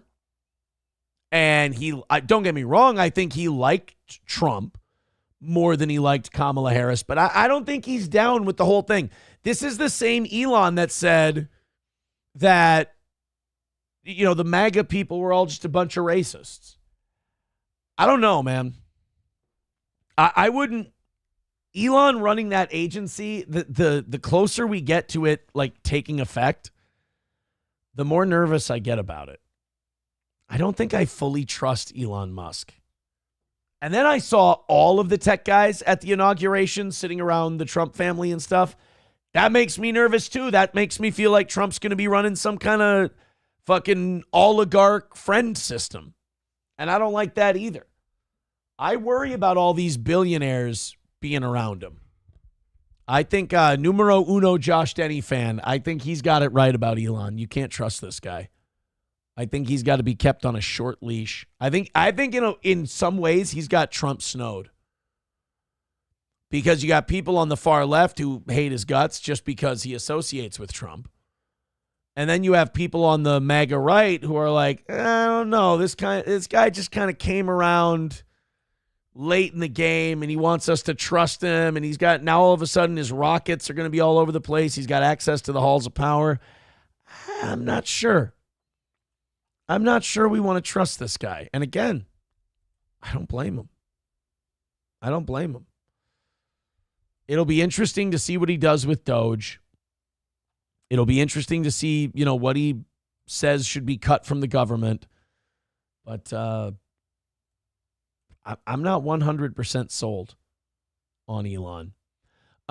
Sam Show says Elon Musk simped so hard for Trump, and Trump was like, no more taxpayer money for you. Now he's grumpy. Yeah, the whole Elon Musk is this self-made man thing. I don't know if you know how many of your tax dollars went into creating Elon Musk. I don't think he's as much of this self-made man as people like to pretend he is. Somebody said Elon's vision is to send us all to Mars. But here's the problem Trump has. He needs this coalition of the Elon bros and the MAGA people. The problem is eventually they're all going to start friction. They're all going to start rubbing up against each other. Stop it. There's going to be cracks, and Trump's job is to hold those cracks together and not let it become a full-blown break. That's not exactly Trump's strong suit. So you got a lot of powerful big personalities in that cabinet. It's going to take a strong manager to be able to keep them all together. Buffalo Jockey with $1 says Elon is a defense contractor. He's taking advantage of his influence, no different than George Soros. Right, and George Soros is an evil fucking guy who gives more of a shit about his own stuff than he does actually making the country a better place. He cares about his own agenda. So I don't really, comparing Elon Musk to George Soros is not a good way to get me to be on board with, for me to become a Muscovite. Sam Show says he's all taxpayer. The only return on investment was SpaceX. And even then, Just Kidding LLC says Musk wants Mars. Trump will let him have it. But who is snowing who? Well, I mean, you could argue that Musk is snowing Trump. Nomo says it's odd he never mentions his homeland turning into a complete shithole. Yeah, and I don't like him. I'll tell you something else I don't like about Elon Musk. The other thing I don't like about Elon Musk is that Elon Musk seems to be like hell-bent. This foreigner wants to come in here and tell us about our immigration policy. Fuck that. I'm sorry, no. You don't, I mean, there's certain shit that you can come in and you can be a part of, absolutely. But don't come in here and tell Americans, what they should think in terms of immigration and visas and shit like that. You're overstepping a little bit, and I can see where he would be wearing out his welcome. That's how Vivek got kicked out of the administration. Is a lot of the MAGA types were tired of this guy coming in and, this Johnny-come-lately arriving late to the party and going, this is what you all ought to be doing. And if you don't agree with what we ought to be doing, then you can just fuck off. And they're like, hey, asshole, this is our house. This is our movement. I don't know. Speaking of Elon Musk, Andrew Schultz went on an Elon Musk rant. He, in a way, Andrew Schultz kind of defended Elon Musk on his Flagrant podcast by saying that the Elon Musk salute wasn't a Nazi thing. It was just him being super fucking autistic. I'm interested to hear this. The inauguration. Wait a minute. What the? Here we go. Here's the Elon deal. Start the show. Hey. All right. Okay. I like guys, that. That was fair. I like that. You like that? Yeah, I like that. I one. thought that. Listen, son, I give you my heart, bro. I give you my heart, bro. I don't think Andrew Schultz is unfunny. I like some of his stuff in Tires and all that, but and I've said this before about Andrew Schultz. Doesn't he kind of smack of industry creation? Like it's not like he just worked his way up, but like somebody gave him permission to be really popular. It's just, it doesn't seem completely natural. That's all. Brandon, put that camera on Duff right now. Every time Alex gives me his heart. Son, I give you my heart, bro. I give you my heart. I don't even think anybody gives a fuck about trans. It's just the most absurd and obvious thing. And I feel people are going like, all right, well, you'll acknowledge this is weird. Like, trans girls competing against normal girls. That's a little unfair. And they won't even acknowledge it. So Republicans just got to go, yo, that was some goofy shit he did. Yes. Okay. We can't let him out in front of people. He spends all day in a basement, working on electricity. You let him out in front of people, he gets really excited. He does whatever the last documentary he saw was. Right? Like, he just got shit in his head and it comes out. You know? But you gotta at least say it. It's goofy as fuck and weird as fuck. Just say it. There's a Roman salute, bro. Yeah, it's Roman salute. Well, that's just it. And I agree with Andrew Schultz on that. Like, Elon's autistic, like, social interaction has never been his thing. But Republicans shouldn't go defending it. They shouldn't be like, well, look, like the thing I keep seeing is, well, look, AOC did it once and this person did it once. They're like, that doesn't matter. We're not going to, don't get tricked into fucking defending the Elon Musk hand-raising thing. Just go, like Andrew Schultz said, just go, wow, that was pretty fucked up. That was weird. Let's move on from that. We got shit to do. And maybe we don't let him out in front of people as much anymore, It's kind of like the unpotty-trained kid that took a shit in front of company. It's just like, okay, well, maybe we took him out of diapers too soon and we shouldn't let him around company for a while after dinner. That makes a little bit of sense. JH says, Aaron, he really is Pete Campbell. You know what? A little bit. There's a little Pete Campbell in there. I get it. All right, boys and girls, we are $80 away from today's goal. Let's hunker down and knock it out. Thank you, Buffalo Jockey. $1 says Musk is just another example of Republicans being bought and paid for. No different than the Democrats. Perhaps. Buffalo Jockey with $1 says, are we sure Musk wasn't doing the Bellamy salute? Perhaps. All right, guys, 5 minutes to go in today's show. This is our last goal of the week. Let's knock out this last $80 and see if we can score another win for the toe. Click on the links in the chat, Streamlabs, PayPal, Venmo, Super Chats, Rumble Rants. You guys got this goal down so far, so quick today. I would like to really finish this thing off. So if you're feeling generous, click one of those links. Let's knock it out. And let's celebrate hammering out all of our morning show goals this week. I appreciate it. You guys did a ridiculous job yesterday. Holy shit. Thank you so much for that. Streamlabs, PayPal, Super Chats, Rumble Rants, gifted memberships, what have you. Jump on in. We'd love to have you. Throw a couple bucks our way. Chevy fan says Melton hates when they come out of diapers too soon. Bapa Shab says Schultz dresses like a club kid from the 90s cruising for infinite butt sex and a future HIV diagnosis. Well, one does lead to the other. Okay, boys and girls, 4.5 minutes to go. We need to start this rally. We need to knock out this $80. Whatever you want to give to the toe, I really appreciate it. Turd Burglar says it really sputtered out. Probably should cuck out to Jeremy and do some Hail Marys. Yeah, Jeremy didn't get back to me today. You guys made fun of him and you were meanie heads. I can't believe you guys would do that. Throw in everything for Jeremy's sake. We want to make Jeremy feel better today. Let's do that. I agree with Turd Burglar. Let's make things right here on the toe. All right, about 4 minutes left.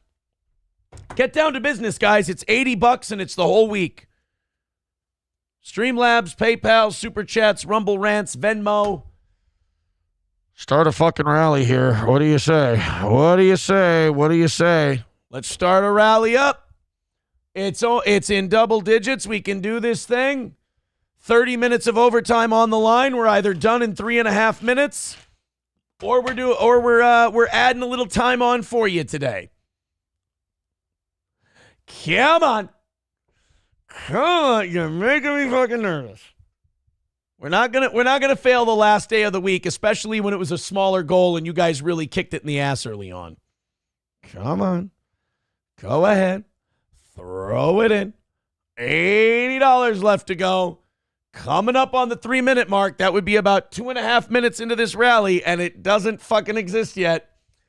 Honestly, 5, 10, 15, 20, anything. Guys, seriously, this is getting fucking embarrassing. There's a lot of people in here today who hate my fucking guts and only want to see this show fail, and they are laughing their fucking balls off right now. Buffalo Jockey with $20. A little bit of an injection there. 65 away from today's goal. Thank you, Buffalo Jockey. We want the gold, sucker. Hulk Hogan, we coming for you, nigga. Come on. Finish it off. A couple more of those, and we got it all knocked out. 65 away from today's goal. 2.5 minutes left to go. Join Buffalo Jockey. He needs more than one of you if we're going to knock this thing out. We got a little bit of hope from the old Buffalo Jockey, but we need more of you. We need more of you. 5, 10, 15 at a time. Let's do this. You ain't getting my money says this show will never grow. Yeah, I don't know. Probably not. I mean, it's grown in the last year. We're doing bigger numbers now than we did a year ago at this time. You know, grow in small doses. But right now, I'm not giving a shit about growing a year from now. I'm worried about hitting the goal right now. 2-minute warning, guys. Feeling generous? You like the show? We've done a good job this week. We've done a good job today. We've had some fun. Throw a couple at us. Show you care. Show you love. Show your love of the toe. Let's do it. 1.5 minutes to go. $65 away. This is doable, guys. We've had one person join the rally so far.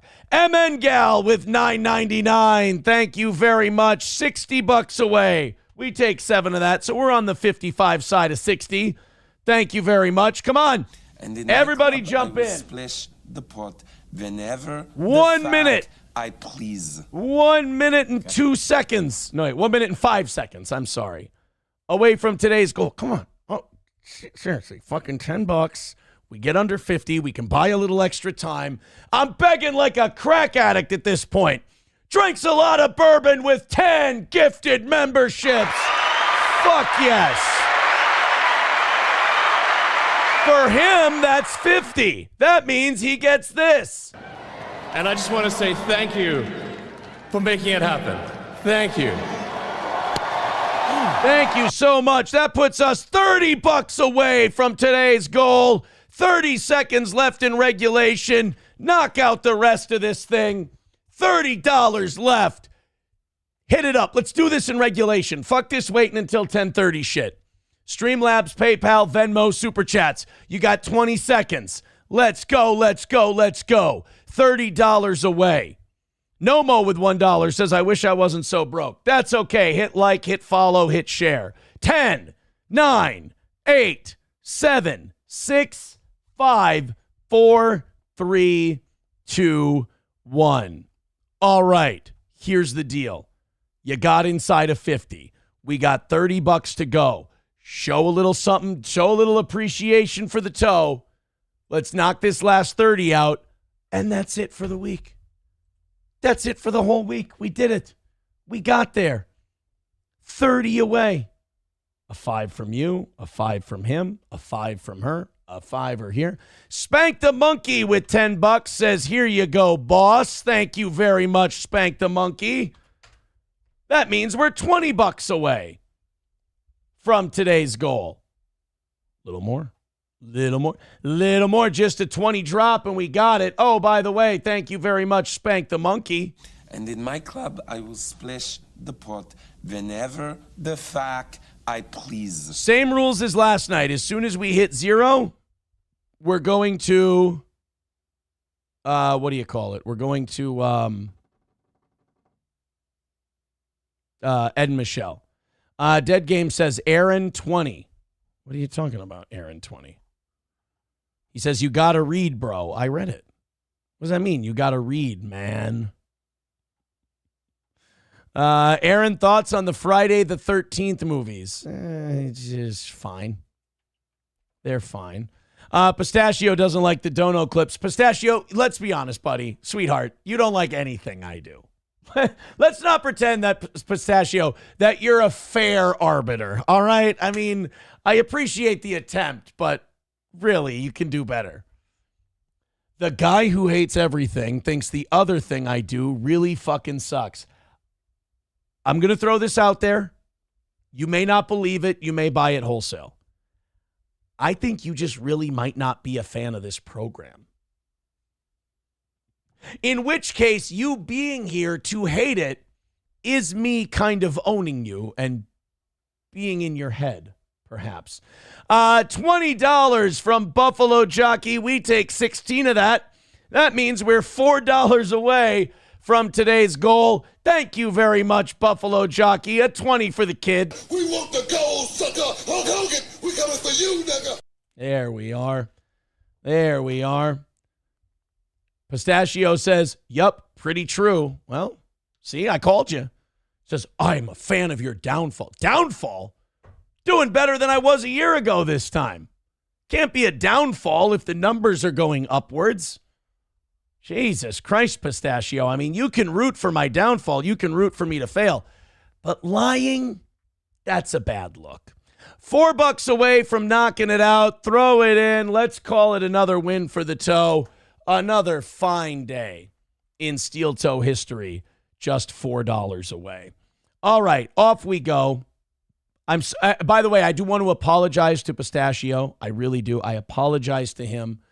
Pistachio, I was supposed to be dead a long time ago. I was supposed to have a downfall. It didn't happen. Now you have to pretend it is and write fan fiction.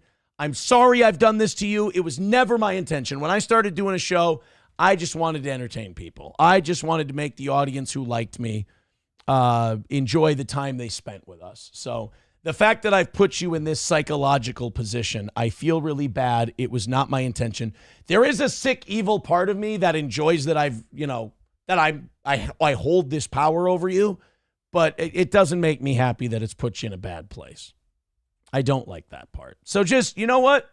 Unironically enjoy the show. You don't want to be a fan of a show that just does drama all the time, because then your blood and your life force is going to be nothing but drama and hatred, and people aren't going to like you.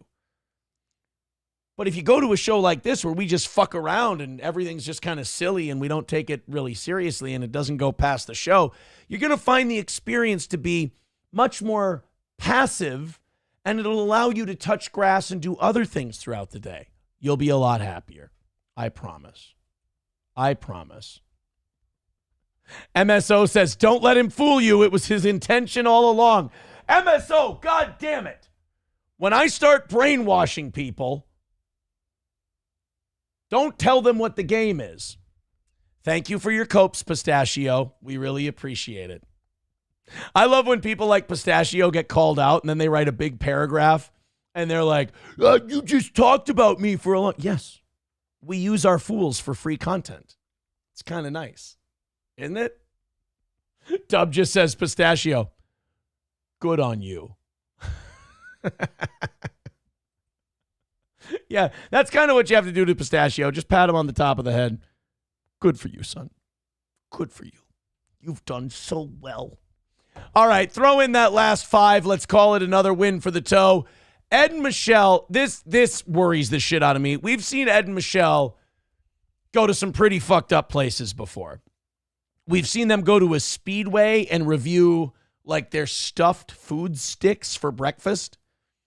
We just saw them go to a strip mall pita pit where they basically put pitas in an air fryer and they turn soggy. The problem is Ed and Michelle love all of this shit. Now, Michelle hated the hot dog place in the mall. Ed was like, I came here without you. This hot dog place is fucking great. And then Michelle ate her hot dog. She's like, this is dog shit, Ed, and I hate this place. And Ed was like, the whole time he was coping, he was like, well, I think she just had her heart set on not liking it. She's just really negative on this place. You dick. Well, now I see them going to an Indian lunch buffet. The problem is they're at a gas station. I'm really worried that we're about to hit a new low for Ed and Michelle, and they're about to eat Indian food from a gas station. Let's check it out. Great indoors, and then today I'm getting fueled up over here at what was once Vitalone's here in the Kirtland Menor area. Yeah, my buddy Scooby used to work here, but now it's... Hey, did you guys hear that? Scooby used to work there. Holy shit, we didn't know that about Ed. He had a friend named Scooby. Scooby's a drug dealer, right? For sure, dude. If your name's Scooby and you work at a gas station, you're selling meth. So his friend Scooby used to work there. He has not yet said that the Indian buffet is not inside the gas station. The problem with this is either the Indian buffet is in the gas station, and that's alarming, or Ed decided to start his Indian buffet video at a gas station, which makes no fucking sense. Different order. It's now Signs Incorporated, but that's not why I'm making this video. We are going to India Kitchen today. Oh, thank God. Thank God. Okay. I was worried that, then why did you start the video at the gas? Did you start the video at the gas station to tell us all about Scooby? God damn, Scooby better have some interesting goddamn stories. If that's all we're finding out about Scooby is that he worked at the gas station, I'm going to be pissed, Ed. I'm going to be fucking pissed. And it's in Lakewood, Ohio, and we are going to be getting the buffet there. So stick around. We're going to have a little adventure. Ooh. Like, comment, and subscribe to The Great Indoors. And gas today here is $2.89. You know what, Ed? Here's my problem with Ed. Ed has not learned yet what you and I all know. And that is that Michelle is the star of this show. We all want to see Michelle. But Ed's like, you notice he's slipping a little extra commentary in each video. He's talking about his friend Scooby. He's giving an update on the gas prices. I don't want to find out what Ed's politics are. If he ends up doing that, it's a fail. Michelle's the star of the show. Go eat your shitty food and give us a review. Shows us it's got the all-you-can-eat lunch buffet. It runs to 100%. This used to be like an antique store, right? Like, look at the neighborhood. It's a little more rundown. This used to be like a small little antique shop, and then an Indian family leased it out. All through till 2:30 in the afternoon. So we had to get out here. It's 1 o'clock, so we got time. But the thing is, this actually will close for a little while before it reopens for dinner. So I didn't want to be left out in the cold, literally, without my buffet fix. Literally, Ed, no offense, but just like the gas station coverage, none of this was necessary. You did not need to tell us about your need for a buffet fix. Oh, look at that. $1 from Hunter. $3 away from today's goal. Thank you, Hunter. We're at 3. Oh, wait a minute. Buffalo Jockey with $5 says downfall. You can't call you falling off the cliff of your career a downfall. Right, exactly. We've already had the fall part. Buffalo Jockey says, I get your love, these Ed and Michelle videos. As you know, it's your future with your 5th wife 11 years from now. Also, you love garbage food. Well, guys, that's it. We knocked it out. That's another win for the toe. Pay him. Pay that man his money. All right. Thank you very much, Buffalo Jockey. Pretty much single-handedly knock it. Well, no, drinks a lot of bourbon. MN Gal. Hunter. Spank the Monkey. And Buffalo Jockey. All helping us knock out that last chunk. Thank you, guys. Another win for the toe and a week win for the toe. The entire week of morning shows putting up W's. We appreciate it. Let's continue on with this Indian buffet that Ed is prattling on about. He didn't want to get left in the cold. Hey, wait a minute. Schweitz with $20 says topping off the goal. Well, that's going to Monday morning now. Thank you, Schweitz. Thank you for the $20. One last one for him. We want the gold, sucker. Hulk Hogan, we coming for you, nigga. There we go. Thank you, guys. I missed that 20 from Schweitz. That is on me. Okay, back we go to Ed and their Indian restaurant. Their Indian buffet. I'm sorry. Are you ready to get in there, Michelle? Oh, yes, most definitely. Awesome. Like, comment, and subscribe. That's what Ed says to Michelle while he holds his asshole open. You ready to get in there, Michelle? Say, absolutely. And she holds up the thumb and goes, oh, wait, that's the one I used last night. Here you go. We are here at the India Garden. Awesome.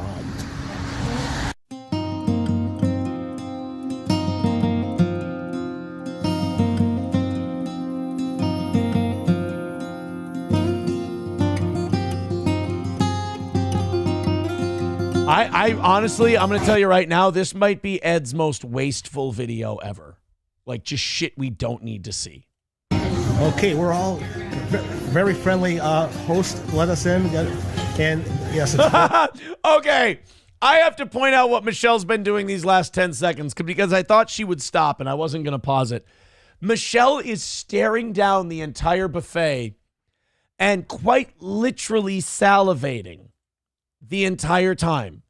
Let's go back to the awards and then we'll go to Michelle. And while Ed's trying to talk, Michelle is literally looking past him and licking her lips, looking at the Indian buffet. Why is Irish music? Okay, we're all very friendly. Host, let us in. And yes, it's $14.95. Okay. And I love the decor, and it smells outstanding in here. It's the first time I've ever heard an Indian restaurant smells fantastic. I mean, part of the experience of Indian food is you smell it and you go, it better taste good. So, Michelle, are you going to just stick with the water, or are we just going to... I'm going to go with water for right now. They probably have that samosa, too. Or what is that drink that you always get? Sambusa, you fucking asshole. So yesterday they couldn't pronounce gyro when they were at the pita pit. Now today, samosa? You want a samosa, Michelle? God damn it, man. Again, I'm a white bum from the Midwest, and these people make me look down on white bums from the Midwest. Lassie. Mango lassie, yeah. You should get that. I bet Mango, wait, what did you call? I thought he was saying sambusa or whatever that fucking thing is called. And it was a lassie? You fucked that up? Lassie. I'm going to go with water for right now. They probably have that samosa, too. Or what Samosa. Remember, he thought it was called a samosa. is that drink that you always get? Lassie. Mango lassie, yeah. You should get that. I bet you. Hey, do you guys remember when that guy, that steel toe fan, confronted Ethan Ralph outside the courthouse? How funny that was. I am waiting for the day because we do have fans in Ohio who, update us on the Ed and Michelle stuff. I'm waiting for the day in an Ed and Michelle video where they walk through and they go, "Hey, I'm a big fan. Your videos are another win for the toe." I'll die. I'll probably retire and die. I'd be so happy if we got a shout out on an Ed and Michelle video. That would go good with the food over here. You ready to go check out the buffet? Yes. Oh, I like your shirt. Frankenmuth. Oh, Ed's trying to get some pussy. Ed's trying to get in. Oh, I like your shirt. Your Frankenmuth Cheese House shirt. Oh, I wonder what that's going to look like on Ed's floor. Support those Lions. Yeah, that's right. That's the one team that I'll continue. And the Buffalo Bills. I'll root for the Bills and the Lions. And oh, Ed, I'm afraid I've got some bad news. There you go. I love this. They have the naan bread that was included in our buffet. So it's not on the buffet, but a server came by and dropped it off. So that's beautiful. I'm not going to touch it, but I'm going to use my fork to show you guys what it looks like. We're going to skip around. We get what bread is. All right, let's watch them go through the buffet here. What is that now, Michelle, that you're getting there? Their signature soup. It's minestrone. Oh my God, no. Don't bring these two to an Indian restaurant and make them pronounce names. It's mulligatawny soup. That's what it is. Mulligatawny. Mulligatawny soup? Oh, right. I love them. I don't want it to come off like I don't love Ed and Michelle. I do, but this is so Midwestern. This is making us look bad. It looks really good. It's at the front of the buffet, and I didn't want to block everything. And then there's chai tea there. Oh, masala tea right here. That's you got that in the buffet as well. You got the masala. Oh, God. It's one of those buffets. Look at that. As Gordon Ramsay would say, those tomatoes are rotten. The lettuce is all white. Oh, this buffet is gonna be bad. It's $14.95, and Ed and Michelle are going to fucking love it. Mixed greens to get yourself started. Where's the green? Show me the green. I see mixed, but I don't see green. And it looks like there's a mixed fruit cocktail back there. No, those are just pineapples. Those are not a mixed fruit cocktail. They're just pineapples. And then something called kheer. It's an Indian rice pudding right there. Oh, beautiful. I believe it's pronounced cum. Mint chutney, red chili sauce. These are like the sauces. No shit. Thank you, Ed. Mixed pickles back there. What would we do without our guide? And tamarina chutney. You gotta bear. I want a whole video of Ed just reading Indian food. I'm not familiar with a lot of these words, but I do know this. This is rice over here. He's a mutant, but he's our mutant, boys and girls. And vegetable. Bakoda. Thank you. Yeah, sorry, ma'am. I just like to come to restaurants and do official food review videos and not know what the fuck anything is. It's kind of my gimmick. Okay, and believe it or not, they have goat here. Goat. No, I believe it. This definite. Believe it or not, they have goat here. Oh, that's one thing I easily believe is that the place you're in right now has goat. Goat, right there, and this is tandoor chicken. Tandoor chicken, really? Because this feels like the Baton Death March. Chicken marsala, I've had that before, and alo korma. Your guess is as good as mine. Rice. That's good, Ed. I mean, pulad. While you're trying to tell us all about the food you're about to eat and review the place for us, it's good to not know anything about what you're eating. I got the yellow slop. It looked a little better than the orange slop. Come on out to this place. It's the Slop House. That looks good. And then vegetable. Do you see how much of that shit is leaking into the, like that? Vegetable mango curry. So there's probably some kick to that one. Sure, right? Yellow squash, vegan. And then they also have eggplant marsala. All right. And some wine. Okay. Awesome. Okay, Michelle's got... All right, here we go. We're not going to bother with the soup. We're going to have them get a big plate full of food. I want to see them take their... Oh, gee. Oh, what's with the cummy dick thing? What the fuck? Wouldn't you say?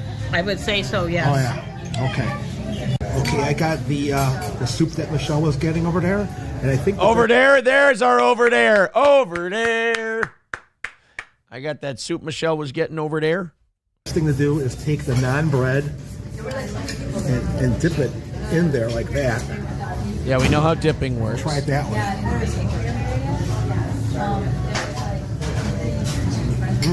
Ed really tears into his food like a jackal in the night. All right, so here we got a man dipping naan bread. Let's get into like his curry eating stage. And I put it on a bed of rice. Okay, like goat curry. And you can see there's some vegetables in there. That looks like a tomato. Oh, that tomato does not look. Some onion over there. Over there. Maybe a little pineapple in there. I don't know. But let's get right into it. You know, Ed eats a lot of shit on trust, I've noticed. Ed eats a lot of things in a very trustworthy way. He's like, pretty sure that's a pineapple. That checks out. Could give me diarrhea. I'm fine. So there's curry in here too. So it might be. That's one of my favorite Ed and Michelle clips ever. Ed tries to cut into goat meat and just makes a giant fucking mess. Almost lost that. It's kind of hard. Hold on. Oh, that Ed, this is not looking good. When you're trying to show us how good the Indian place is, and it looks like you're cutting through a cinder block, this does not instill confidence. It's not meant to be cut, Michelle. I don't know. You're gonna shove that whole. Oh, he's okay. Ed just gave. Ed just gave up and picked up the hunk of goat meat, and he's just gonna shove it in his face. Ed is I am officially granting Ed the title of most Midwestern man ever. It's like there's bone in there, so you gotta be careful with that one. Looking for the meat. Man, you gotta be careful with this because most of this is bone. It's like, you got to be careful at this buffet. The meat they have out there, it's mostly cartilage. Really, you got to kind of chew around it. And you got to work around it. You got that? Christ, Ed, this is bad, buddy. It's good. Very good, but you got to be careful with this because you don't want to bite into something that's not supposed to be bit into. Like that. Okay. All right, let's go to our look at that. So Michelle got the, of course, the Indian delicacy chicken wings over here. And then she went with the vegetable pakora. Said it was really good, but there's peas in there, mixed vegetables and chicken, and it's deep fried. I don't know if you guys have ever had Indian food before, and maybe I'm eating it wrong, but I always thought you were supposed to get like the curry or the marsala and everything. You were supposed to mix it up with the rice and have it all together. And then I got squash and some chicken and some rice. Okay, let's go back to the chicken pakrakas because you were saying that was really good. I Off like camera, that, though. but that was really good. Yeah. For something I don't even know. Chicken pakrakas, and again, I am probably couple of Midwestern people just shoveling shit into their mouths and have no idea what it is. Butchering the name of it, but People will like that. It's got peas in there too, and yeah. All right, let's watch Ed eat more of his goat. You don't trust me? I trust you. Oh wait, this is their second plate. They went up and got different plates. Okay. I trust you to record me doing this, okay? All right. Ed really didn't feel like cutting and editing during this one, did he? Let's cut it in half because I'm worried I'm going to end up taking too much on, and then It's like I said, it's fork and knife tender. It's excellent. I don't trust these two in their review of Indian food because I don't know if I don't think they know what the fuck they're doing. I tried to cut something, you know? All right. How is it over there? Yeah, you definitely want to put the dip on there. The owner, Sonny, he knows what he's talking about. Yeah, almost like you're supposed to. All right, let's go to Michelle's next bite. I already have some on my plate too. Ed, this all looks like slimy meat. I don't know if we need the close-up. Wow. Outstanding. Eggplant. That's the egg. Michelle. Walking in the restaurant now. Yeah, Sonny was saying that These guys are here almost religiously, 2 times huh? a week. Yeah. Yeah. Thank you. Yeah, the people that eat here for many, many years. It's not like you show up once in a while. Almost a lot of people come here almost every day. So they're like the people who help Steel Toe hit the goal. It's just the same people who have been here for years. Right? I get it. See, you guys, that just means you've got loyal clientele. You know? Yeah, I could see why. Because he's very friendly and the food is outstanding. Yeah. For the second time trying the Indian food, well worth it, you know? Now, you already had that's the squash? Or All right, let's head to the review because I really don't trust in Ed and Michelle Indian food video. I don't think they should go back to Indian food. I don't feel like I learned anything. That's true. All right. This time around. Okay, Michelle, what did you think of the India Garden here in... Let me guess. They thought it was fucking amazing. $14.95 is a crazy good deal, and this place just rules. Even though it kind of looked like dried out slimy slop. Lakewood, Ohio. I'm going international. Super good. Oh, that was some of the best Indian food in a long time that I have. You said it was your second time having Indian food. Some of the best Indian food I've had in a long time. Well, sample size is large. Yeah, that is a variety of different choices on the buffet I have never even heard of. Only butter chicken. I like Sonny was right there on the spot when I had a question about what to put on the food. He was there and he gave us a little backstory on I love these two. The people that eat here are not once in a while. They come here regularly. I love and these two. He's friends with all of them. He's a very personable guy, you know. Yeah, all his patrons. Which means it could be a front for drug trafficking, but go ahead. Know him, of course, and he knows all of them by Oh, that one's been here 15 years. This one's been here 2 years. We're going to start a trend. And their wall of fame, which is right behind you over there, is well deserved. They have the Silver There's just Vivek Ramaswamy on it. Spoon Awards and the Scene Magazine Restaurant of the Year. And now I know why. It's very good quality, very good people. The food is not overpriced. Don't click off yet, it says. We aren't done. We head to the Melt Fire sale. I'm good. I'll be all right. $95, very reasonable price. How can you go wrong with that, you know? You can't. $28 for, and they don't charge you for the water, of course, but, you know, it was a good value, excellent food all the way around. Absolutely. So- And for $14.95, you could get one entree for dinner or lunch, and you got a variety of different kinds of food on the buffet. Yeah. I'm sorry. I think Michelle should be running shit. I think she's a better host than Ed is. She gives me more information. I feel like I learn nothing from Ed. Ivana Tinkle says, opium den in the back. That's Chinese, not Indian. How dare you? Yeah, historically white says butter chicken. Yeah, that's what she got. She got the butter chicken, and she really, really liked it. I think Michelle should be running the show. 100%. Riding Dirty Llama becoming a member for 10 months. I think he wants me to read this part. Thank you for being a sport and keeping the show alive. Keep on keeping on. Well, thank you, Riding Dirty Llama, but I would say to you guys, thank you for keeping the show alive. Me being a good sport, that's just part of the reason why you still support this. In an internet world where everyone takes everything so goddamn seriously, there's one guy who will go in and you can make gay jokes and cum jokes and fucking all this stuff, and the host will laugh right along with it. You can call him coach and he'll go, I love that. That's great.